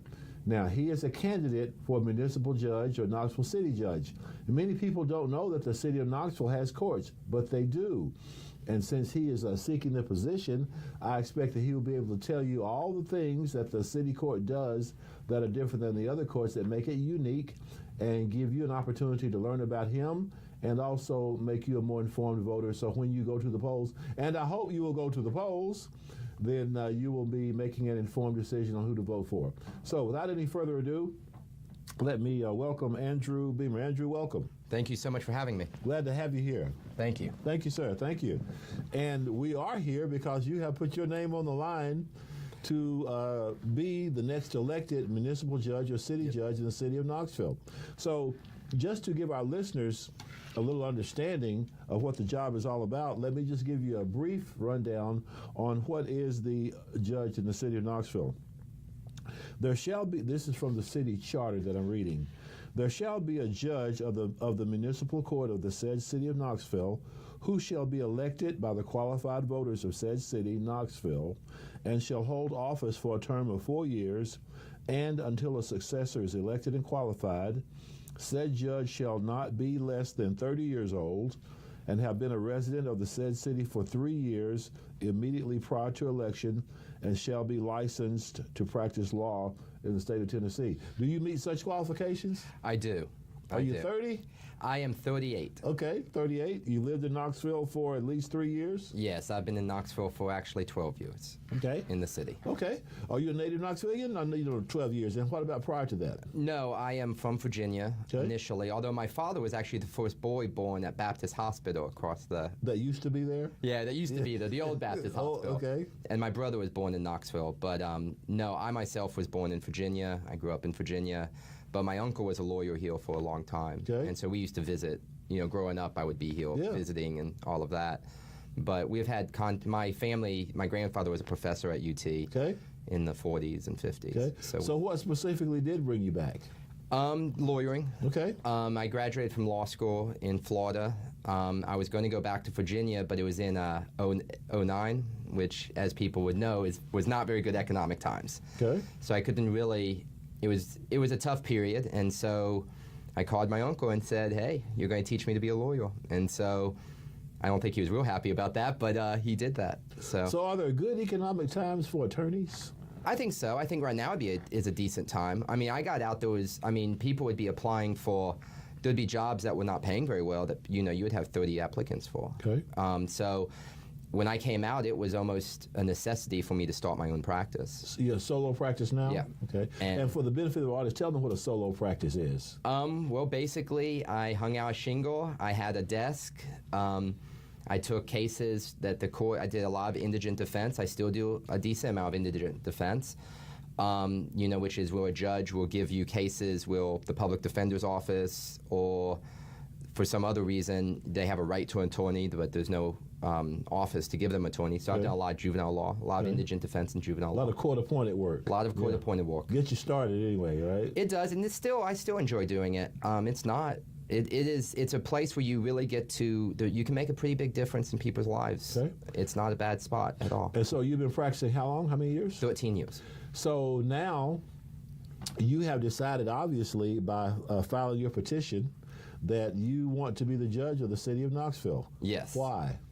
Well, I think that for me, I think I have the experience. The indigent defense really has taught me a lot. And doing it for years, I recognize how important actually municipal court is to the city in ways that a lot of people don't realize. Like one of the biggest things that honestly bothers me is people driving without insurance. Like it's one of those things. But a lot of my clients, when I say, "Why don't you have insurance?" they'll say, "I have fees, I have fines, I got that." And so a lot of that comes out of municipal court. Municipal court interplays with people's lives in a way that I don't think is always understood outside of it. You kind of have to be within the system, and you see, how important it can be. I've had clients who struggled to get their kids back because they didn't have a license, and the entirety of the reason for not having a license is the fees and the fines associated with some sort of driving offense, and they kind of build and become an issue. And so that's something I'm interested in. So let me ask you this then. So been practicing 13 years, you say? Okay. Yes. So why not 4 years ago? What makes this year so special?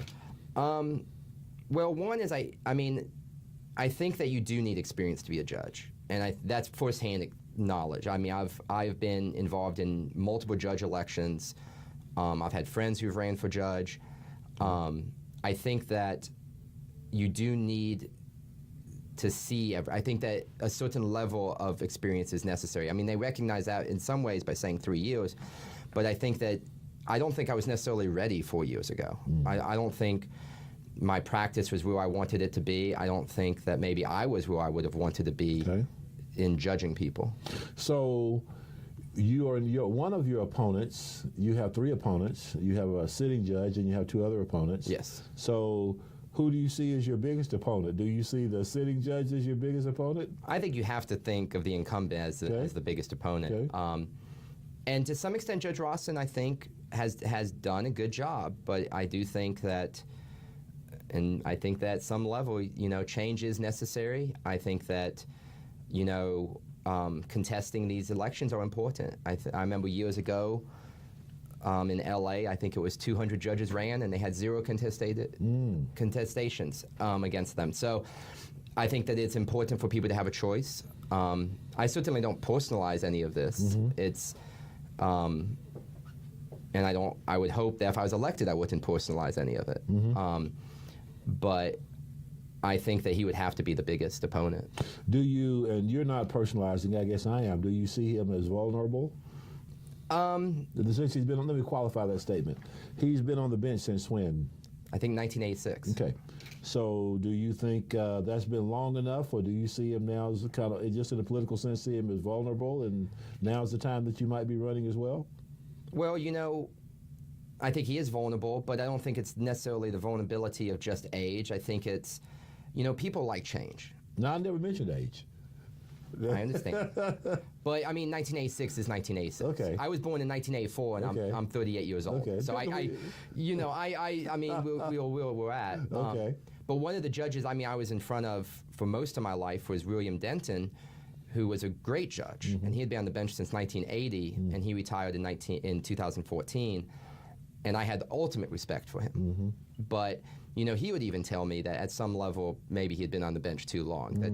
And I think there has to be a period that, I don't believe it's a lifetime appointment. I understand federal judges are lifetime, but there's a 4-year term for a reason. And I think voters do have a right to express those opinions. And I think, at some level I say that, and this time I was like, you know what, I think I have the requisite experience and age, so why not me? And I say I don't know if you know that or not, but City Council the last couple of years actually bumped up that salary to a considerable amount. They did. Was that a factor for you? Not necessarily. Obviously money matters. Like, I'm not, anyone who says money doesn't matter, I don't believe is necessarily telling the truth. Okay. When my clients say money doesn't matter, I normally find out money does matter. That's part of it, but that's not all of it. I'm a nighttime person. I kind of like the afternoon, so like the night aspect of it really appeals to me, more so than day judges. Like, I like being a lawyer. I've always enjoyed being a lawyer. So like the night court aspect of it is very appealing to me. Let's touch on that, because I'm sure the people out there that don't know that the city court, also he runs a couple of Monday, Wednesday, Friday, I think, during the day, Tuesday and Thursday at night. But that is not a requirement that you have night court, is it, or is it? I don't think it's necessarily a requirement, but I would definitely be a proponent for it. Okay. I believe it's very important. Well, people walk. Okay. And one of the things about municipal court is you deal with a lot of speeding tickets, and that's not all of what you deal with, but that's something you deal with quite a bit. And I think that you do need to. I think you need to meet people where they're at. I don't think it's too much to ask for the city court to allow people to walk their job. People have to take off to go to court. Like, it's going to court is something that a lot of people, as a lawyer, I don't. Going to court's what I do as a job. But for a lot of people, that's a very stressful thing. It's something that they have to take off work from. It's something where they have to get daycare for, things like that. And so I think night court allows people a little bit more flexibility. Okay. And I think that's good. So let me ask you this. Since this is an opportunity for you to talk about your campaign, I just want to offer you the opportunity to look into the camera there and ask for their vote. Tell them why you think you're the most qualified person to vote, and anything else you'd like for them to know. Are you having any events? Do you have an email address? How can they contact you? And anything that you would like for them to know about you? We certainly have some events planned. Nothing is in stone. I'm not very, this is my first time running for office, so I'll have to admit, almost everything I do is kind of new. Or how could they find out about upcoming events? Well, I have a Facebook page. Okay. I also have an email, Beamer, Beamer, for judge, and that's FOR, and then JUDJE, @gmail.com. And they're welcome to reach out to me. I'm happy. I have a phone number. They can call me. You can give My it number to them. is 865-850-9029. Okay. You can look that up online also. Okay. And I'm happy to speak to anybody. Now, what would they look up online? What? Well, I'm saying looking up like my information. I see. My contact information. Okay. I've never hidden, my contact information is all there. Okay. And partly that's back to being like a lawyer. To some extent, hanging out your own shingle, you have to be out there. You have to allow people to contact you. Okay. But no, I'm running because I want to make the city better. I see a problem with the fees and the fines and the access to the court, and I believe that I can help that. And I believe that I am qualified to. I think I have the experience to. and I understand the interplay between municipal court and, honestly, the rest of the courts and the rest of society through my experiences of representing mostly a lot of indigent clients. Just for the record, and I think I'm correct, but you correct me, fees and fines in the city of Knoxville are determined by city council. Correct. Okay, so the judge doesn't set the fees or fines. No, but the judge has, I think that the input, and the judge is the one who is enforcing them, and I think you have to be enforcing them fairly. Yeah, fair enough. I just didn't want the listeners to think that the judge was setting the fines. I understand. Okay. Yeah, no, there's interplay between it all. The city council will make the municipal law that then the judge is applying. And obviously, the judge applies law more so than the judge makes law. Like, that's not what the judge does. That's right. But I do believe that access to the courts and the way you apply it is part of the job description. Okay. And I think that is an area that is very important and can be made better. Okay. Now you got a brand new city court to step into. What do you have you been over there to see it? I have not. It's it's pretty close to where I live, though. Okay. So. You know about it, though. Yeah. I do. I drive. I sometimes drive by it when going places. Okay. So. You're smiling, so it sounds like that kind of interested you. Honestly, I didn't really realize it was where the city court was going to be until I started running for it. Someone told me that. I actually thought it was still going to be up on the hill. That I guess building is closed now to the public. Andrew, got 20 seconds left. I'll give you 20. Leave me 5, and you make your last appeal to the audience. I just hope that they vote. Don't have to even vote for me, but vote. Voting is so important. And that you look at all the candidates fairly, you look at the records, you look at what they stand for, and you vote for who you believe will be the best city judge. Thank you very much. You've been listening and talking to Andrew Beamer, candidate for Municipal Court Judge, City of Knoxville.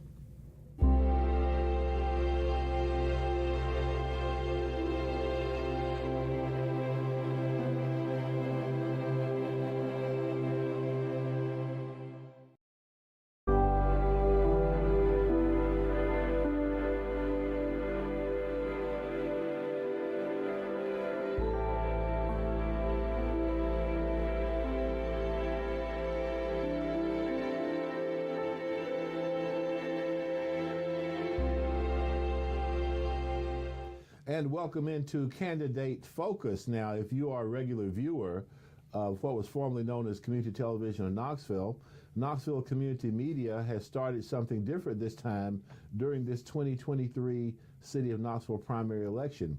And it is called Candidate Focus, where instead of just giving a candidate a camera and a lectern and 5 minutes, we're giving them a candidate, a comfortable chair, and 15 minutes with me. How's that? That sounds great. Okay, well, thank you. Thank you for having me. You're welcome. Thank you.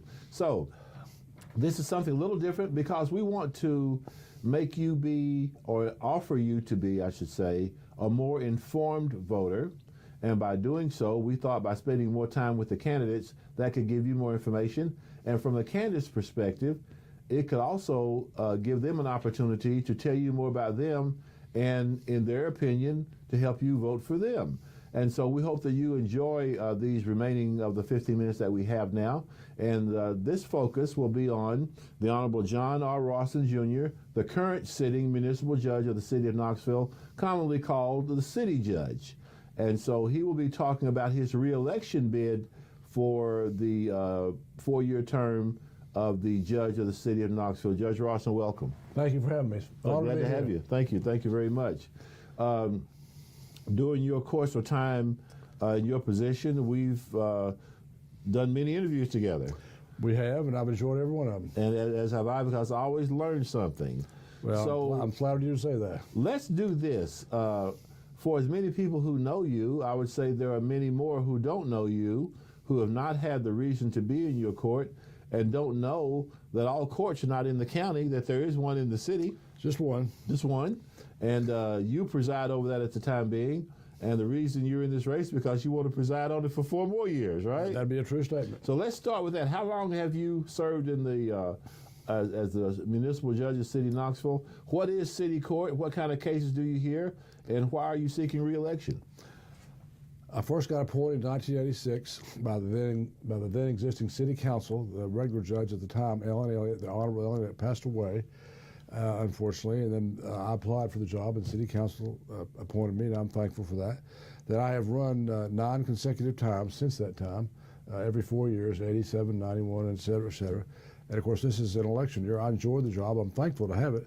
I enjoy public service to the community. I think it's a great thing to be able to do. City court handles, the technical definition is city ordinance violations. Those are laws that city council passes, and the city judge has authority over alleged violations of those laws. A typical case, of course, is traffic tickets, disregarding a stop sign, disregarding a red light cameras, speeding, expired tags, no insurance, no driver's license, headlight out, tail light out, brake light out, a bumper, something messed up with your bumper, something messed up with your car that's not functioning properly. You know, and all those things, if you get those fixed, you bring them to show the clerk or me if you want to come in there. It gets dismissed if you get them repaired. All the other cases, of course, you can take care of it in the courtroom. Things like no driver's license, no registration, no insurance, they can also be taken care of online or in person at the clerk's window. But I want to emphasize that everyone is welcome at any time to come to court. What about noise, barking dogs, things like that? Yes, I hear that. That's probably the second biggest thing I hear. Traffic tickets, number one. I had a bunch of animal cases today. Dogs running loose. Had a dog bite case today down in Sequoia Hills where this lady was out jogging and this dog decided he wanted to take a piece out of her arm, and she showed the pictures. You know? And that's not the most typical case. The more typical case is somebody out walking or jogging like she wasn't done to get bitten, but I hear a lot of those, usually in neighborhoods. I hear parking ticket appeals. I hear a fair number of those at certain times of the year. Football season seems to bring up a lot more parking ticket appeals than anything else. People are in a hurry to get to a game. If we have time, I'll be glad to share with you a story about. Well, it's your 10 minutes. If you want to take the time, we'll take the time. Well, since I forget, maybe if I don't tell you now, it's a funny story about a parking ticket. This gentleman was late for a football game, and this is back several years ago, and he drove right up on the sidewalk and parked his car right at the entrance, the main entrance, Shield Watkins Field, and parked his car. And he got out and locked it, and of course there's police officers everywhere. And they said, "You can't park here." And of course he said, "Sure I can, tow it." Well, okay, the police obliged him and they towed the car. The way the case wound up in court was he didn't go get the car for like 5 days. And the city at the time was charging $40 a day rent at the pound to store the car. And he appealed the $200 tow-in, 5 times 40, is 200. And he didn't really have a good excuse for not picking up the car. He lived here locally, as I recall, and they didn't have time to come and get it. Now, I know people are busy. Yeah, you're busy. Everybody's busy. But he didn't have a good enough excuse, in my opinion, for not going to get the car, so I made him pay the $200.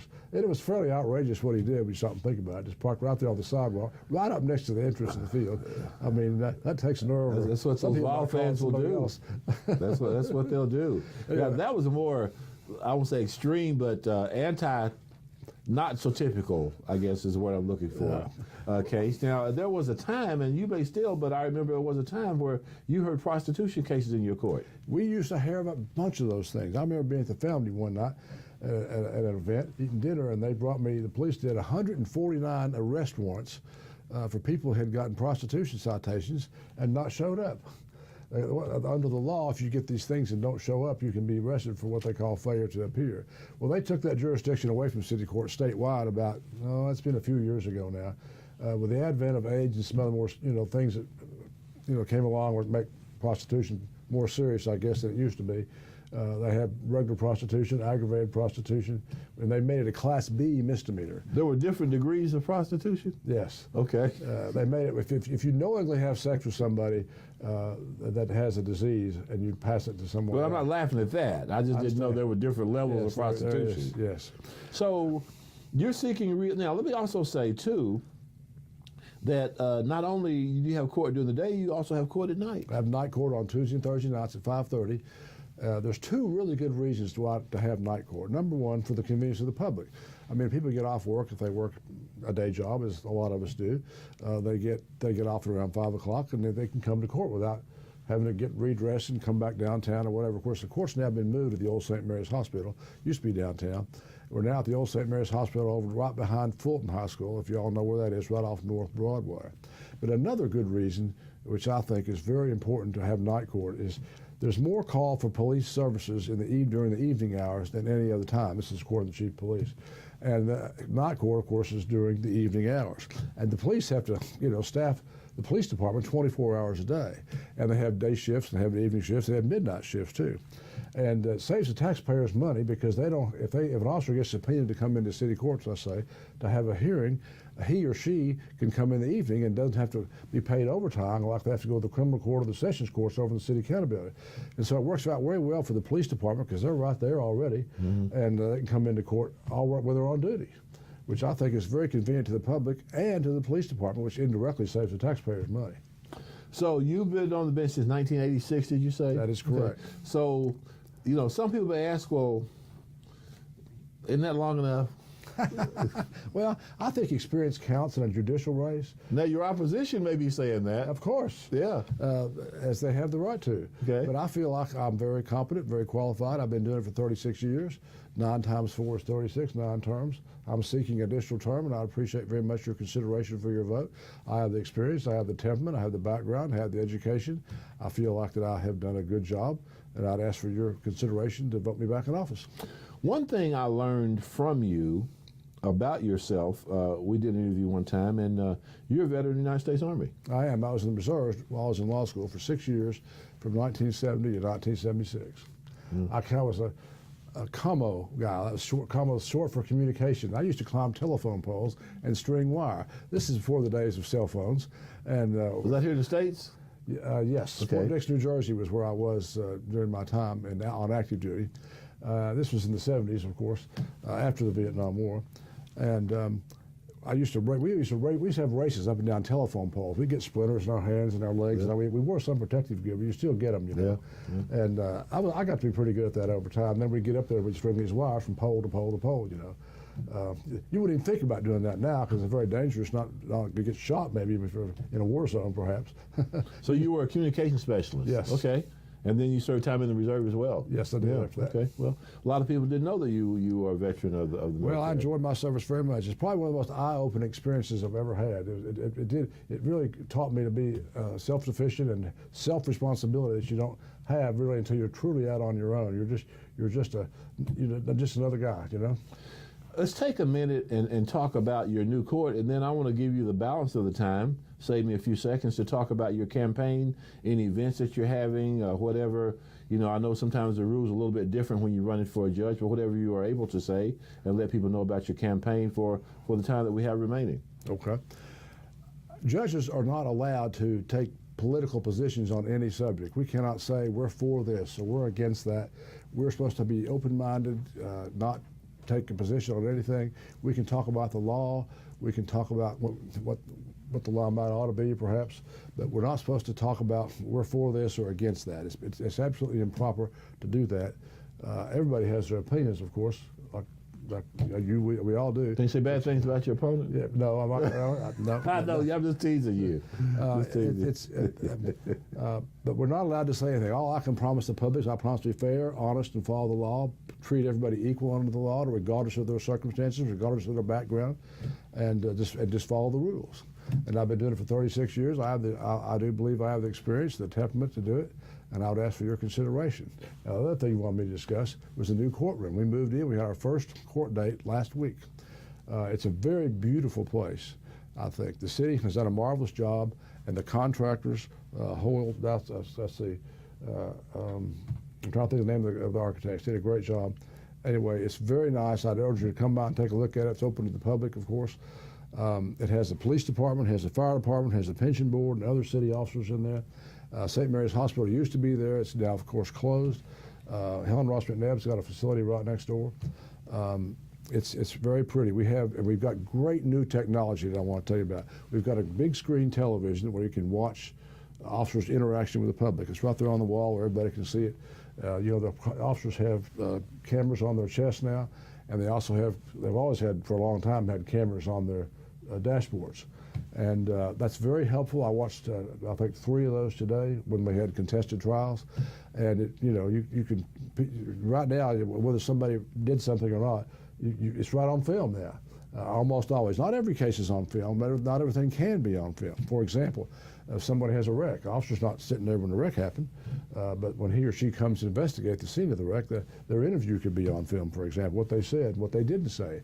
The officers, when they come to the scene of wrecks, look at the skid marks, look at the damage to the cars, and take witnesses' statements, if any, and listen to the drivers if they're not too hurt to talk about it. Anyway, all that's on film now. That's very helpful. We also have the ability now to translate for anybody. Knoxville has become a very city that has people from all over the world living here, and we have a lot of people that don't speak English or don't speak English very well. And we have translators we can get on the phone, usually within a minute max. And it's a worldwide 24-hour day service. We can do it in day court or night court. They can translate any language, even some obscure languages for some countries you've probably never even heard of. Maybe a few have not. Some I had not heard of. And it works out very, very well. Put them on a speakerphone. Everybody gets to hear whatever the translation or whatever. And everything else. Now, we have a lot of people that bring in their own translators sometimes. UT has people that have that service, and they'll bring up and they don't have to do that. They bring in sometimes, we have some people that are hard of hearing. They bring in deaf translators. We have that. But it all works out pretty well. We're hearing just tickets now, not arrests, and we'll keep that in mind. Another thing we've done, we haven't done, but it's the police department now has these issues what they call electronic tickets. And if you have a driver's license, you get pulled over. Of course, the officer's going to ask your license, insurance, or registration. When you show him or her your driver's license, they swipe it, and it'll print out almost everything immediately on the ticket. They won't have to sit there and waste time. Well, he's going this fast around this stop sign at this corner, and blah, blah, blah, blah. It has your driver's license information, everything about you right there, and that saves a lot of time for the public and the police officers. Of course, you don't have a driver's license; they do have to, take a little more time to write a ticket the old-fashioned way. Judge Roston, I want to thank you for coming on the program today. I don't want to run out of time and not close the show properly. You are on the ballot for the 2023 City of Knoxville primary election under your name. And thank you for your time today. I want to wish you the best of luck. That's all for this candidate, and stay tuned for more Candidate Focus. Thank you very much.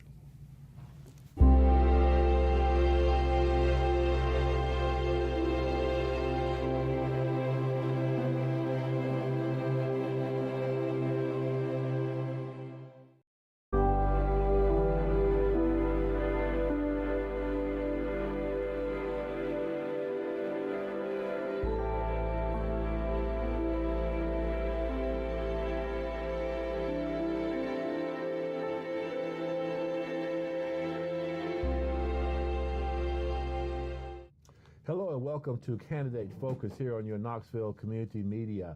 We are interviewing candidates on the 2023 City of Knoxville primary elections for the offices of Mayor, Knoxville City Council, and also Knoxville Municipal Judge. Yes, there is a city judge in Knoxville. They're not just all in the county, they are in the city. So we are interviewing all of the candidates who accept our invitation for 15 minutes of talking about themselves, their candidacy, and hopefully, in their case, influence you to vote for them.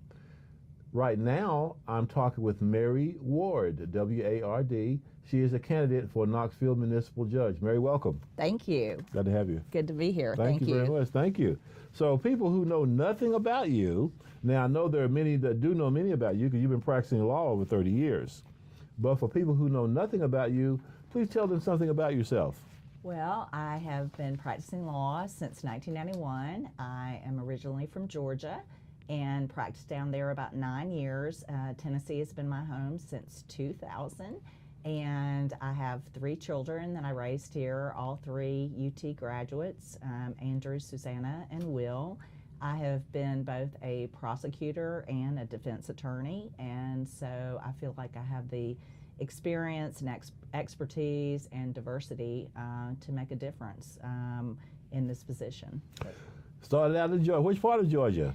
Augusta. Okay. Georgia, yeah. That would be where James Brown claims to be from, Correct. maybe. Augusta, yeah, GA. Yeah, he lived like about 3 miles from my house. Is that right? Yeah, my mom and my 2 brothers still live in Augusta. My mother just celebrated her 90th birthday last week. Yeah. So. Did you ever get to see him?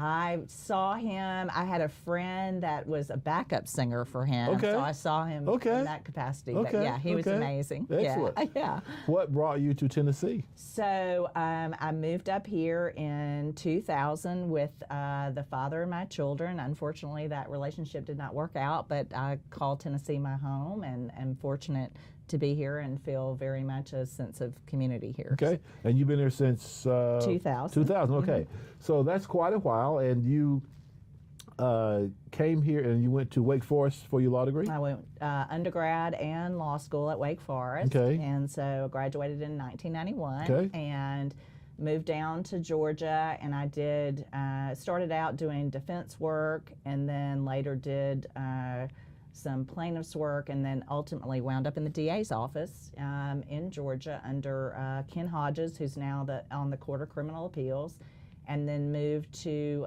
Tennessee in 2000 and went to work for Randy Nichols, and I was there until 2006, and then started in private practice, which is what I've been doing since then. When did you know you wanted to be an attorney?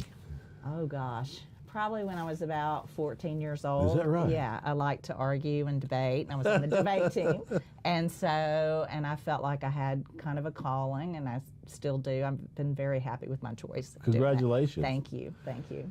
And you some of the courts you practice in here in Knoxville are? Criminal court, juvenile court, Okay. chancery court, circuit court. Also practiced in Loudoun County, Roane County, Anderson County, but predominantly in Knox County. Now, are you usually in your attorney speaking a solo practice? Are you with a firm No, or I'm what? in solo practice. Okay. Yeah. Which means for the audience benefit, what does that just mean? practice by myself. I have like interns and investigators who help me, but I have Okay. my own solo practice. I really enjoy being able to do my own schedule. And when my kids were growing up, because I was a single mom, it allowed me to have the flexibility to be with my kids. So Okay. it's worked out for me. So that's a little bit of your background. If you're just tuning in, we're talking with Mary Ward. She is a candidate for municipal judge, city judge commonly called. And if you didn't know, we are right on the heels, on the cusp, as some would say, of the City of Knoxville 2023 primary elections. There's the candidate for mayor, candidate for city council, 4 seats on city council, A, B, C, and District 5. Candidates for mayor, as I said, and also candidates for municipal court judge.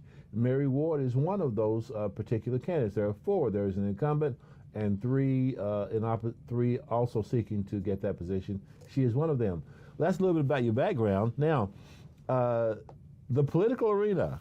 Have you been in the political arena before? No, this is my first time. Ever as a candidate? Ever as a candidate. It's Okay. very exciting Okay. and nerve-wracking Okay. and, somewhat scary, honestly, but I've enjoyed it so far. It's good to meet people, Okay. and I feel like I have a lot of support out in the community because I have represented all sorts of people and all situations, and so I represent a lot of people who have I do a lot of indigent defense work, and so, yeah, it's been fun so far. But a little daunting, Okay. honestly, but it's been fun. You yeah. mentioned 2 things. You said exciting and nerve-wracking. Right. Give me an example of each.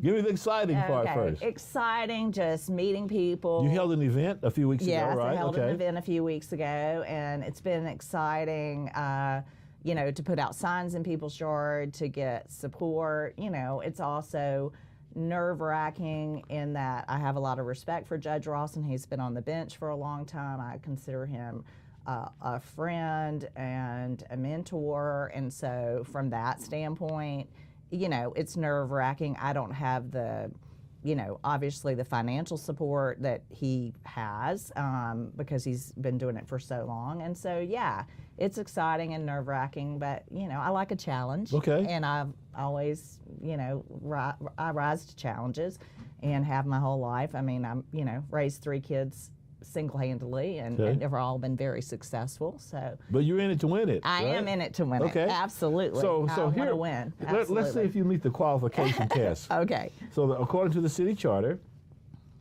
there is hereby created a municipal court for the city of Knoxville. There shall be a judge of the municipal court of said city, which shall be elected by the qualified voters of said city, Knoxville, and shall hold office for a term of 4 years. Now, Said judge shall be not less than 30 years old. I just barely beat that. Okay.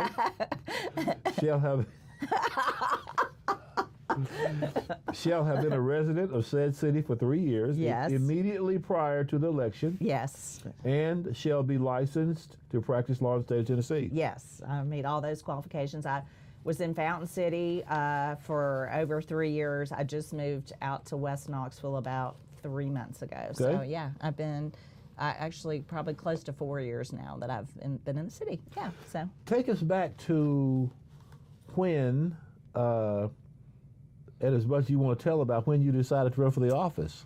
What was on your mind? Well, I decided to run. I thought about it a couple of months prior, and then I made the decision really at the end. I mean, I think I got my my petition in about 2 hours before the deadline.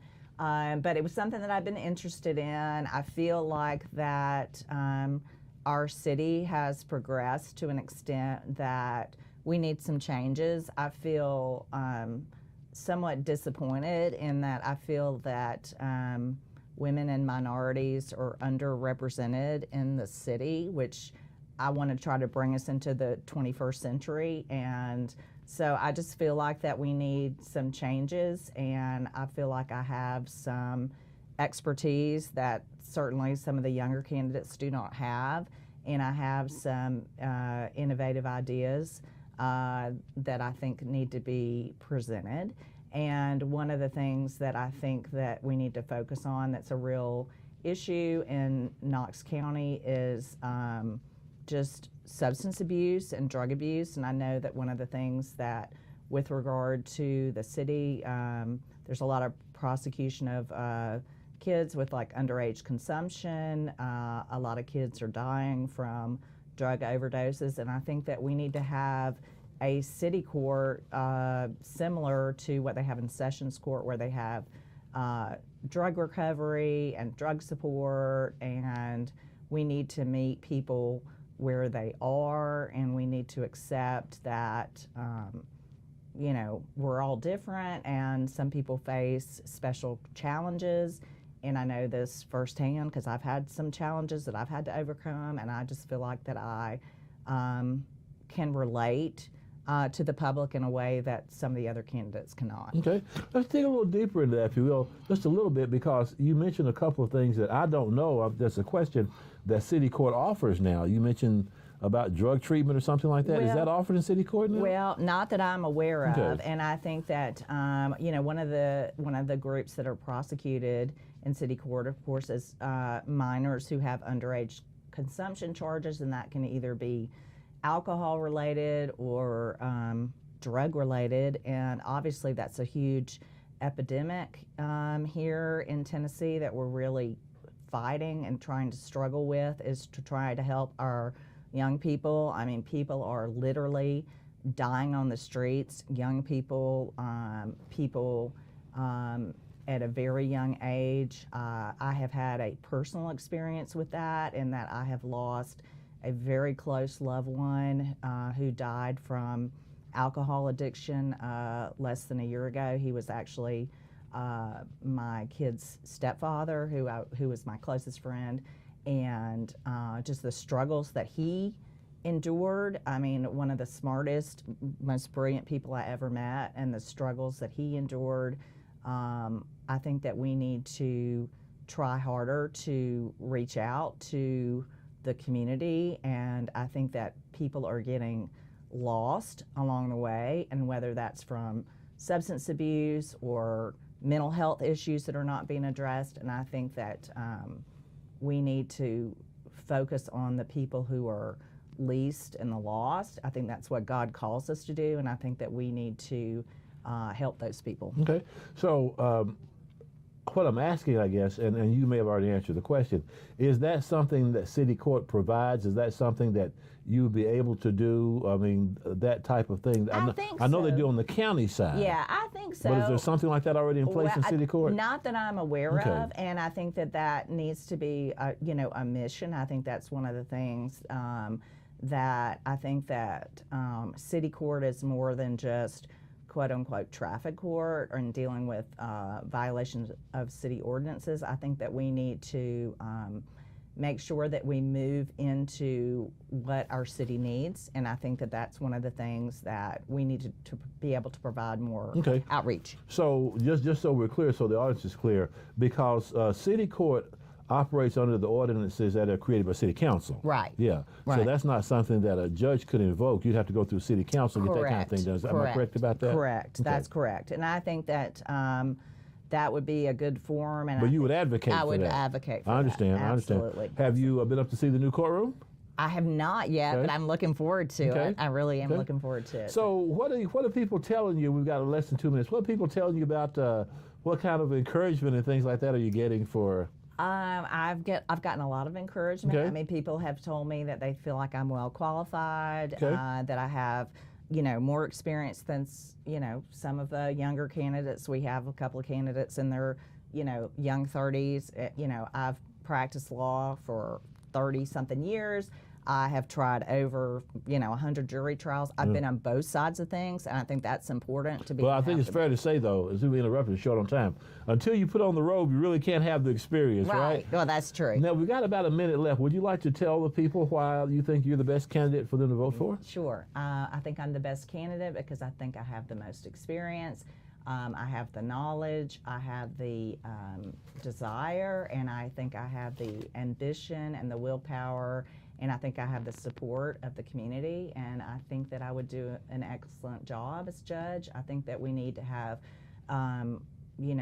a different approach, and I think that it's time for a change. I mean, I respect Judge Rawson, but he's been there since 1987, and I think it's time for some new blood. Do you have any events or anything? Do you have a website or anything like that? I have a Facebook page. Okay. I'm working on a website right now, and I'm hoping to have more events here in the future before the election coming up in August. And the Facebook page is under what name? Mary Ward for Municipal Judge. Okay, Yeah. all right. So. Hey, listen, good luck to you. Thank you for your time today. Thank you for coming in, participating in Candidate Focus, and I wish you the best. It's a big job. It is a big job. And you sound like you're ready. I'm ready. I'm ready. That's going to do it for this version of Candidate Focus. Stay tuned for more Candidate Focus here on Knoxville Community Media, and thank you for watching.